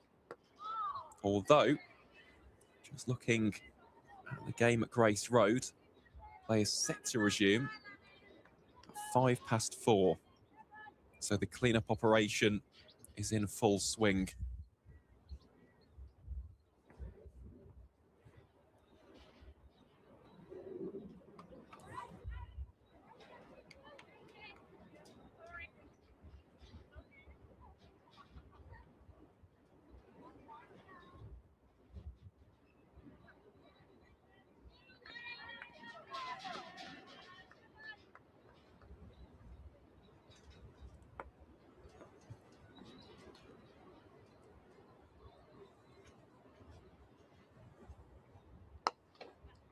Lovely cricket shot through the covers, over pitched by Sims.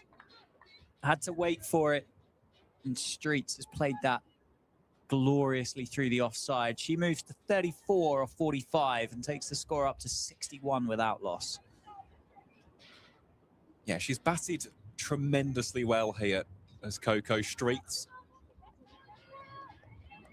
Hasn't looked to overhit the ball when it's been there in the good areas. She's made full use of the cut shot, the cover drive as well. It's been a nicely measured effort so far. There has also been a wicket down in Canterbury. So Kent are 16 for 1 after 6 overs. Zach Crawley gone for 5.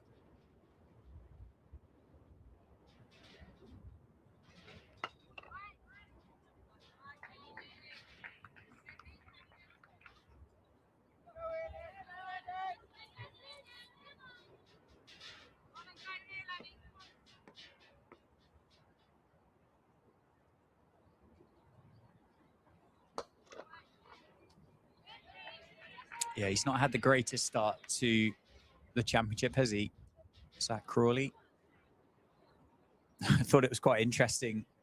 Obviously now the England selectors are going to be looking at county cricket again now.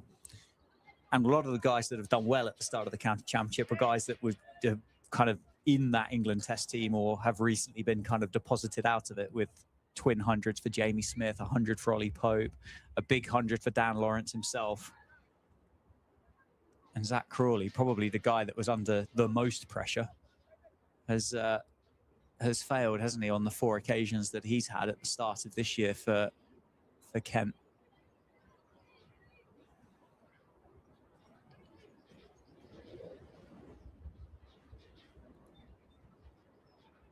So 61 for no loss after 14 here at the county ground in Northampton. The stream is powered by Daffabet. 2 overs, 0 for 13 for Kemp so far from the David Capel end. And this Northants field is just starting to spread a little bit now and offer a bit more protection as this partnership builds. With that spread of the field, those gaps will become slightly easier to find. So another single's taken through the offside.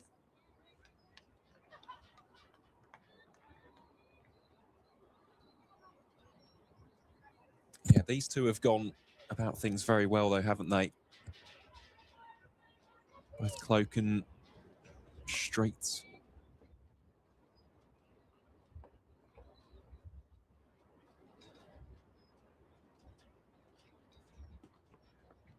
Leading edge in the air, should be taken. No. Goes one-handed. Puts the ball down. There was the chance, the first chance on offer from either of these Kent batters. And it's Streets on 34 that gets put down at mid-off. Just didn't quite get there, Aaron. Maybe panics at the final minute and stuck one hand out. But a chance and a life for Coco Streets on 34. Well, just taking a second look, I think in hindsight, if Mabel Reid had a do-over, she would have gone with both hands at that. But then again, just got to get your head down now. That opportunity's gone. Have to try and get another one. You certainly do. Good response from Kemp. Few and far between in this game, though. That flurry of wickets fell at the end of the Northants innings, and a lot of it down to new batters trying to start in sixth gear.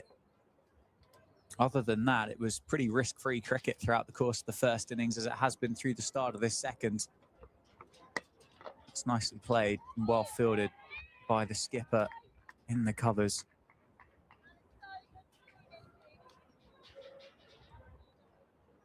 Well, I know it's a point you've already touched upon, Dan, but in terms of the fielding for Northants, it has been very, very good. The ground fielding especially. I know we've just seen the drop catch there, but they've certainly backed up the bowlers. There haven't been easy singles on offer or any twos that have been converted into threes. This one should be two, and indeed it will be. Communicated early there by Coco Streets, and that'll be another two to add to the tally. Moves her on to 36. Kent on 64 without loss.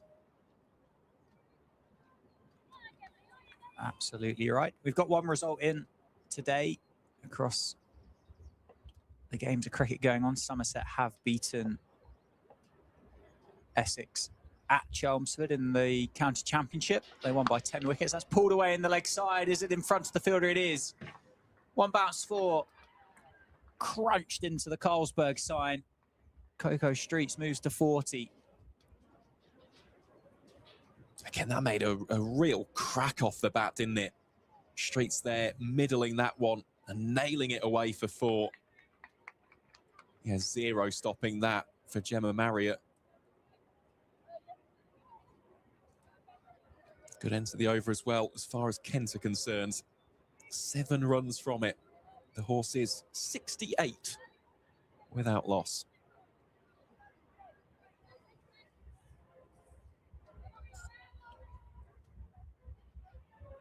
Bit of bandstand music coming through the effects mic as well. Adding to the atmosphere of the county grounds here on Sunday, the 12th of April.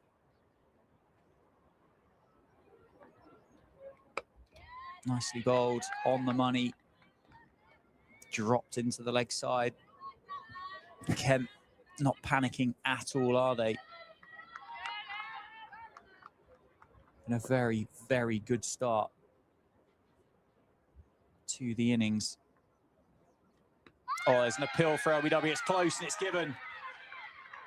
It's given. There is the breakthrough. Cloak has missed it on 22.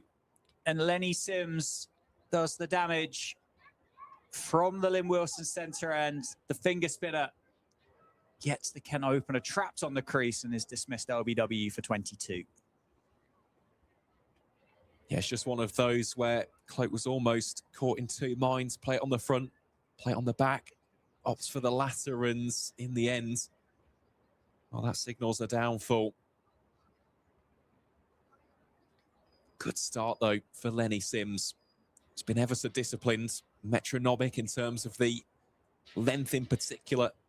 And on that occasion, it was the length of that delivery, just creating that indecision in the mind of the Kent opener, which has produced the wicket itself. So that's a big breakthrough. I mean, that has been a more than useful opening stand of 68, between Cloak and Streets, and in at number 3 will be Kelly Castle, formerly of Essex. Again, we've seen a lot of this in pre-season. Kelly coming out to bat at number 3.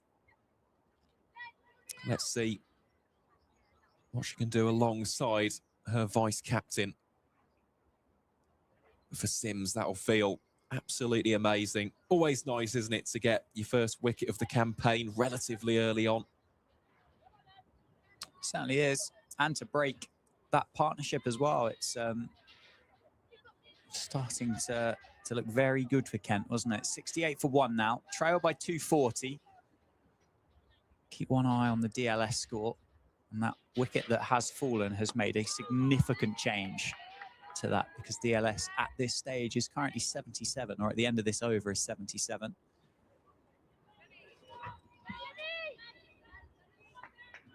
Well, it's funny you say that, Dan, because before that wicket, it was 58.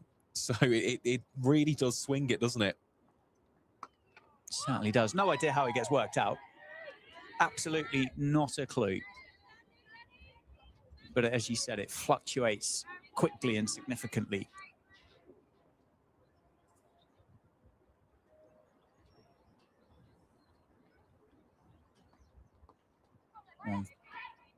Oh, it's misfielded.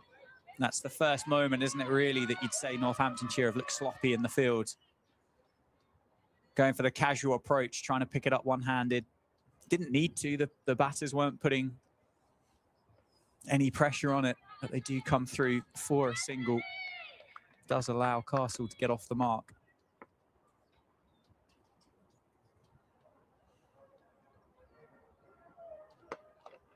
No ball called. Sims overstepping that front line.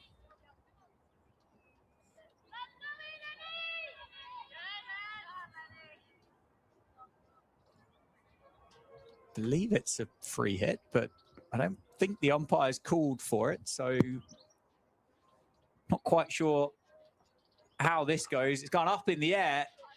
There is a chance, is it? It lands safe. So the Northamptonshire fielders, I think, played that for a free hit. The batter certainly did. I just don't necessarily think the umpire signaled for it. So end of the over, no harm done.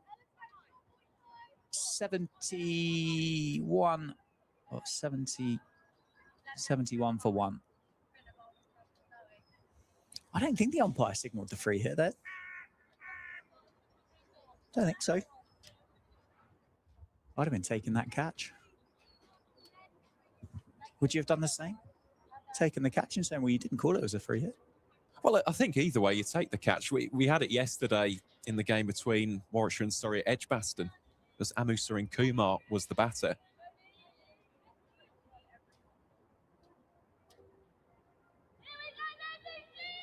Of course, the catch was taken, and it's one of the funny sights, isn't it, in cricket?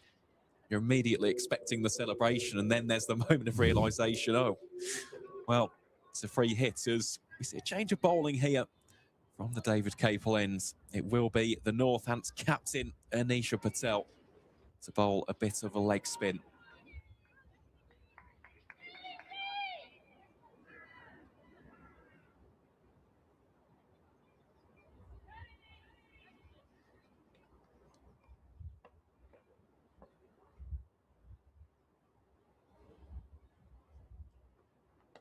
Up in the air, top edge. It's going to land safe. Fielder doing the absolute best to get underneath that, but can't quite get around to it. A bit of extra bounce from the leg spinner.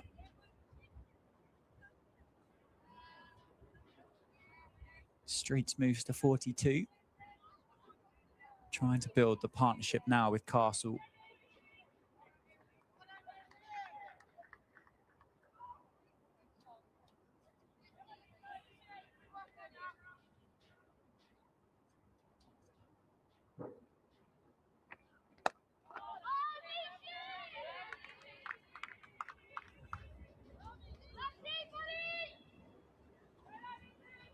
I've got a slip in place as well for the new batter, Castle.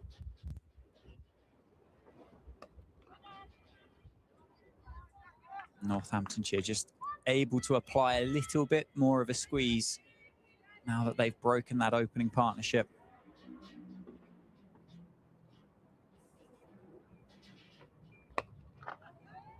Half stopped. Stopped enough to keep it down to a dot ball. So good pressure building for Northamptonshire, for the Steelbacks.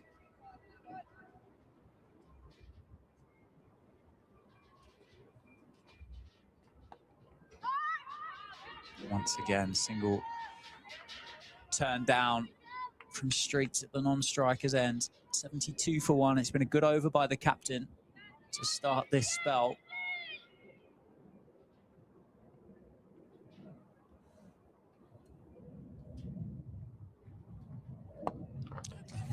Down the ground, straight enough. It was in the air, evaded those fielders, and it's 4 for Castle and 4 for Kent to end the 17th over. 76 for 1 the score. Streets on 42, Castle on 5. Yeah, just from the bowler's point of view, of course, it's disappointing to round out your first with a boundary, but it's one of those where, aside from that, it's been a very, very tight and disciplined one from Anisha Patel. In the end, it was a fine shot from Kelly Castle, which results in the 4 being scored. So I don't think that will be too demoralising for the Northants captain. Dragged down, pulled away. Brilliant bit of fielding. Great fielding on the boundary to keep it inside. Saves the team 2. And a good arm back in as well. Eventually backed up. Great work. Down on the boundary rope. 78 for 1. Yes, Liz Russell out there doing the fielding. Absolutely terrific work that from the veteran.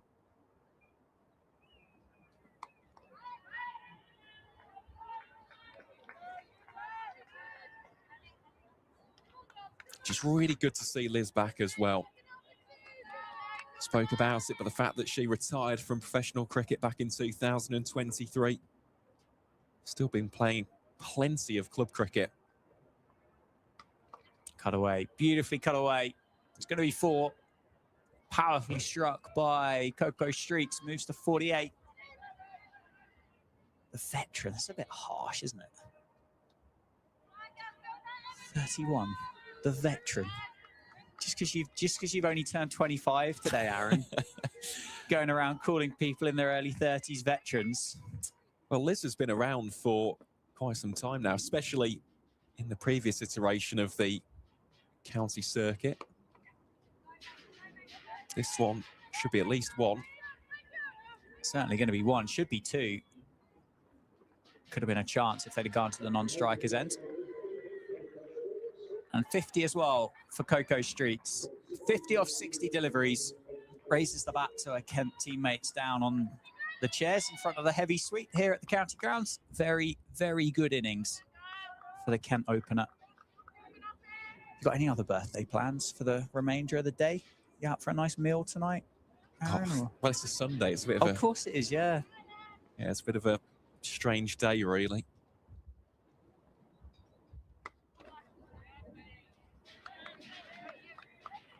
It's nice to spend it here at the county ground watching. How else would you want to spend it? That's the real question. To be What honest, other options? I don't think there would have been another option. No. Couldn't even have tempted you with a day out at a castle, could we? No. But well, we've got one. We've got one on show. Kent have provided us with a castle, so you've got the best of both worlds here today. Kelly Castle at number 3, at the cricket, on commentary, on your birthday. It's the perfect day out. Oh, it is. It is. It's just been a bit of a shame with the weather.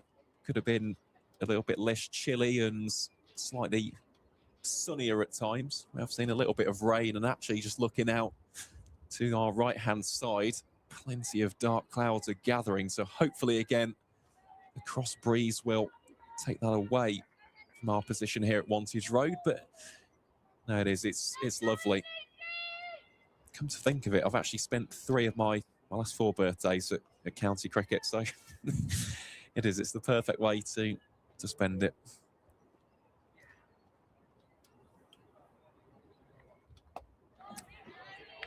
Nicely flighted by Anisha Patel. I was going to say, I can't think of another way that you would want to spend it. Aaron. In fact, I think you'd be upset if you weren't at the cricket. Nicely flighted once again. Kelly Castle does turn that one into the leg side for a single. Just getting her innings underway, moves to 6.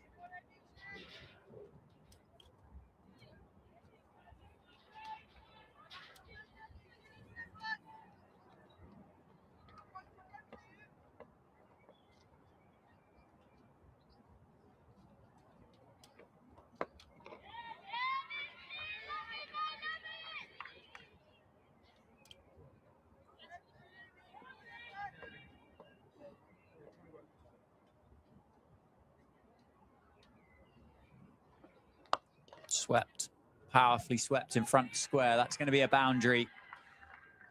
Streets moves to 54. Lovely shot off the leg spin of the Northants captain. Kept the ball on the ground the whole way across the square. It does bring about a change in the field as well, as a bit more protection is added to the leg side.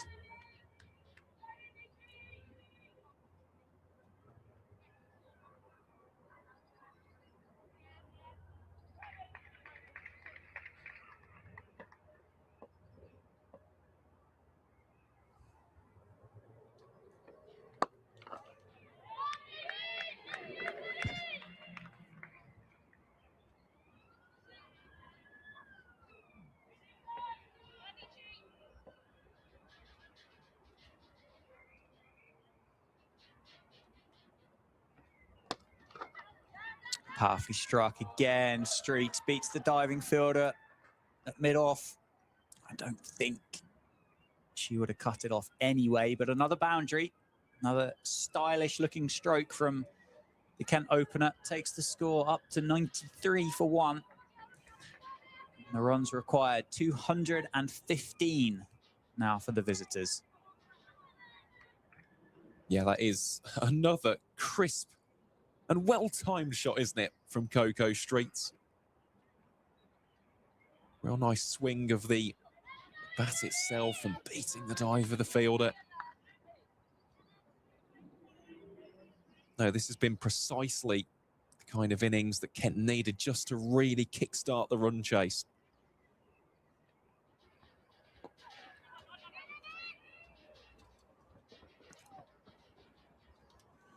Excellent bit of fielding inside that 25-yard circle for Northants. Good pickup, good throw, well backed up. You can certainly see that Northamptonshire are priding themselves on the standards that they've set in the field. And it does circle all the way back to what you spoke about earlier with the willingness to run the helmet on and off as and when it wasn't being used. That's a beautiful delivery from Sims. Genuine play and miss from Streets, which we've not seen many of in the opening part of this game.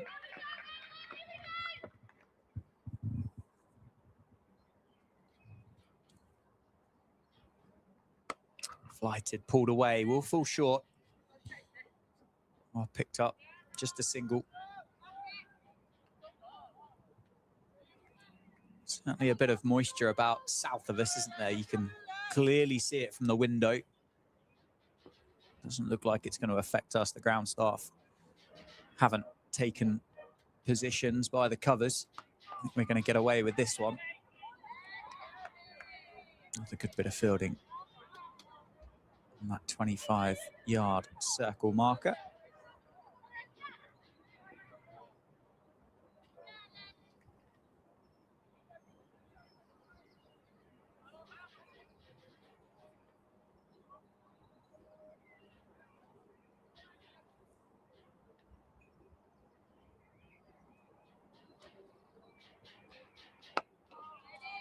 Nicely bowled, nicely played. 95 for 1.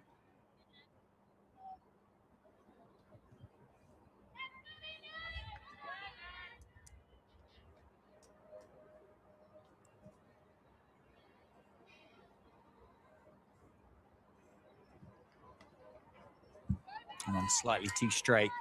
Be a chance for a second. Just electing to err on the side of caution. Keep those wickets in hand. particularly with those rain clouds around. So after 20 overs, the score currently sits at 96 for 1. It's Streets on 59 and Castle on 8. Something else which is very interesting to note, the DLS is 96. So right now, Kent are bang on in terms of that target. Perhaps a message just being passed on there as well to Castle and Streets. It's very, very dark to our right-hand side. You can actually probably see a couple of cloud bursts over there, the rain falling. Thankfully, it remains dry here at the ground itself, and it will be Anisha Patel, formerly of Warwickshire, to bowl here to Kelly Castle. Castle goes for the sweep, it's firm. Well fielded in the end.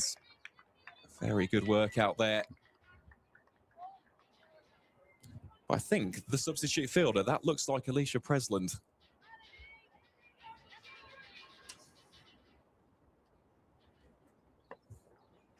Good work out there from the fielder. It's deep backward square.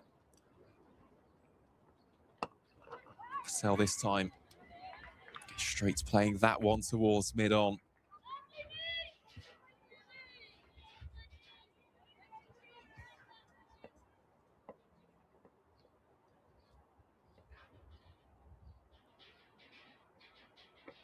Dongan plenty of flight, met on the full there by Streets. And the spin will take it away for 4. 100 comes up for Kent. And Coco Streets moves into the 60s. 63 to be specific for the opening bat. Real premeditated sweep shot on that occasion. It's one of those where the backspin just takes it away from the fielder.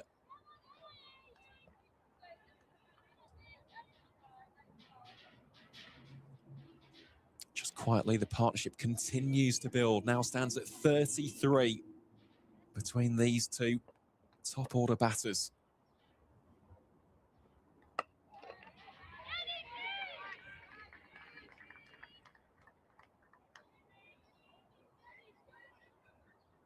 Currently a 4-5 field set here by the Northants captain.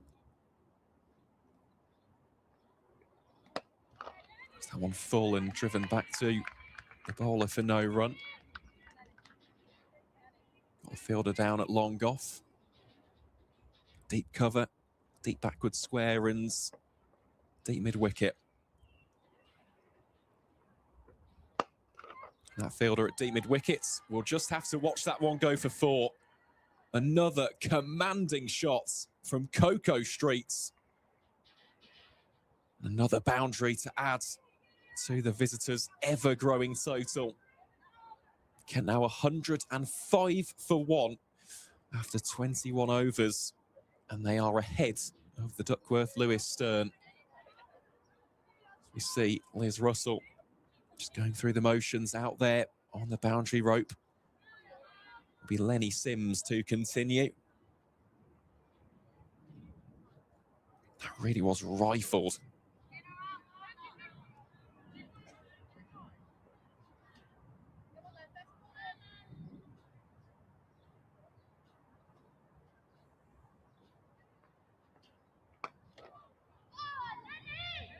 Sims will start off here with a dot ball. It's definitely had an enterprising and promising start to her campaign here. So that one tickled very, very fine. A long chase on here for the fielder. Should at least be 2 runs. Might just stay at 2 runs. Indeed it will. Early call there. I think it was Castle.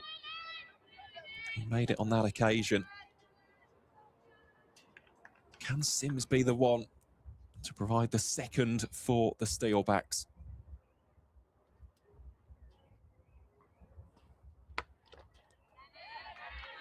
That one yet again given plenty of flight.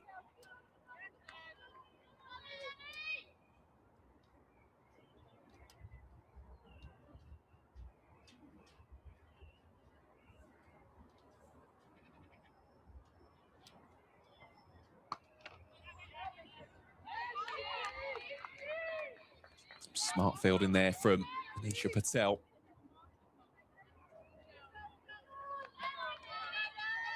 Always a bonus, and Northamptonshire have done a fine job in the field so far. Just keeping things nice and orderly. Changing the field here. Fine leg. Just hovering on the 25-yard circle. There's another big appeal here for Sims. The standing umpire is unmoved. Really good over this, though. Just the 2 runs conceded. Just putting a little bit of pressure back onto the Kent batters. Mixing up the speed and trajectory of these deliveries nicely as well. So that one slightly shorter. Castle rocks onto the back foot and guides it out through the covers for 1. That'll be the end of the over. Kent 108 for 1 after 22.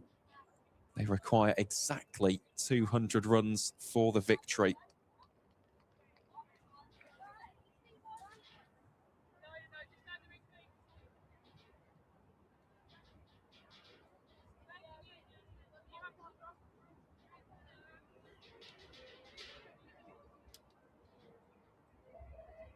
Just looking below us as well, Ella Phillips continues to get the bowling shoulder a little bit loose, and for the first time, not only in this game, Dan, but in the season as a whole, we will see Liz Russell, wearing the number 42 for the Steelbacks, come on to bowl from the David Capel ends. So good to see Liz back. Product of the Warwickshire pathway, made a senior debut for the Bears back in 2008. Still playing this wonderful and amazing game of ours. Plays for Dorridge in terms of the local club scene in the Midlands. One of her teammates, a certain Anisha Patel. But before that, she started out at Warmley. Again, a club with the real pedigree for producing female cricketers. Here is Russell then against Castle. Starts off well, corridor bowling from the former Central Sparks bowler. Another interesting fact about Liz as well, she's representing England in rounders. So there you go. Just a little tidbit of trivia about the Solihull-born seamer. As Phillips is pushed down to deep third. Yet again, good areas, plenty of encouragement from the field as well. And this is interesting because we do see that real area of dark cloud gathering around the ground. If Liz Russell can get the breakthrough here, that DLS changes instantly. Currently stands at 106, so Kent are ahead. If they do lose another wicket here, that would suddenly flip. So that one is up in the air, just evade the fielder. Austin it is, in at short mid-wicket. Eventually just go for a single.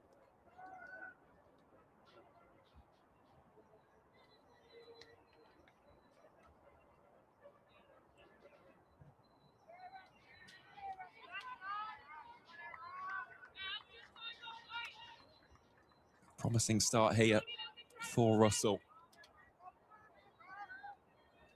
Once again, just making some slight adjustments and alterations to the field. As Coco Streets will face the latest delivery. That one full. Clipped away down the leg side. Should be a couple here. Indeed it will be. Presland it is, the substitute fielder. Mopping that one up.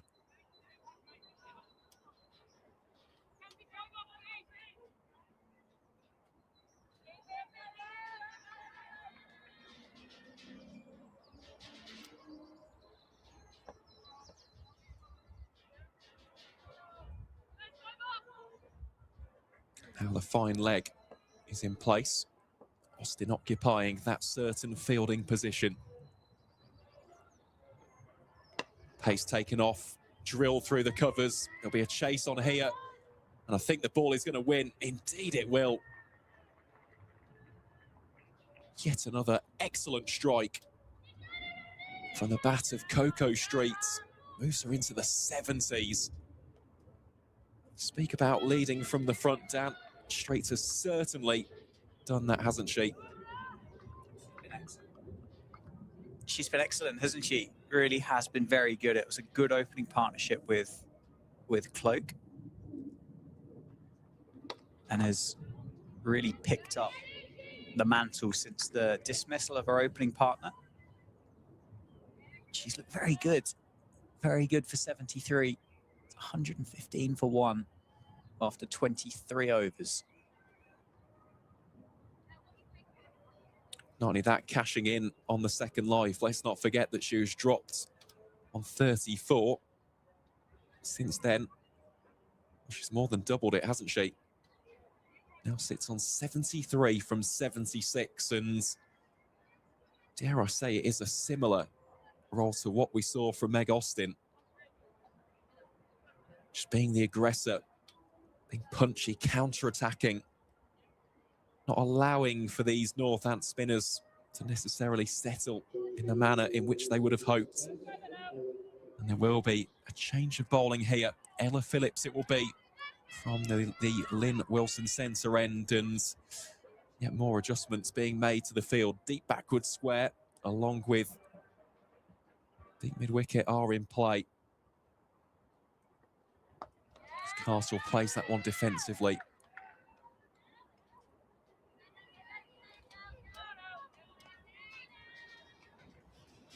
Also got a sweeper on the offside in the covers.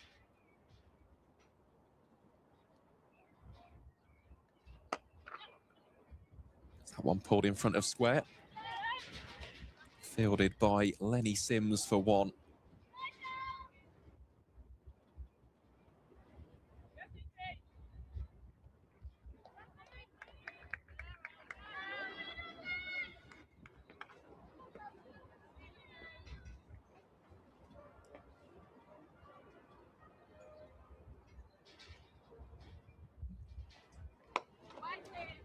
That will give him plenty of flight by Phillips.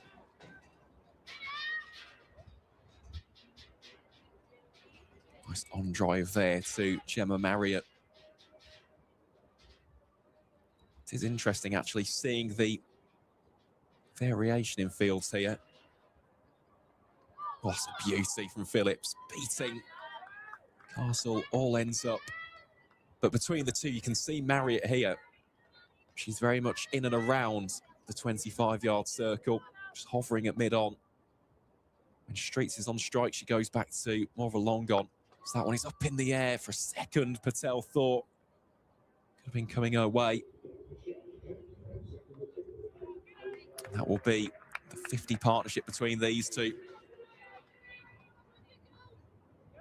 Excellent work. Brought up with a single through the covers.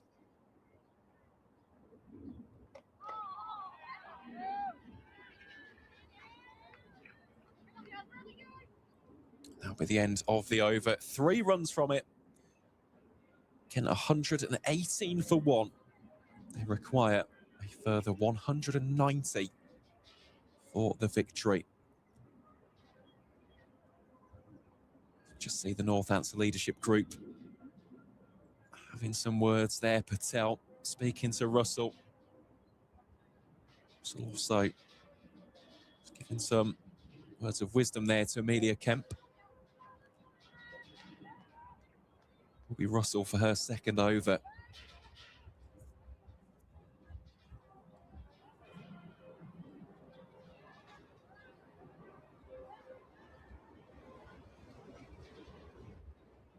The wind yet again begins to whip up. You can see those flags fluttering in. It's a very stiff cross breeze now.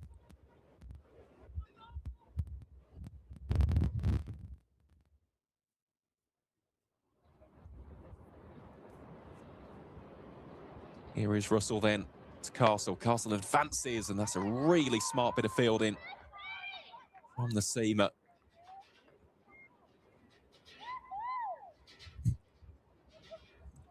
Much the enjoyment of one of their teammates out there, wasn't there? The effects mic on loud enough. But it did just pick up a touch there, didn't it? It kind of looks like that shower we're going to miss. It's gone to the south of us, hasn't it?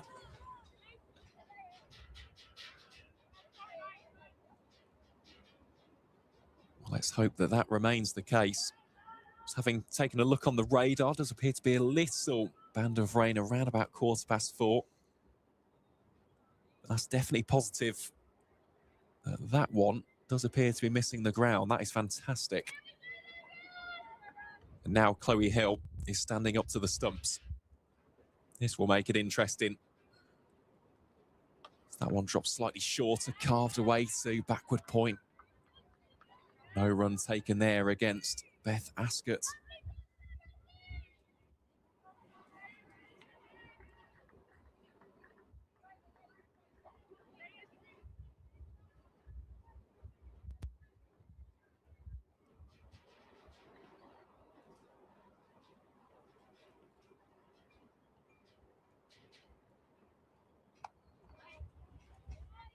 Almost a case of deja vu there.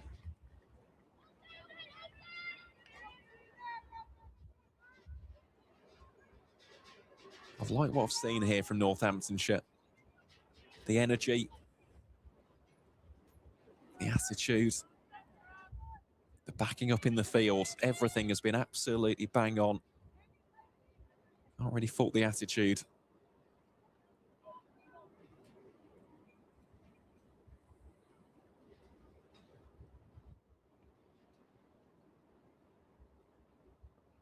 So that one short, and this time beats the fielder at backward point. That'll go for 4. A lot more commanding that time from Kelly Castle. In the end, gets the just reward for the shot itself.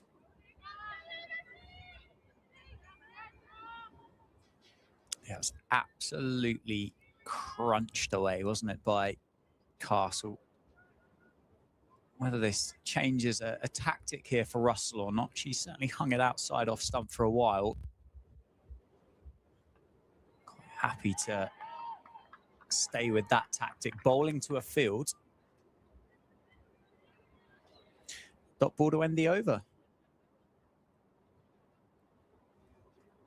Indeed it is. So 25 overs have gone here in the run chase, and that will be a drinks break. So we'll take a short reprieve here in the comms box.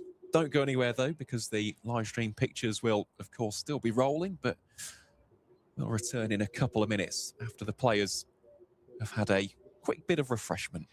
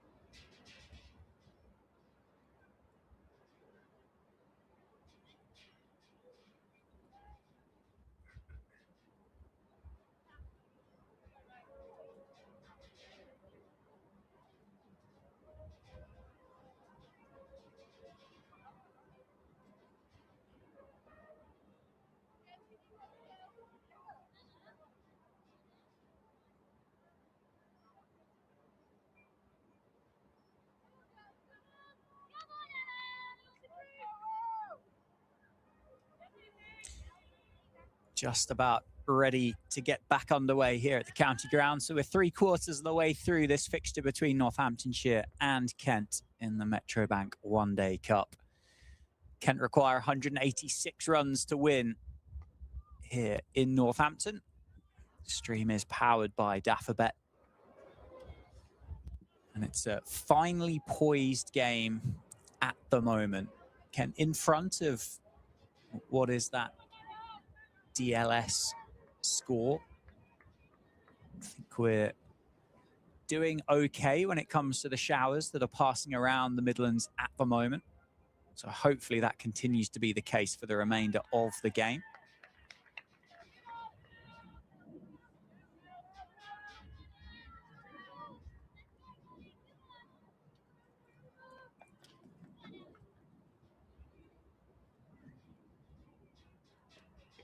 Big appeal for OEW. It's going to be close. Nothing. Shake of the head from the umpire. Maybe a bit of bat. Maybe pitched outside leg stump. Good start to this second half of Kent's innings. That one outside off stump.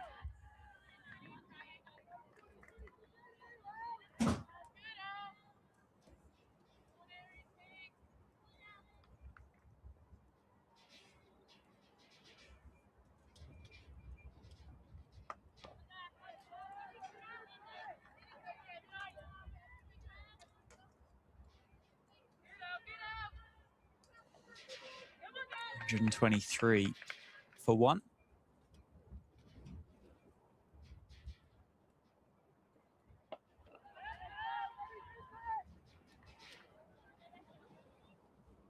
And a good end to the over. 26 overs done now. 185 runs required. Score is 123 for one. And yet again, DLS and Kent score tied at the minutes on 123.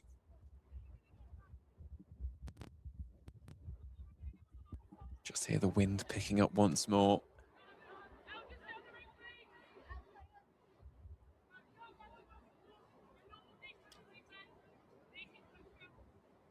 There's Russell just marshalling the fielders there.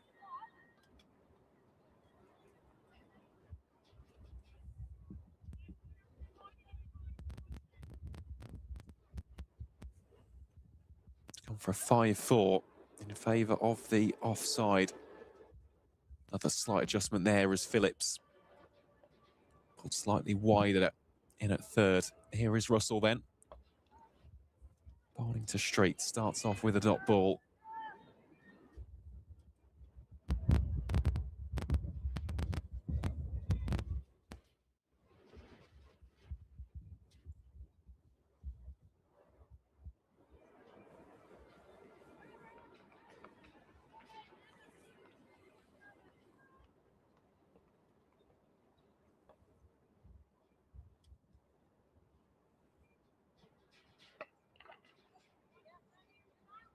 That one driven full-blooded through the covers for one.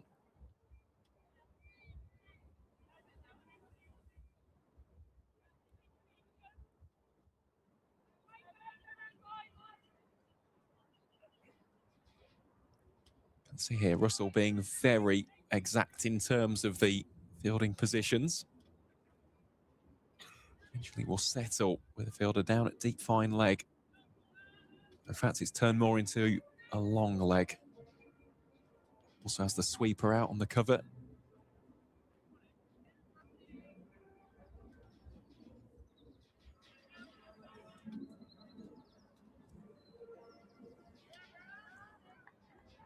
There's the final alteration.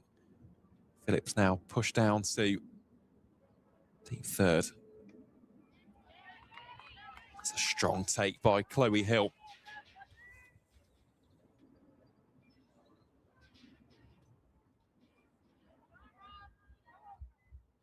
She's always been a very good keeper as Chloe. Really prides herself on her glove work and especially standing up to the stumps. That's where she's It's always been at her best.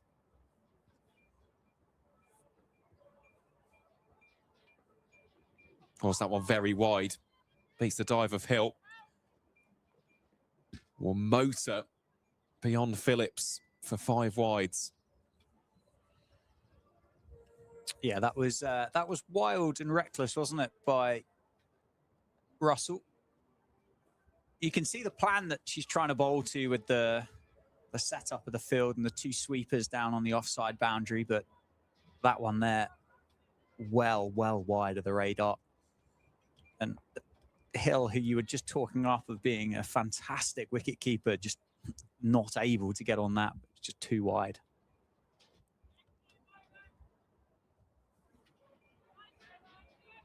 Some more alterations here. Meg Austin it will be, I think, making her way onto the offside. Indeed she will. It's now a 6-3 field.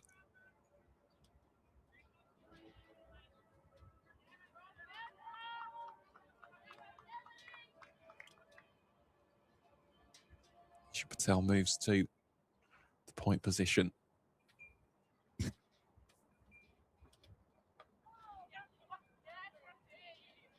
Castle that time just opens up the face of the bat, runs it down to deep third for the single.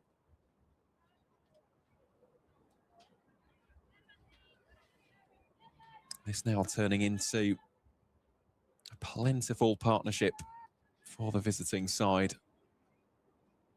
Currently stands at 61 between Straits and Castle. Straits, of course, high scoring for the southeastern side in this game. 76 from 81.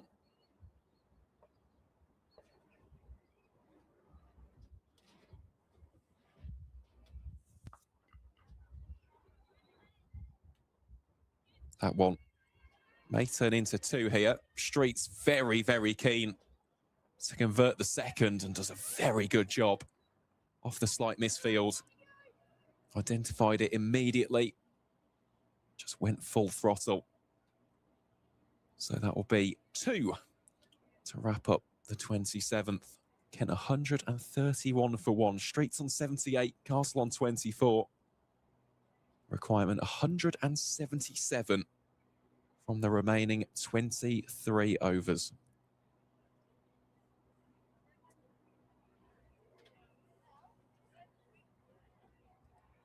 Be interesting, won't it, to see whether Kent just feel like they need to up the intensity slightly.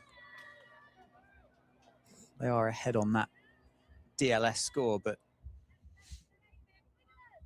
if you were to look at it as an over by over basis, they are a little bit behind where they would need to be if it was to be a perfect run chase the whole way through. Maybe that running between the wickets at the end of that final over, just an indication that they just want to get on with it a little bit. Well, it is an important point because if there was to be any rainfall, it would definitely favour Kent here. Just because they have got those wickets in hand, it does favour you on the DLS. Someone played back down the ground. If this remains your full allotment of 50, Northampton very much in the driver's seat, even though this has been a fantastic foundation. The required run rate has already jumped up to 7.7. Yeah, which started at 6, didn't it? Just over 6. Well, that one has gone straight up in the air. This should be a catching chance, and it will be taken. Ella Phillips does the damage, and Kent have lost their second. It's a big one as well. Coco Streets, the vice-captain, departs for an excellent 78. And that now really is a pivotal breakthrough, courtesy of the young spinner. Streets couldn't believe it. But I tell you what, she has batted splendidly here at the county ground today. Yeah, very good innings. I think you're right. I think you've nailed it, Aaron. I think with the threat of the weather around earlier today, I think Kent have played this well. I think as the afternoon has gone on and that weather hasn't actually made its way to the grounds, I think it looks less and less likely that we're actually going to be rain affected here at the county ground. So getting into the final kind of quarter of this game, if you can break it down like that, there was clearly just a slight gear change, wasn't there, for Kent, thinking we've got some catching up to do now because this weather that we thought we were going to get today hasn't quite materialized. There is still plenty of batting still to come, though, the latest of whom is, of course, Maddie Blinkhorn-Jones, one of the new signings for the 2026 campaign.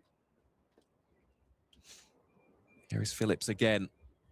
Give that plenty of flight, driven through extra cover and well stopped by Russell. But just going back to the point on DLS, prior to that dismissal, Kent were 3 runs ahead of the targets. Now they're 10 runs behind. Such is the impact, especially it tends to be the 3rd and 4th wicket. They're the crucial ones, providing Northants do get those breakthroughs. It'll be a very, very different equation. And then you get to a point where even if there is that rain break, you're behind the 8 ball. If overs are lost, well, you're staring down the barrel probably of like 9 and over.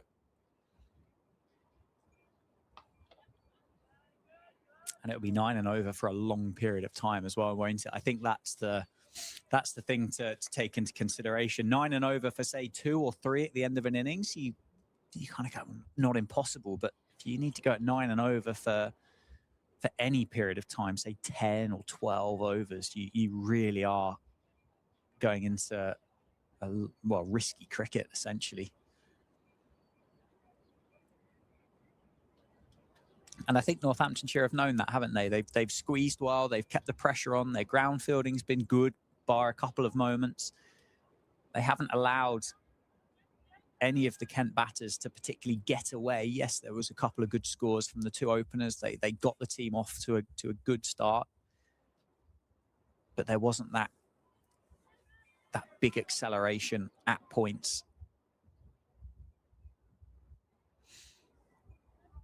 And it does feel as though that pressure has just started to swing.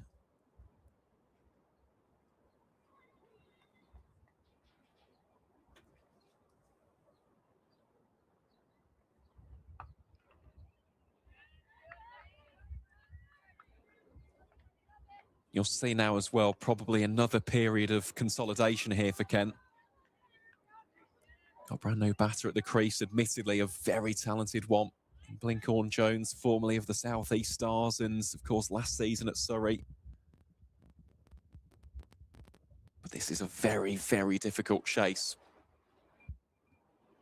As Russell bowls here to Castle. On that one again, just evades Chloe Hill. Wide line taken by the bowler. Just waiting on the umpire's decision, goes through as byes.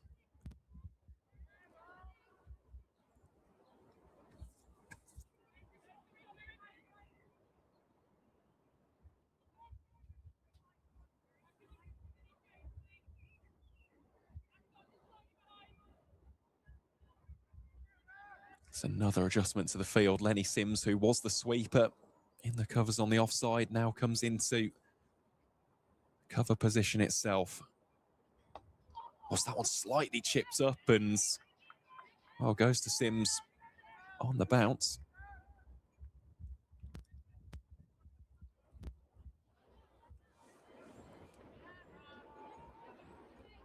Could have been an outstanding adjustment to the field. Had that have carried.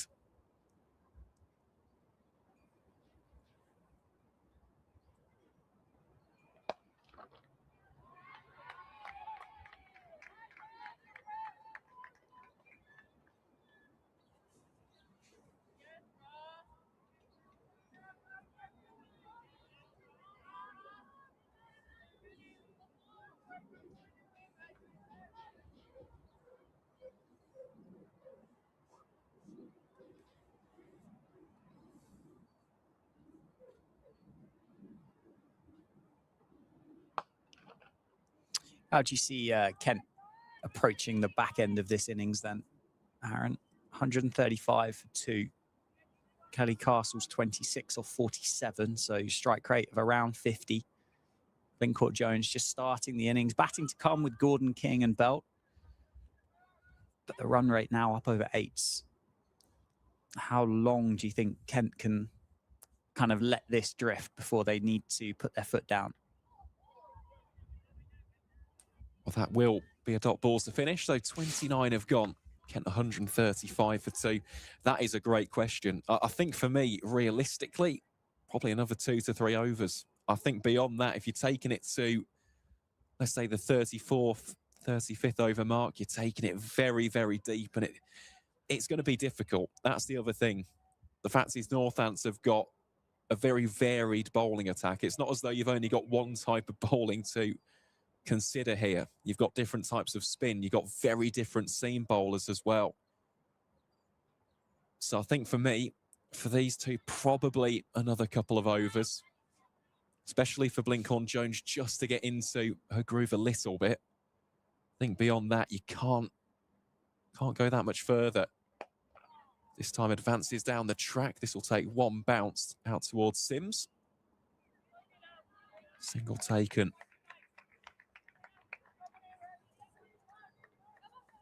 I think that there by Sims highlights where Northamptonshire are in this game. Deciding not to attack the ball and try and take the catch. It hung in the air for a long time. Just erring on the side of caution. Keep the ball inside the boundary rope, concede 1. Just let that run rate just tick up again. Well, this one could be a catching opportunity for Sims. Will it be taken? Yes, it will. That is a fantastic catch from the sweeper fielder. And Kent now have lost their 3rd. Ella Phillips strikes twice in quick succession. And Northants now are on top in this game. The visitors 135 for 3. Courtesy of a great catch from Lenny Sims. Very, very good, wasn't it? Good catch. That one did hang in the air a bit longer. Gave Sims a chance to get underneath it in comparison to the one before.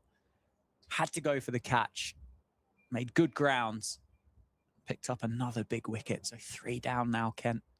Still require 173. And it's getting to the stage of requiring something pretty special, isn't it, for the visitors here in this opening round of the One Day Cup?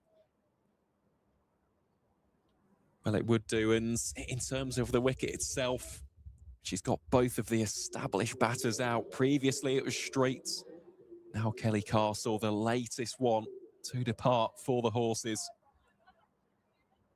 But fair play to Ella Phillips. I mean, she has been absolutely top tier today. Set the tone, set the standards early doors in the opening power play. And then, of course, here, ever since she's come back on, it's just been dot ball after dot ball after dot ball, amping up the pressure.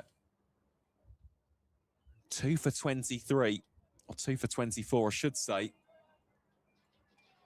In her 9th over, makes for some exceptional reading.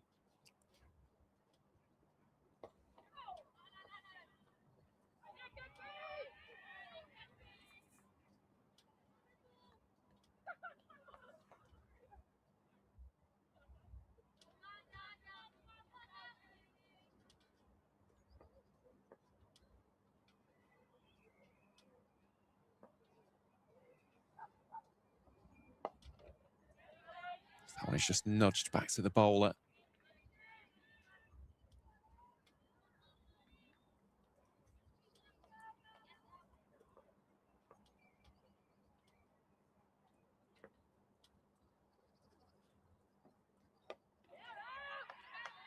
That next one just defended.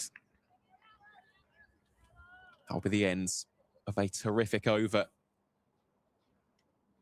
Just a slight correction on the previous wicket as well. Initially given as Kelly Castle. The batter out. Instead, it was Maddie Blinkhorn Jones. So Amy Gordon will partner the aforementioned Castle in the middle. So Kent's 136 for 3 after 30. Just have a look at that previous over from Ella Phillips.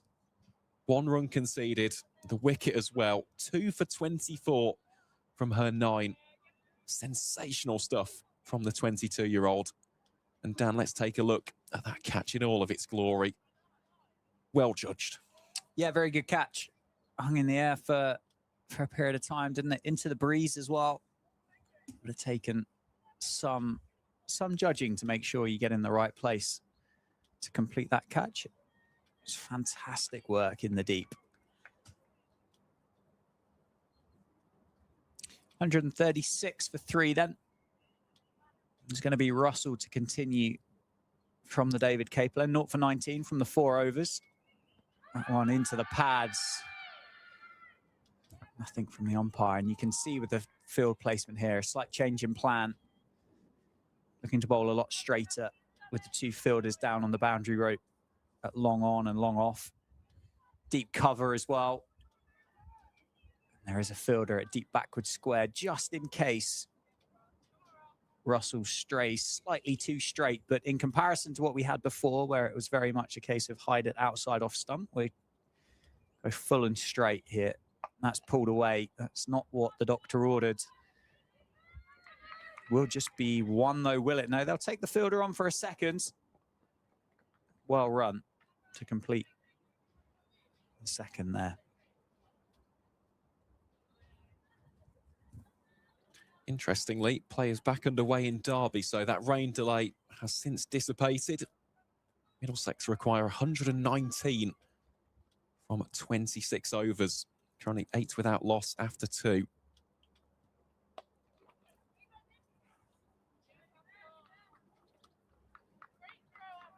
As for the game in Leicester, play set to get back underway at 20 to 5. So 20 minutes time. The equation for the Foxes, 116 from 18 overs. So that'll be a very intriguing contest. One final score to update you with as well. Pulled away, up in the air. Fielder coming around, but does land safe. Dissects the 2 Steelbacks fielders. Castle not quite finding the timing. Comes through for a single. Yeah, sorry, what was the other one? The other score? So the other score is at Sophia Gardens. Glamorgan 60 for 3 in the 17th over against Gloucestershire. The Welsh outfit require 126 from their remaining 21.4 overs. So again, that one could be going the distance.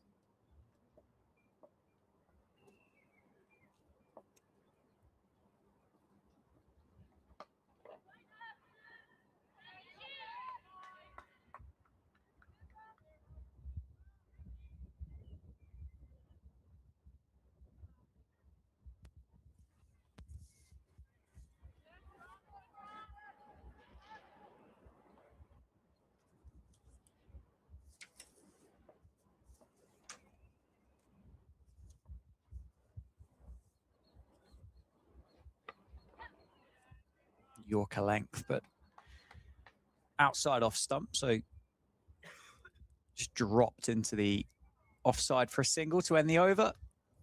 Takes the score up to 140 for 3.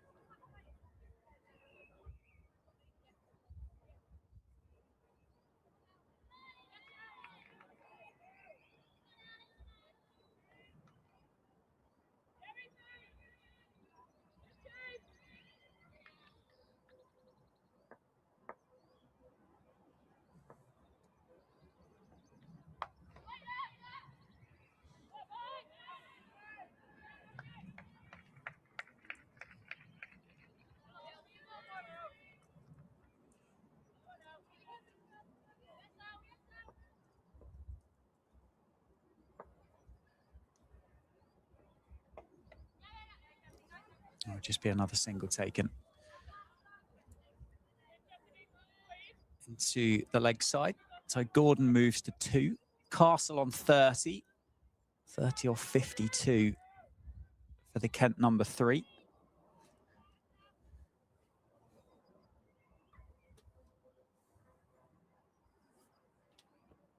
Down the ground. Is it going to land safe? It is. One bounce for Castle. She's tried that a couple of times in the last couple of overs. That time gets a bit more of it and does find the boundary.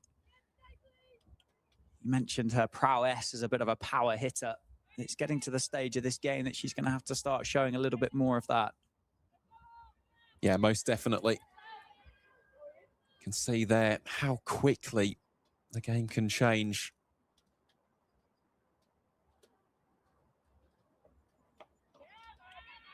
Just a few overs before, Kent were ahead of the DLS. Now they are 27 runs behind. So again, it always comes down to wickets, of course, as it progresses onto the late 30s, early 40s of the run chase itself. And you do start to see a real uptick in terms of the target. But yeah, this now a very, very stern challenge ahead.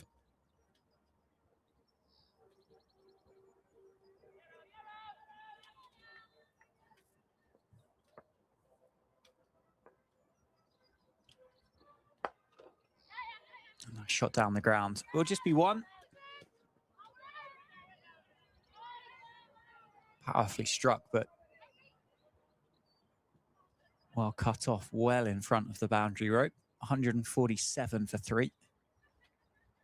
Try and turn the effects mic back up for you now. The breeze has dropped off. See if we can get some of the bandstand music coming across from the park through the effects mic.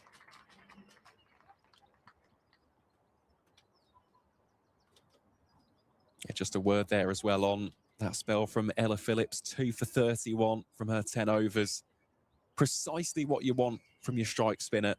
She has done a phenomenal job today. Very, very well played. 2 key wickets as well. Not just in terms of who the players were, but the moment in the game was very timely, wasn't it, for the Steelbacks?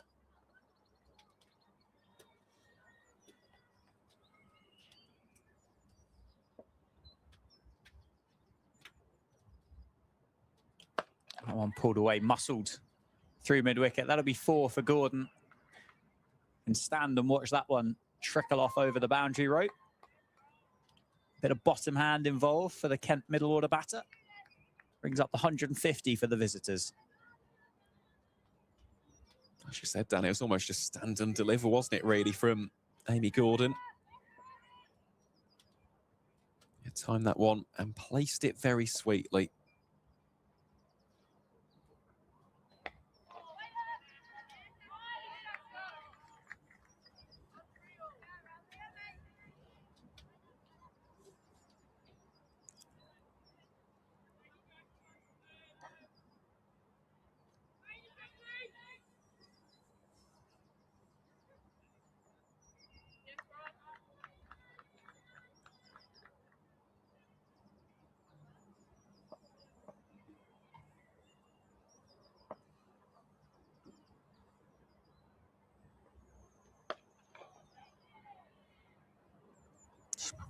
Bowling dry at the moment, Northamptonshire. That run rate just continues to climb. Just under 9 and over now required for Kent. So it's raced from 8 to 9s quite quickly over the space of the last 15, 20 minutes or so. 157 runs required. Pulled away. Fielder down there, though, so it should just be 1. Gordon moves to 8.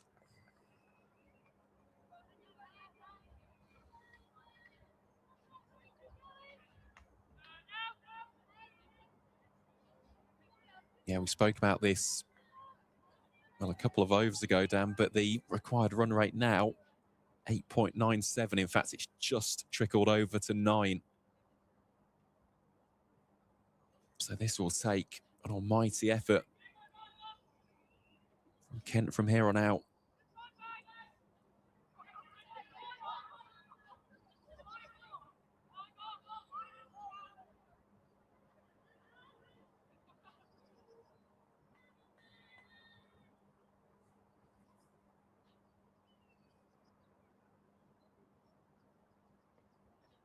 One pulled away once again. Fielder down there as well. Just a single. Did well to judge that in the end. There was a moment I thought that was just going to skip over the top of Meg Austin, stationed at deep backward square.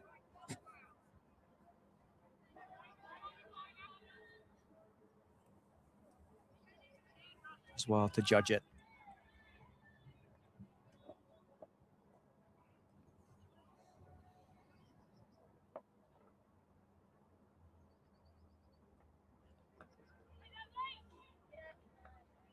Well fielded. Not the greatest delivery that Russell will ever bowl, but a tidy one to end the over. 6 overs for Russell. She's conceded 29 runs, and the score is 153 for 3. So 17 overs remain in this fixture.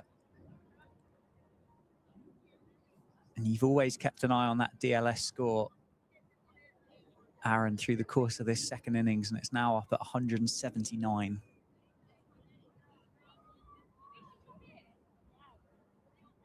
It has just changed the complexion of the game, hasn't it? Of course, at one point it was a case of, well, Kent was slightly ahead if we would have had that forecasted rain, but since then, those 2 wickets, well, they just flipped it on its head, and I think we're going to have a change of bowling here from the Lynn Wilson centre end. Indeed we are. Gemma Marriott, who comes on to bowl, replacing Ella Phillips, who of course has bowled her allocation of 10 for the game. So this will just be a case of hill up to the stumps. I reckon she'll go a lot of stump to stump here with the right arm seam.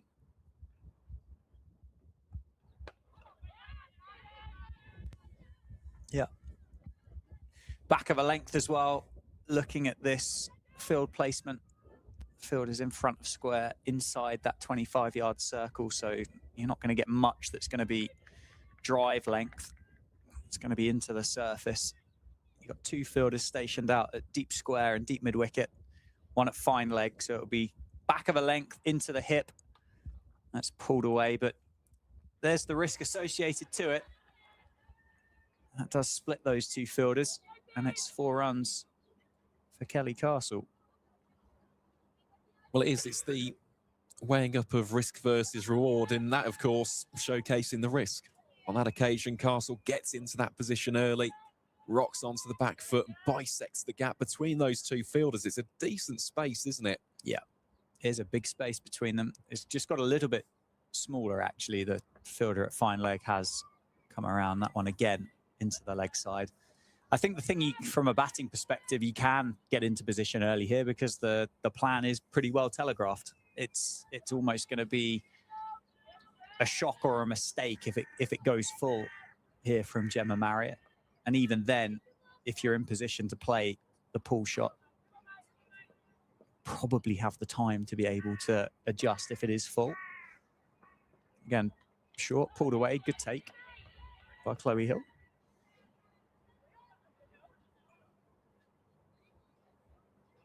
Again, that one there, the line's not quite right. Outside off stump, there is no protection out there on the offside. So certainly got a very, very specific job to do, Gemma Marriott. There's the full one. Hacked away into the leg side. Will just be a single.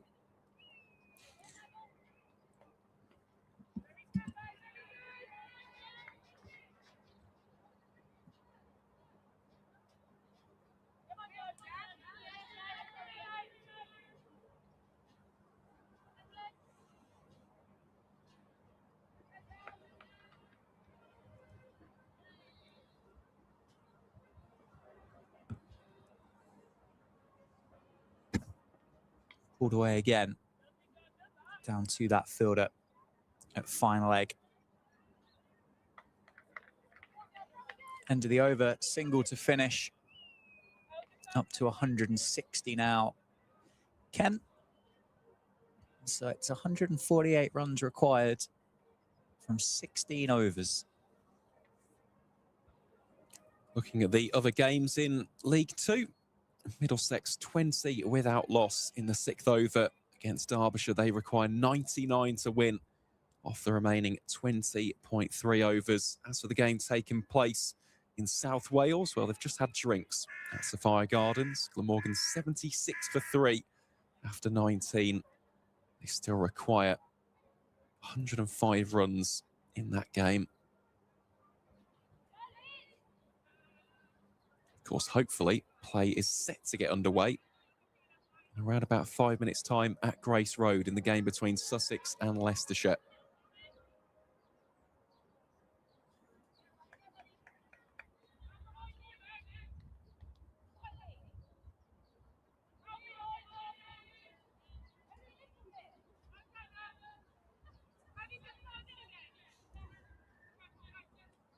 So it'll be Russell to continue from the David Capel end.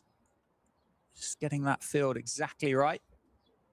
That's played it to exactly that fielder they were positioning out there on the leg side. So well worth spending the time to get that right. It's around 9.25 runs per over required for Kent here at the county ground. 161 for 3 the score as the fielder just comes up to apply a bit of extra pressure on the new batter, Amy Gordon. She's on 9. And that does go straight to the fielder at mid-off. Bit of a softie in the end. Fielder didn't have to move, but Russell gets her first. Well-deserved, toiled away well. And Kent now are 161 for 4 and facing a very, very uphill task for the remainder of this game. Well, they are, and what a moment that is for Liz Russell. As we said, retired from the professional game back in 2023. Back playing county cricket, this time for Northamptonshire. Among some familiar faces, of course, Anisha Patel, as we spoke, teammate of hers at Dorridge Cricket Club. Just look what it means. A great, great moment in this game and a fantastic moment in the wider campaign as well. Really, really happy for Liz Russell. And as for Northamptonshire, well, they are firmly in the driver's seat now. Kent 4 down. Easy catch in the end, wasn't it, for Mabel Reid at mid-off, as you said, Dan. And this will take something seriously, seriously impressive from Kent to try and turn this around. 147 is the requirement. 6 wickets remaining against the Northants bowling attack, who, to be honest today, Dan, they've been brilliant, haven't they? And the fielding standards, exactly what David Ripley would have wanted. Yep, I think I completely agree with you. The fielding standards between the two sides has been very, very different from what we've seen in that first innings compared to what we've seen in the second. I think Northamptonshire have bowled really well, particularly with the threat of the weather that we've had on the horizon through the course of the game. There was always that risk of DLS coming into play, and for a long time, if that was going to be the case for those showers at around 3:30, 4 o'clock, Kent were, well, in front, weren't they, from where they needed to be. So Northants have done well. They've kept the pressure on.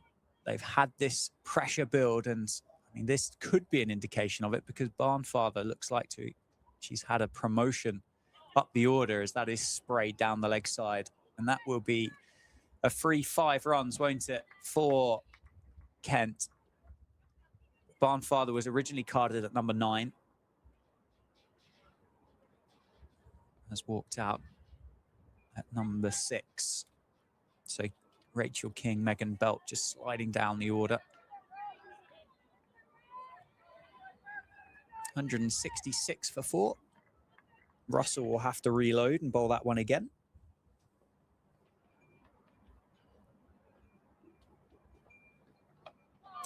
Oh, it's flown away. I think that's going to be another boundary. It is. So Barnfather sent out with a clear message and clear intent. She's got to do her part to try and bring this run rate down, try and bring Kent back into the game. But with that, there will be risk associated. There may be chances for Northamptonshire to pick up their 5th wicket. but a clear sign of intent from Barnfather, their first ball that she's faced.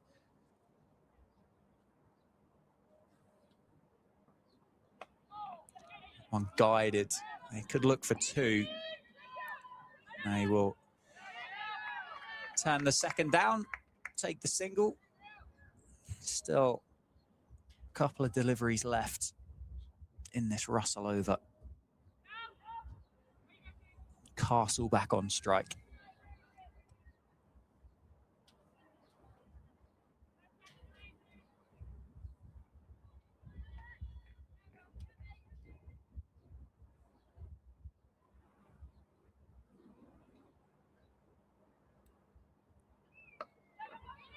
Single stolen really there. Well weighted by Castle, just dropped it in the offside. Set off straight away, the two of them. So good communication, good awareness for the pair.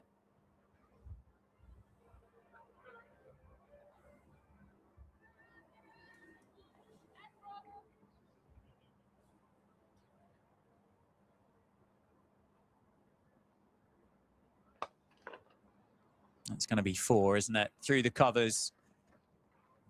So Barnfather showing some real power at the start of this innings. Races to 9 off 3 deliveries. End of the over. 15 overs to go. 176 for 4. 132 runs required.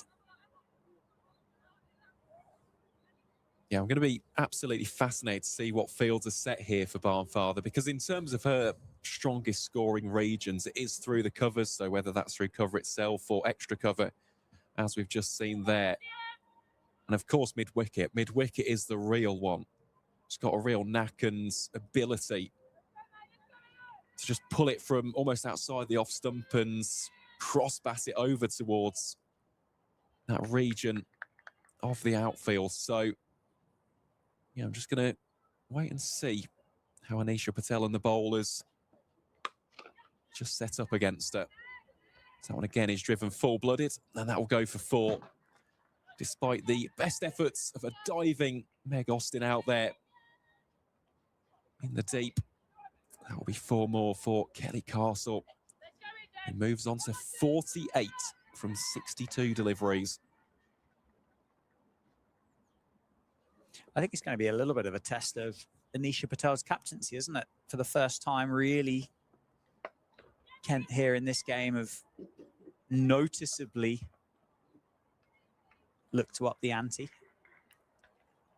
Got the benefit of being in the position that they're in Northamptonshire, but you don't really want the two of them to spend too much time together, particularly with the speed of this outfield and the way at which the ball has travelled across it and found the boundary rope.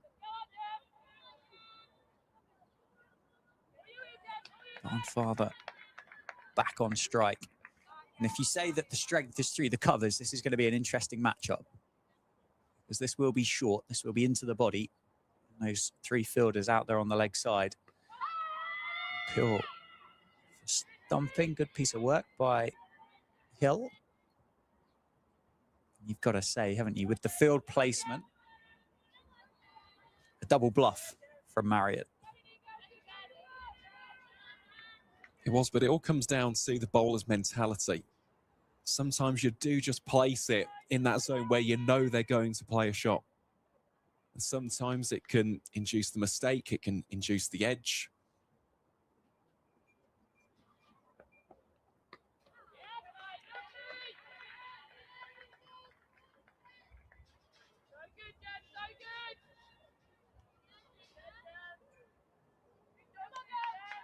This again does feel like a big partnership for Kent. Still some batting to come, of course. Rachel King.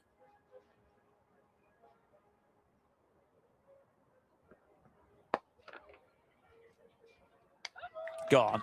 Got it. Full toss. The Barnfather plan didn't work for Kent. A low full toss, completely mistimed by the Kent middle order batter, and it just spooned up to that fielder at short mid-wicket. A simplest of simple catches, and Kent are 5 down now. 181 for 5. 127 required. And how many more rolls of the dice have Kent got in this 50-over fixture between Northampton and Kent? Just taking a look at the replay, the eyes would have lit up there for Elsa Barnfather. The amount of times last season that would have gone for 4, if not 6, dispatched out towards deep mid-wicket. If anything, though, it has just surprised her. And sometimes those full tosses do that. You see the previous couple of deliveries hung outside the off stump. That one, a lot straighter, obviously a lot fuller. It's come on the full to the middle order batter, but yeah, just rushed the shot and in the end, just popped up, didn't it, into the hands of the awaiting Amelia Kemp. So Barnfather goes for 9. And coming into bat next is Rachel King, the loanee from Surrey.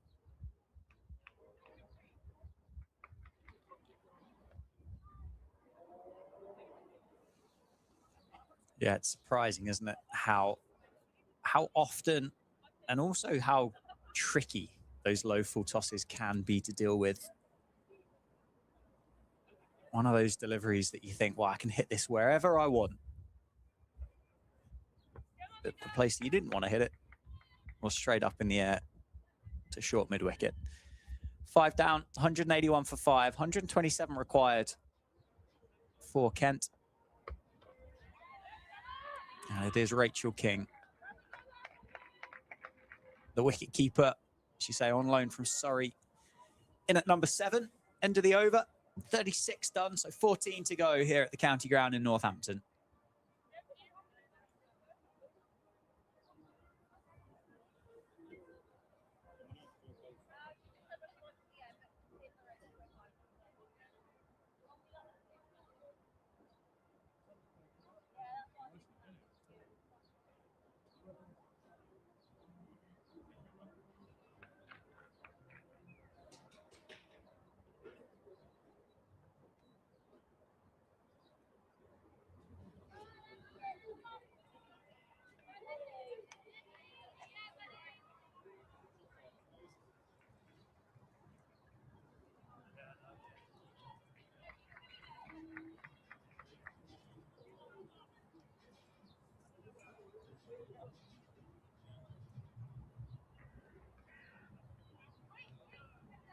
All the way, half stopped on the 45.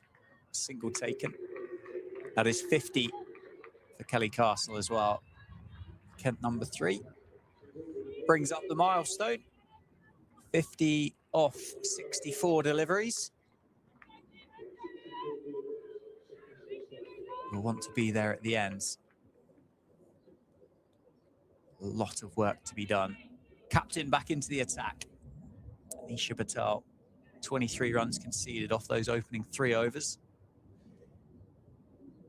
The leg spin back into the game. Met with a front foot defence from the new batter, Rachel King.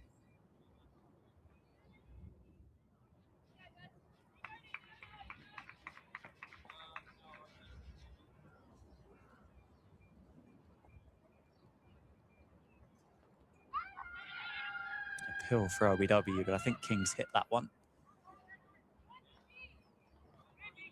Be a single taken. So Rachel King gets off the mark. Opens her account for 2026.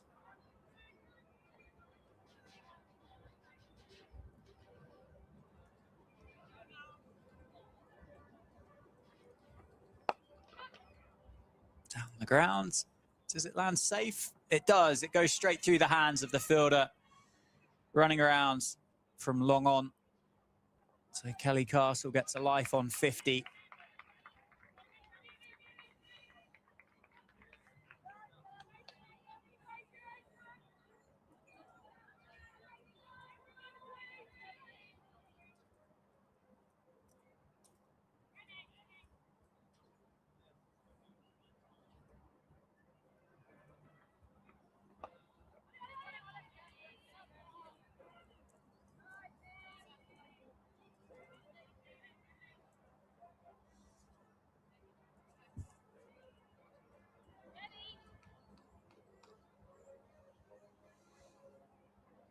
Uses her feet, over the offside this time. No one's getting there.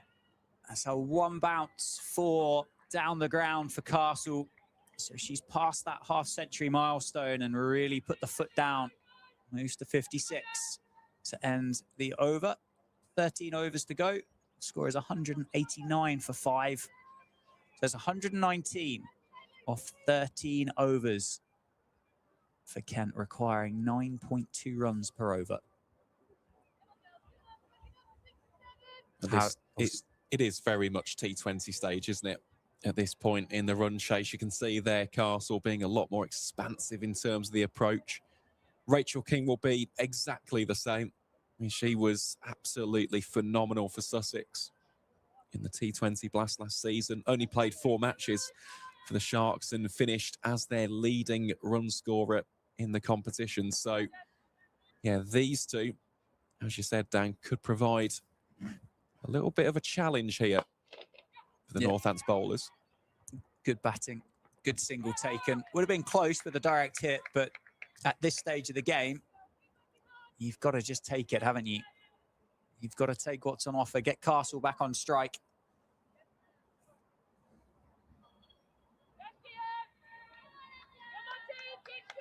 King there looks like she might have broken that cricket bat. Calling to her teammates to bring a spare out. That's going to be wide. So you can tell, can't you, the pressure that Castle's just started to apply, maybe making a bit of a difference.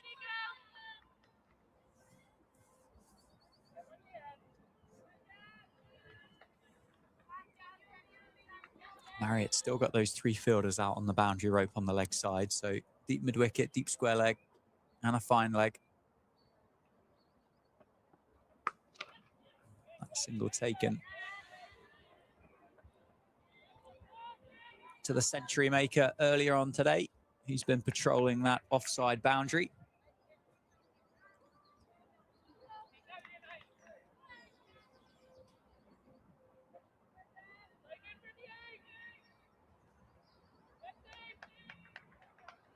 It's that kind of period of a 50-over game, isn't it, that just gets a little bit dangerous for both sides. It becomes very much single option only for the batting side at this stage. As you said, there's no real kind of subtlety or nuance to this. You need 9 and over for 13 overs. You've got to get on with it. You've got to run hard. You've got to find boundaries. You've got to put bowlers under pressure.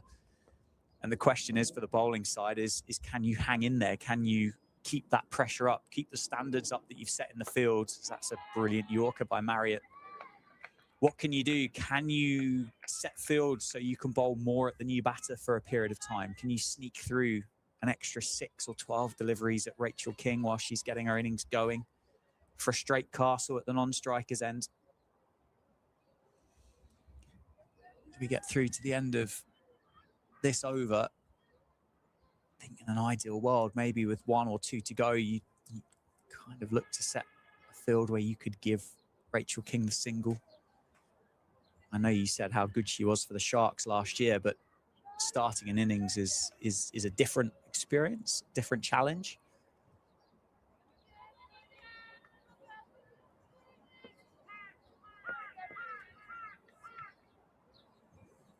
Try and bowl at the new batter for as long as possible. I go Yorker again.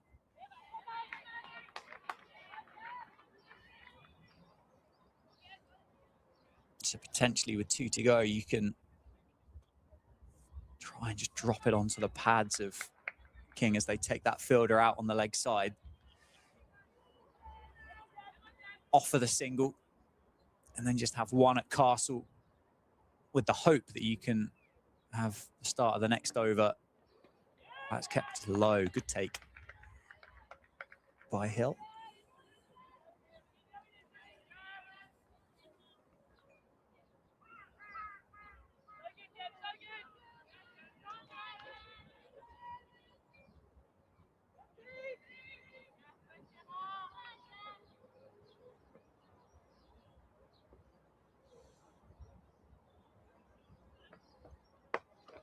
There is that single.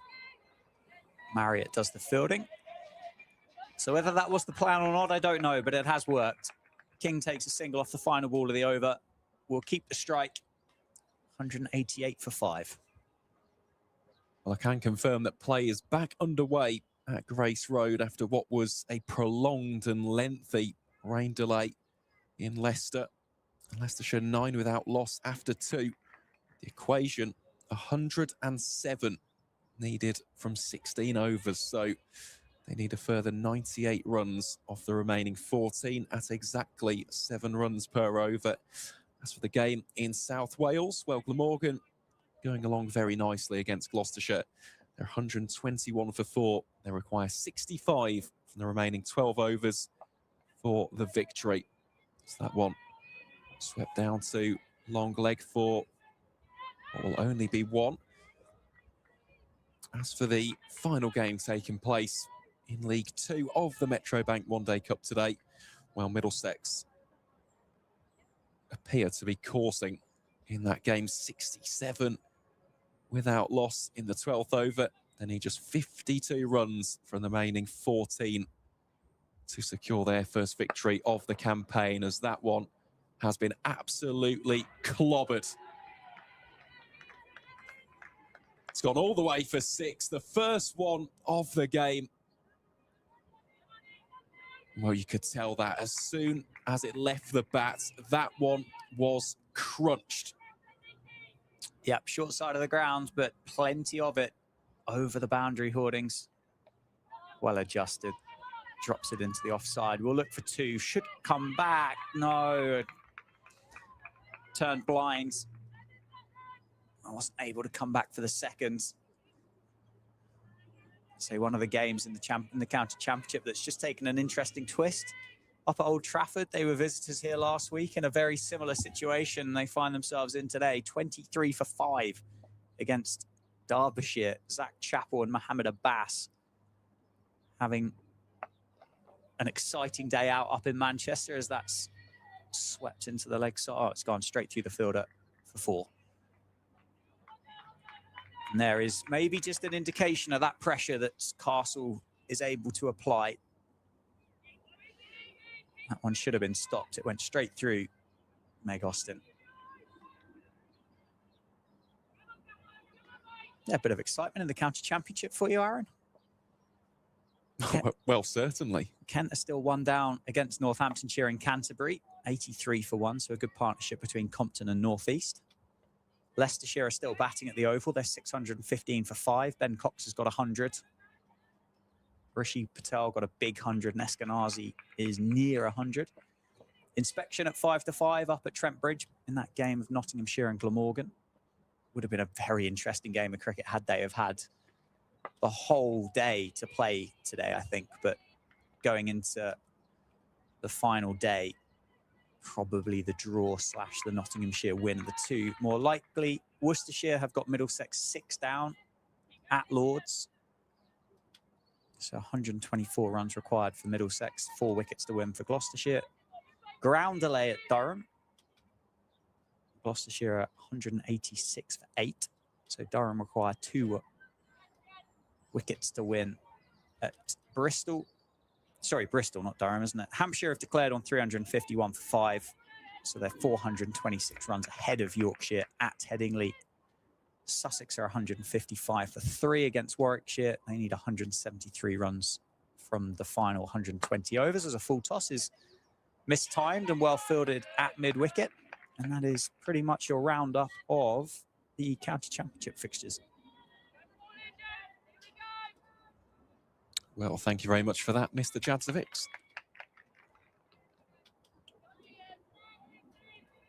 Good fielding there, wasn't it, from Amelia Kemp?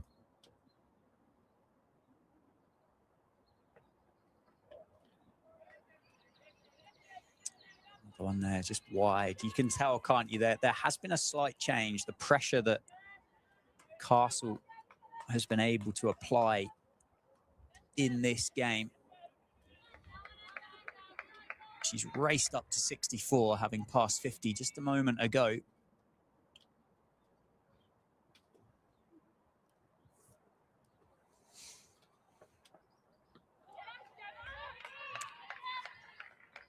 (102 runs required from just over 10 overs. Aaron Viles just starts to limber those shoulders up for his final spell of the day. Ready to steam in from the commentary box end. Most definitely. Well, I'll tell you what, if these two carry on, we could be in for a very exciting conclusion. Gone straight through. A great delivery from Marriott. Good Yorker, completely deceives Kelly Castle. She has to depart for 64. And the pressure was building, the pressure was telling.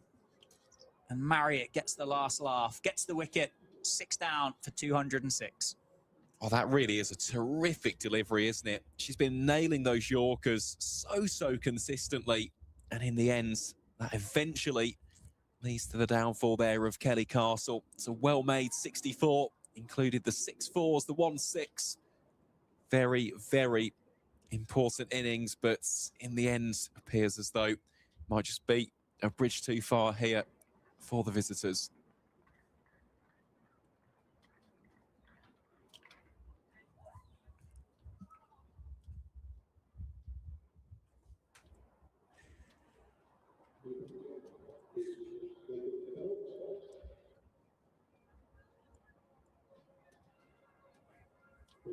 Does feel like the crucial wicket that in terms of the latter stages of this run chase. I mean, Rachel King, as we know, very proficient batter. But now Kent going into the bowling all-rounders, the tail end as well. 6 wickets down, still over 100.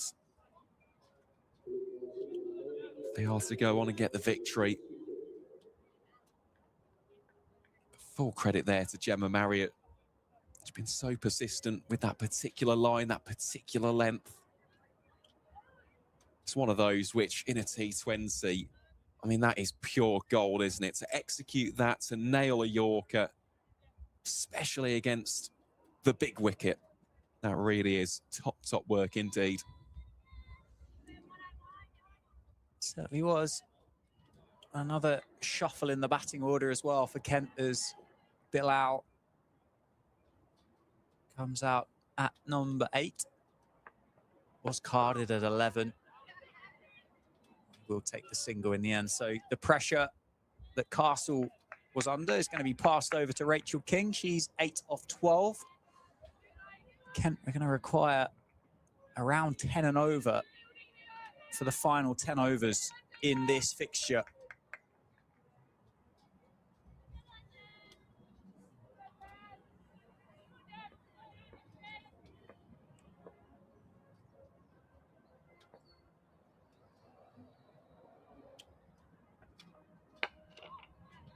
Nicely timed, but that fielder sat there at mid-off, just a single taken. That won't upset Northamptonshire in the slightest. Take as many singles as they like between now and the end of the game. Wouldn't be enough to get the job done.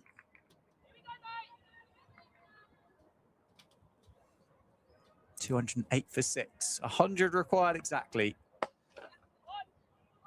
That will, or should. You've got to say Kent have cost themselves a run there.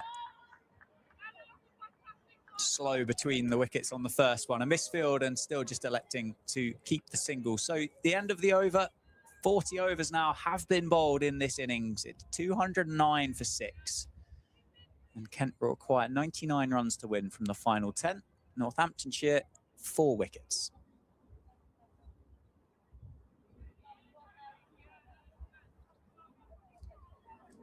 Just looking here, it will be Liz Russell with ball in hand. In fact, no, it won't.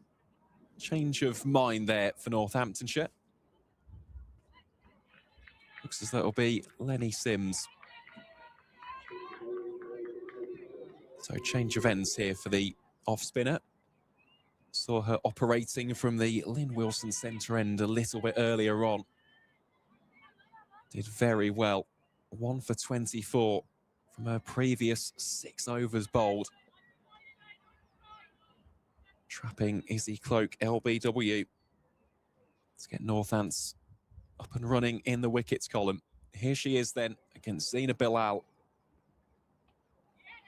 Providing plenty of flight, just enticing the shot from the right-hander.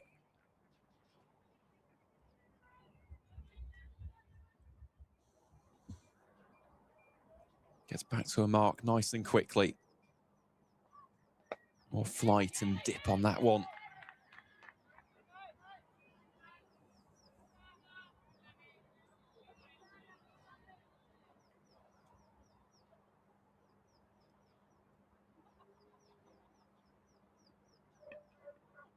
Just that one inviting the drive. Stop there in the end by Chloe Hill.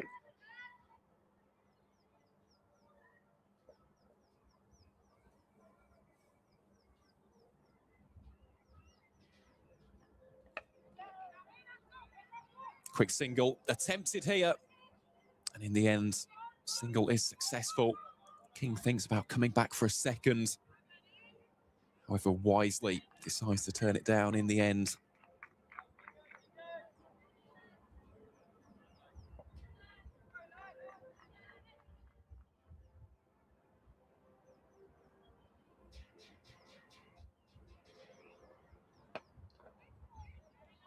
King tries to beat the fielder there at short mid-wicket, can't quite do so.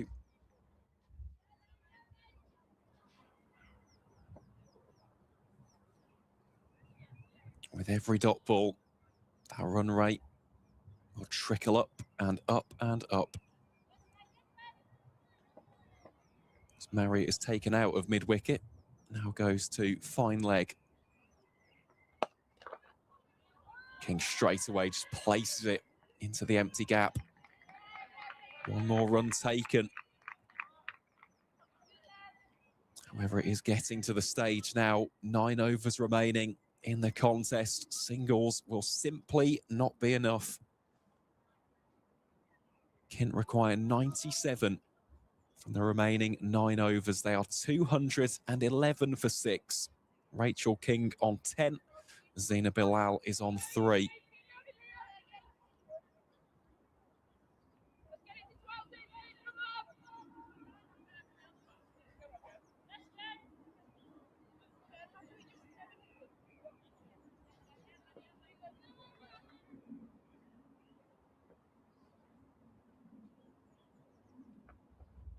Here is Marriott then to the aforementioned King. Starts off with a dot ball.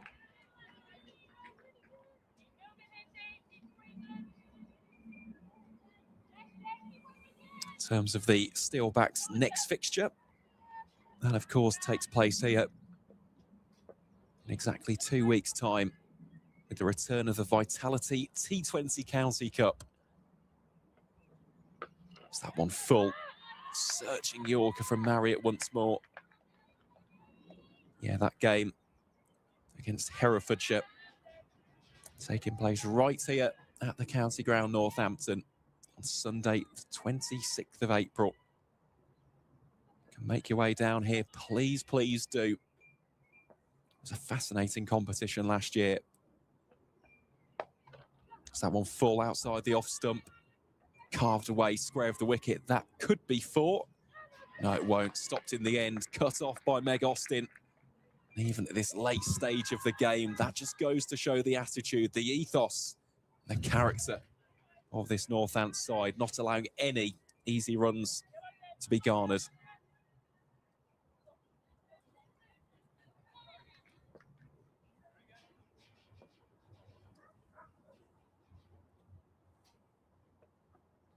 Marriott again, that one edged. Just burst through the hands in the end. Kemp will chase after it. Should be at least 1, if not 2. King will scarper back for the second.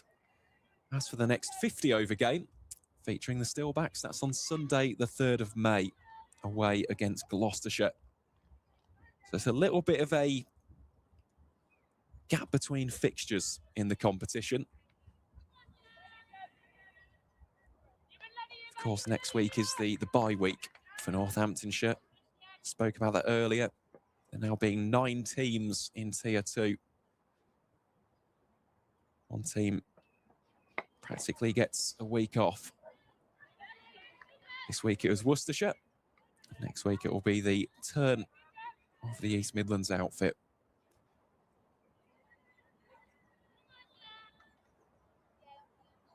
But this is precisely the start that they would have hoped for.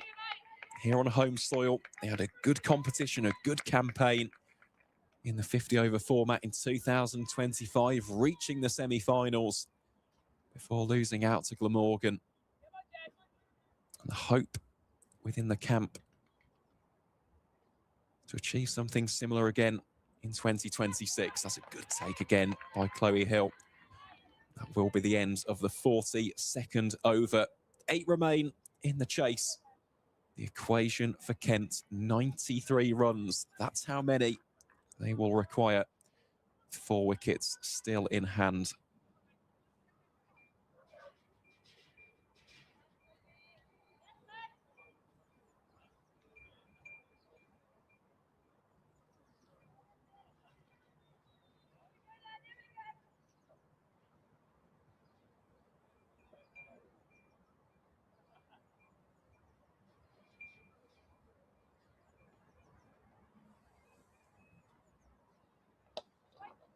Bilal steps into the latest drive against Sims.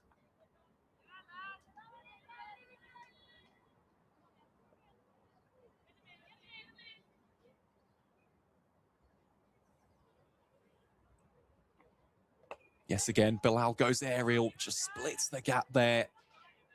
Slightly to the left-hand side of Anisha Patel.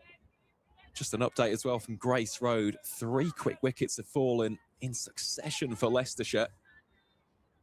First, it was the captain, Rebecca Brooker. She was bowled by Poppy Tulloch. And Prisha Tanawala, the latest, Lucy Weston. So 3 rapid wickets falling there.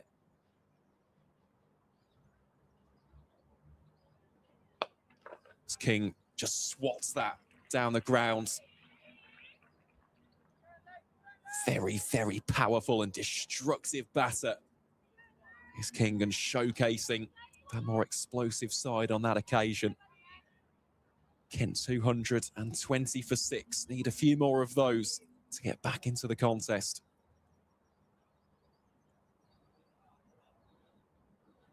As for the game in Derby as well, so that one should be out. Indeed it will be. Easy catch in the end for Liz Russell at mid-off. And Kents have lost their 7th. It's Rachel King who departs for 18. And Lenny Sims has 2. And that should be the final blow as far as the visitors' chances are concerned in the run chase. And King showcased the glimpses of what we saw in last year's T20 Blast. But on this occasion, the mountain was just a bit too far to climb. We just see second look at that catch. Liz Russell was never, ever going to drop an opportunity like that. And well, Northants now, they are inching ever closer to victory in the season opener. Yeah, you'd think it's just a matter of time now, really, for Northamptonshire to get this game wrapped up. 12 runs and over required for Kent as they get down into their 9, 10 and Jack as part of their batting lineup. What was it? 88 required from 44 deliveries. It's going to take something remarkable, isn't it, from this stage?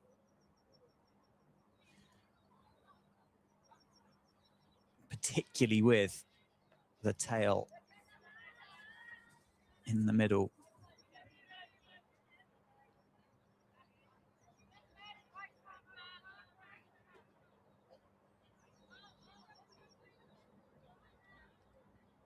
Is the new batter, Izzy James, who last season had a couple of double-digit scores, included a high of 16 outs away at Gloucestershire.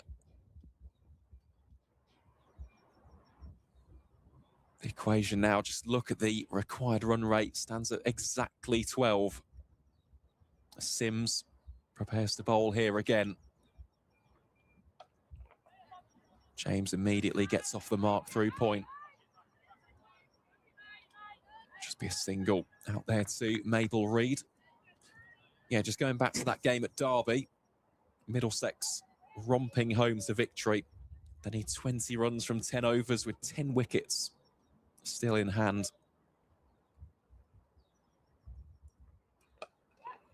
As Bilal plays that one rather handsomely through the covers for one.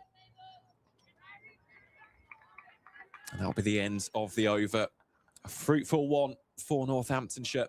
Kent 2-2-2 for 7 after 43 overs.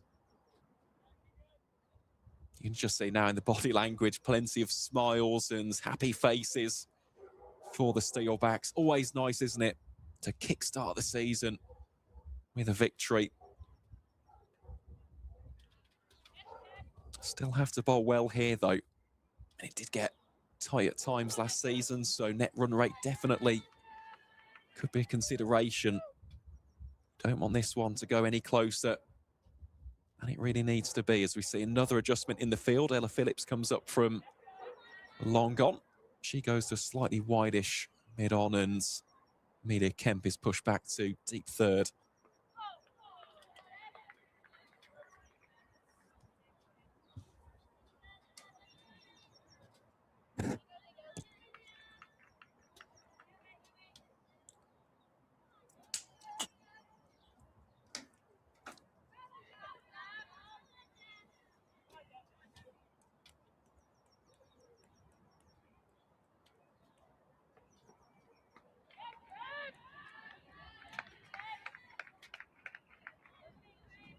Another swish of the bat there from Bilal.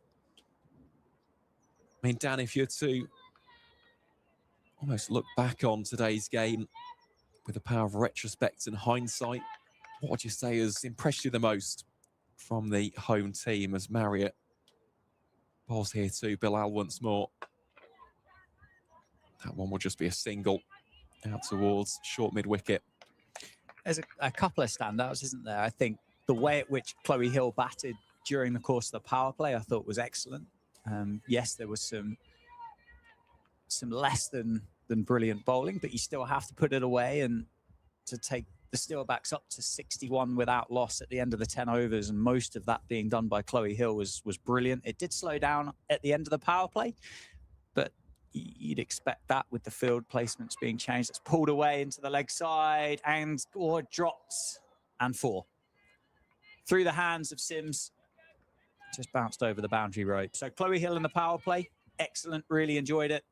The partnership between Meg Austin and Beth Ascott, worth over 100, I thought was great. I thought Ascott was a brilliant foil to the brilliance of Meg Austin, and then obviously Austin's incredible innings of 123 of 108 deliveries, including 17 fours. Really did turn the screw, put the pressure on Kent. I think Kent would look back on this, whether the weather was something they were concerned of when they had the option to bat or bowl first at the toss. Never materialised. And conceding 307, as we said, it's a big number to chase down, isn't it? But that's going to be spooned back over the bowler. It will just be a dot ball, lands safe, and is eventually tidied up despite the excitement from, that was Russell, wasn't it? Trying to throw the stumps down. And then from a Kent perspective, I mean, that 70 innings of 78 from Coco Streets was enjoyable to watch as well, wasn't it? Just required somebody there, I think, just to give her a little bit of support. Castle did end up with 64, but at the time that Coco Streets got out, Kelly Castle's innings was stodgy, to say the least. It wasn't quite kind of fluent. It was struggling to get going, and I think the pressure eventually got to Coco Streets after the drinks break and was dismissed with 78. Have I summed that up well, or have I missed anything obvious, Aaron? Wouldn't say so, really. That's a full toss, and it just beats the effort there of the aforementioned Russell. That'll be 4 more this time. Oh, and of course the five for Megan Belt as well. Let's not forget that. Well, that was one of the two things I was going to mention, of course. That for Megan Belt was absolutely superb. And yeah, for me, the other thing has been the fielding from Northants. I know we've seen a couple of drop catches, but in terms of the fielding on the ground, it has just set the standard, I think, in terms of what they're wanting to achieve. They've backed up the bowlers very, very well. There's been some really good stops in there.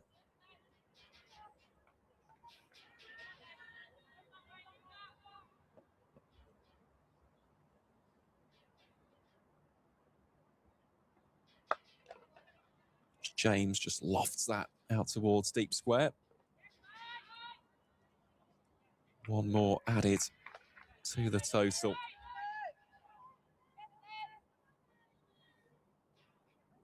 Just something to watch out for here as well. You can probably see the Northants fielders getting the ball back very, very quickly, just with the cut-off time. Not that it should be a huge issue as that one flies off the top edge. Pursuit on here for a couple of the Northants fielders. Eventually just scoot back in. Really good tandem fielding there between Marriott and Phillips. Yeah, you don't want to surpass that cut-off time. Still around about 20 minutes away, but still 4 and a bit overs before they reach that. So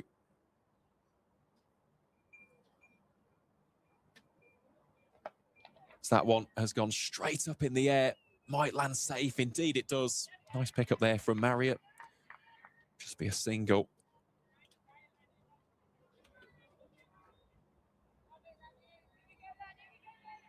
Northants now. It's just a case of seeing this one out.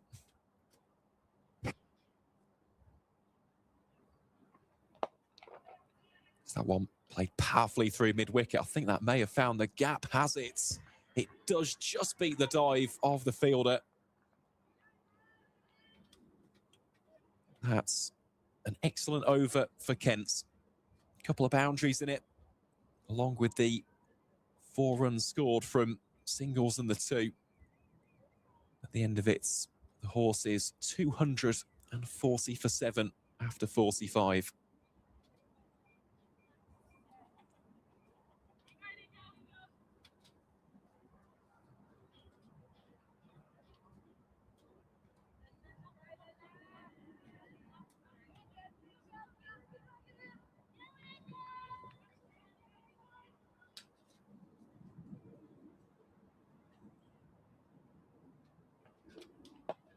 Marriott bowls here to Bilal.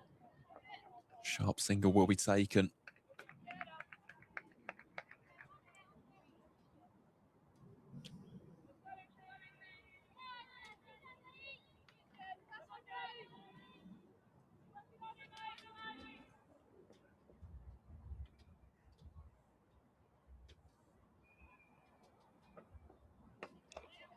That one dug out and dug out well. Should be a couple, and indeed it will be. This time off the bat of Izzy James, just taking a look at that fixture in Derby. Well, Middlesex are 2 away, so they should win that game comfortably. Still have 10 wickets to spare with 45 deliveries remaining. Glamorgan, they need 6 to beat Gloucestershire at Sapphire Gardens. It's that one drilled arrow straight, picking up a little bit of momentum.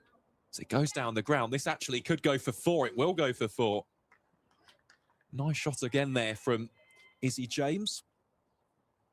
As for the final game taking place here in League 2, well, Leicestershire 48 for 3 after 8 overs in their run chase against Sussex. The Foxes still require 59 from the remaining 47 deliveries in that game.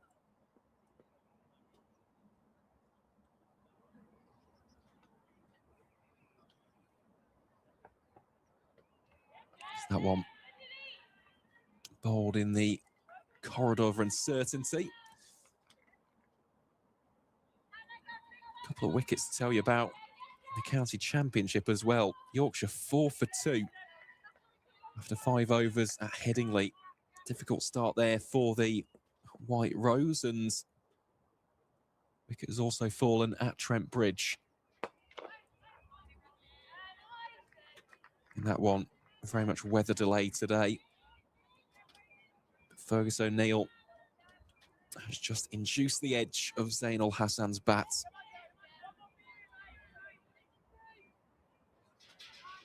So can the defending champions get the job done tomorrow? We shall have to wait and see. Is that one played through extra cover? Yet again, it's a long chase down there towards the Jackson Grundy. Some smart running there between James and Bilal. Gets the additional runs.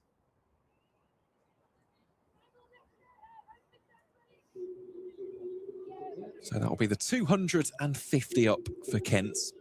With 4 overs remaining, they still require 58 runs for the victory.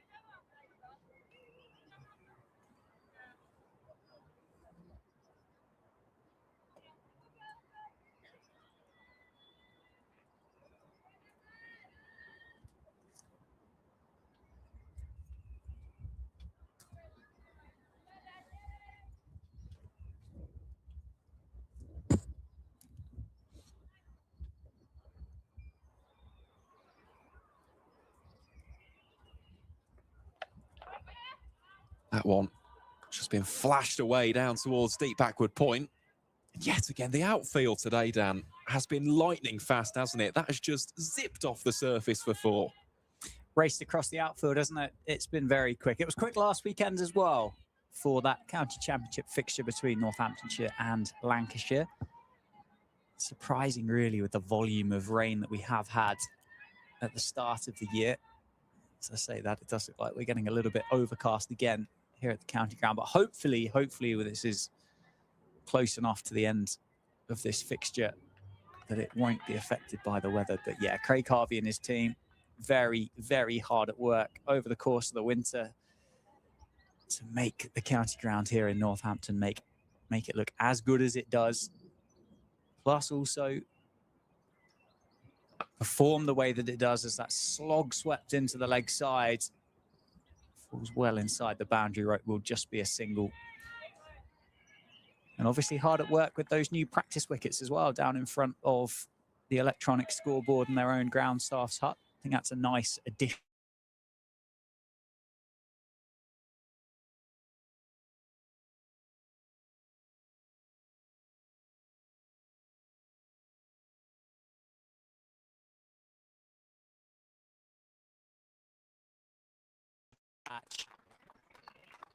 Picks up another wicket. Sims hits her.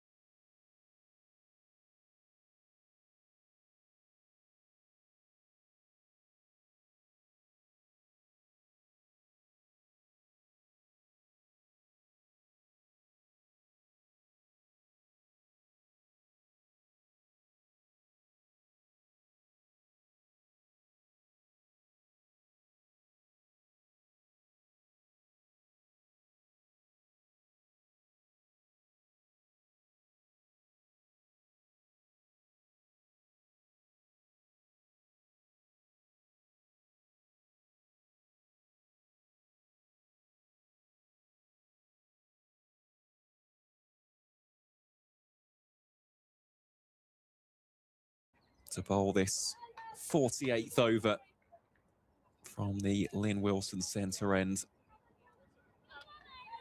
He's got the sweepers practically all on the onside here. On a deep square leg, deep mid wickets.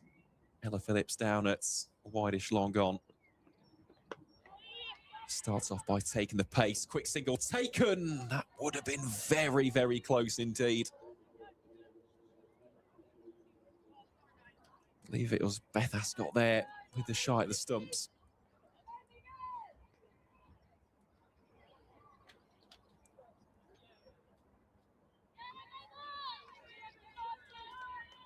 Izzy James does survive.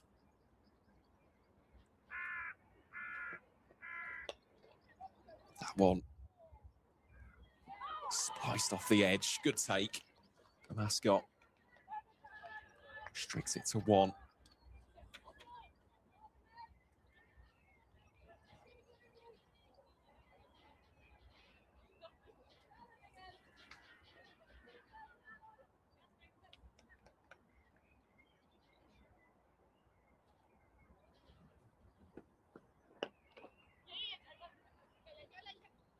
It's another single taken there. This time by Sydney Gorham.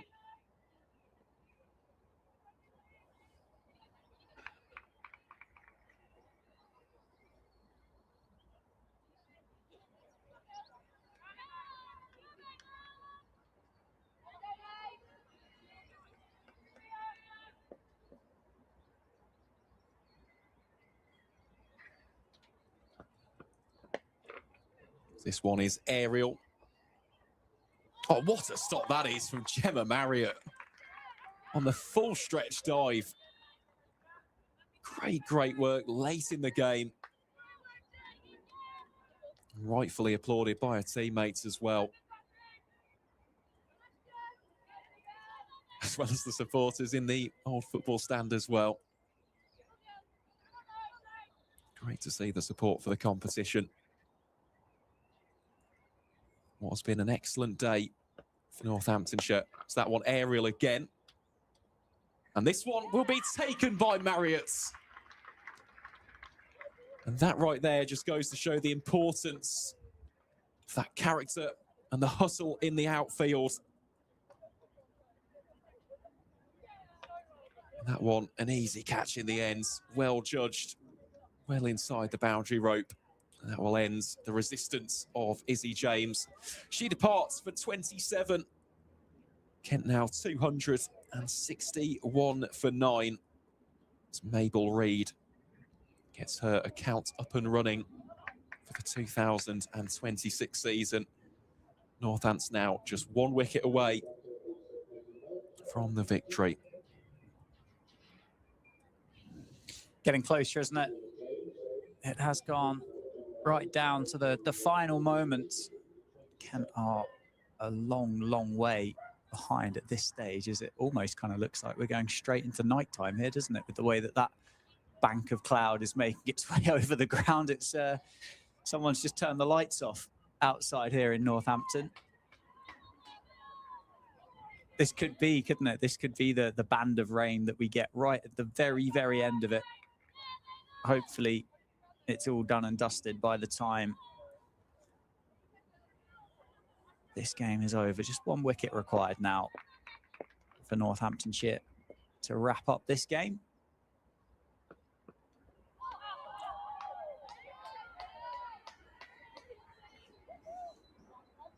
Interesting that Megan Belt, was carded to come in at number 7. Or was that a mistake on the scorer's parts or on the NV play side of things? I just don't think it's that rigid in terms of the batting lineups, because in terms of the original team sheet, Izzy Cloak was carded at number 11. And you could tell. Okay, fine. If you'd watched any of the pre-season matches, yeah. I mean, she's literally opened the batting every single time. So got you. It's just one of those, it can be dynamic, essentially. Yeah, okay, fine. But yeah, Belt last season was one of the lower order players. So I think we're going to see Amelia Kemp from the David Capel end. Indeed we are.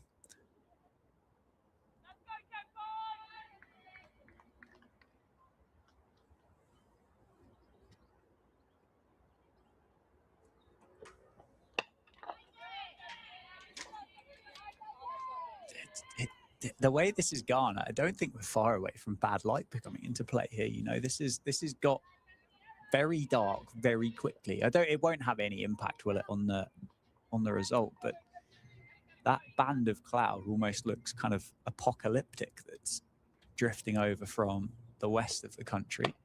It's pulled away off the toe of the bat. Disturbs the two pigeons enjoying their afternoon dinner. Well, you might be getting wet on your walk back to the train station, Aaron. It could be a soggy drive home for me.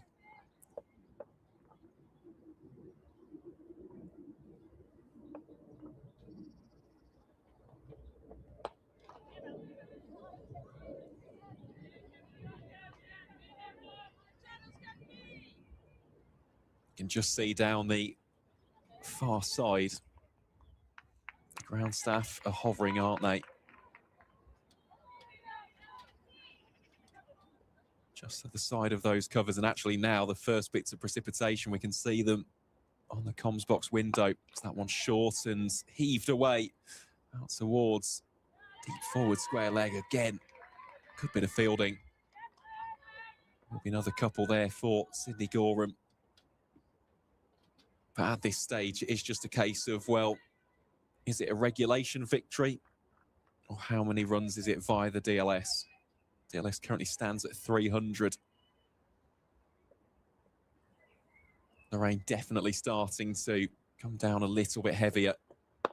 So that one, another full toss, worked just wide of the mid-wicket fielder. That'll just be another single.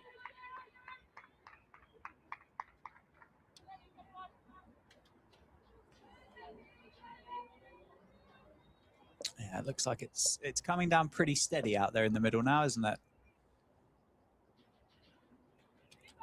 Everybody just taking a look at the umpires to see what decision they will make.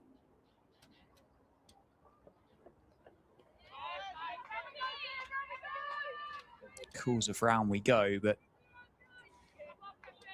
I don't think this game's got much left in it, Mr. Viles. One, because Kent are 9 down, and two, because it looks like everybody is about to get soaked. Yeah, it's just gone very, very dark, hasn't it? And the rain's definitely falling heavier. As we said, is it a case of Mabel Reid just getting the final wicket here? Bowling to Sydney Gorham. Just takes the pace off, nice and full again. And strangely, I suppose, for Northants, they probably do want to finish this just because the margin of victory would be bigger. Mm-hmm. Yeah, if it comes down to a net run rate decision at the end, you can see the ground staff are kind of desperate to get the covers on, aren't they? Going to be so aware of this being an early season fixture, and there's so much cricket to be played here during the course of 2026.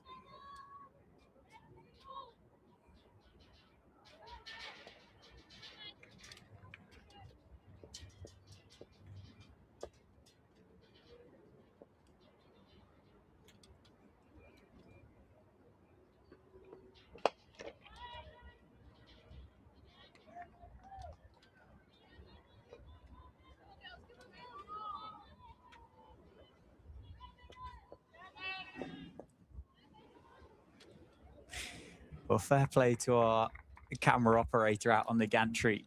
You've survived the day. You've been cold. Now you've just got a little shower to wrap your day up.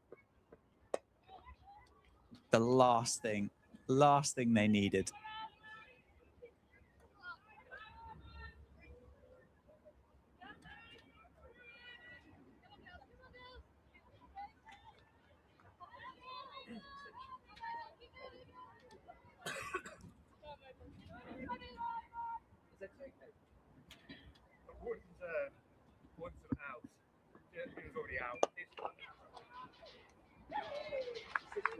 And that will be the game. Easy catch taken by Lenny Sims. And it is victory for the Northamptonshire Steelbacks in the Metro Bank One Day Cup season opener. They have defeated the Horses of Kent by 39 runs here at the County Ground, Northampton. And it is a victory to kickstart the summer of 2026 for Anisha Patel's side. Congratulations to Northants. Commiserations as well to Kent. They've taken it incredibly deep in this game. But in the end, it is the Steelbacks who emerge victorious. Partly down to an excellent bowling effort, partly down to some good ground fielding, and of course, plenty down to some wonderful batting from the likes of Meg Austin, Chloe Hill, and Beth Ascott a little bit earlier on. Well, we shall say our goodbyes for today's fixture. On behalf of myself, Aaron Viles, and Dan Jadzovic here on the comms team, it has been an absolute pleasure to bring you all of the action as it has taken place live here at the County Grounds. And we will see you in exactly 2 weeks' time as the T20 County Cup gets underway with that fixture against Herefordshire.